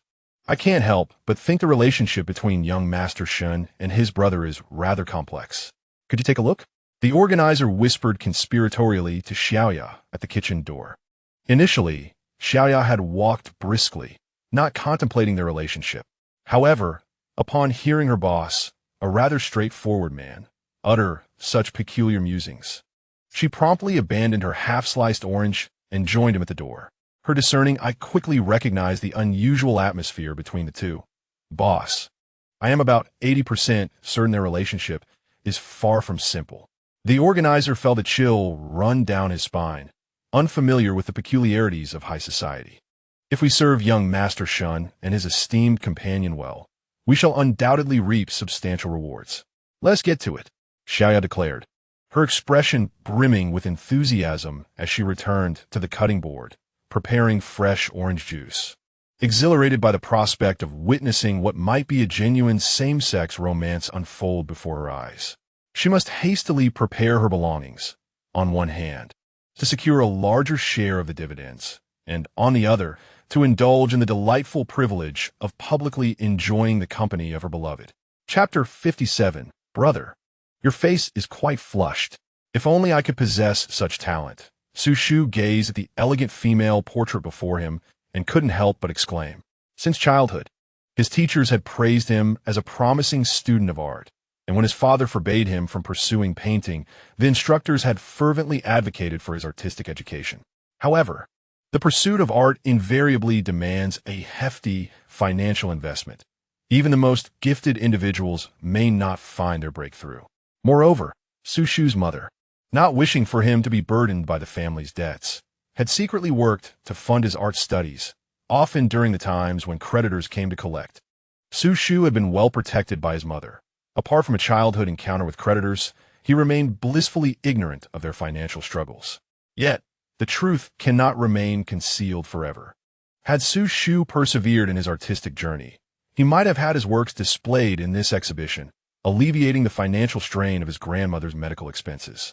Noticing the melancholy in Xu Shu's eyes, Shen Changting, whose arm was casually draped around Xu Shu's waist, pulled him closer and said, But I believe your painting skills surpass any piece displayed here. Please refrain from such jest. It has been ages since I picked up a brush. You see my most rudimentary apple drawing. How can it compare to the work of contemporary artists? Xu Shu felt a tinge of sadness dissipate with Shen Changting's words. I believe your art is the finest. Naturally, Shen Changting replied with a smile in his eyes. Although his words were intended to comfort Xu Shu, the sincerity in his gaze was unmistakable. That is merely your opinion. Others may not share the same sentiment. As Xu Shu glanced away, he noticed Xiaoya approaching with freshly squeezed orange juice and mousse cake, her expression revealing a puzzlement that Xu Shu could not decipher. However, before he could delve into the meaning behind Xiaoya's gaze, he promptly urged Shen Changting, Someone is coming. Let go quickly.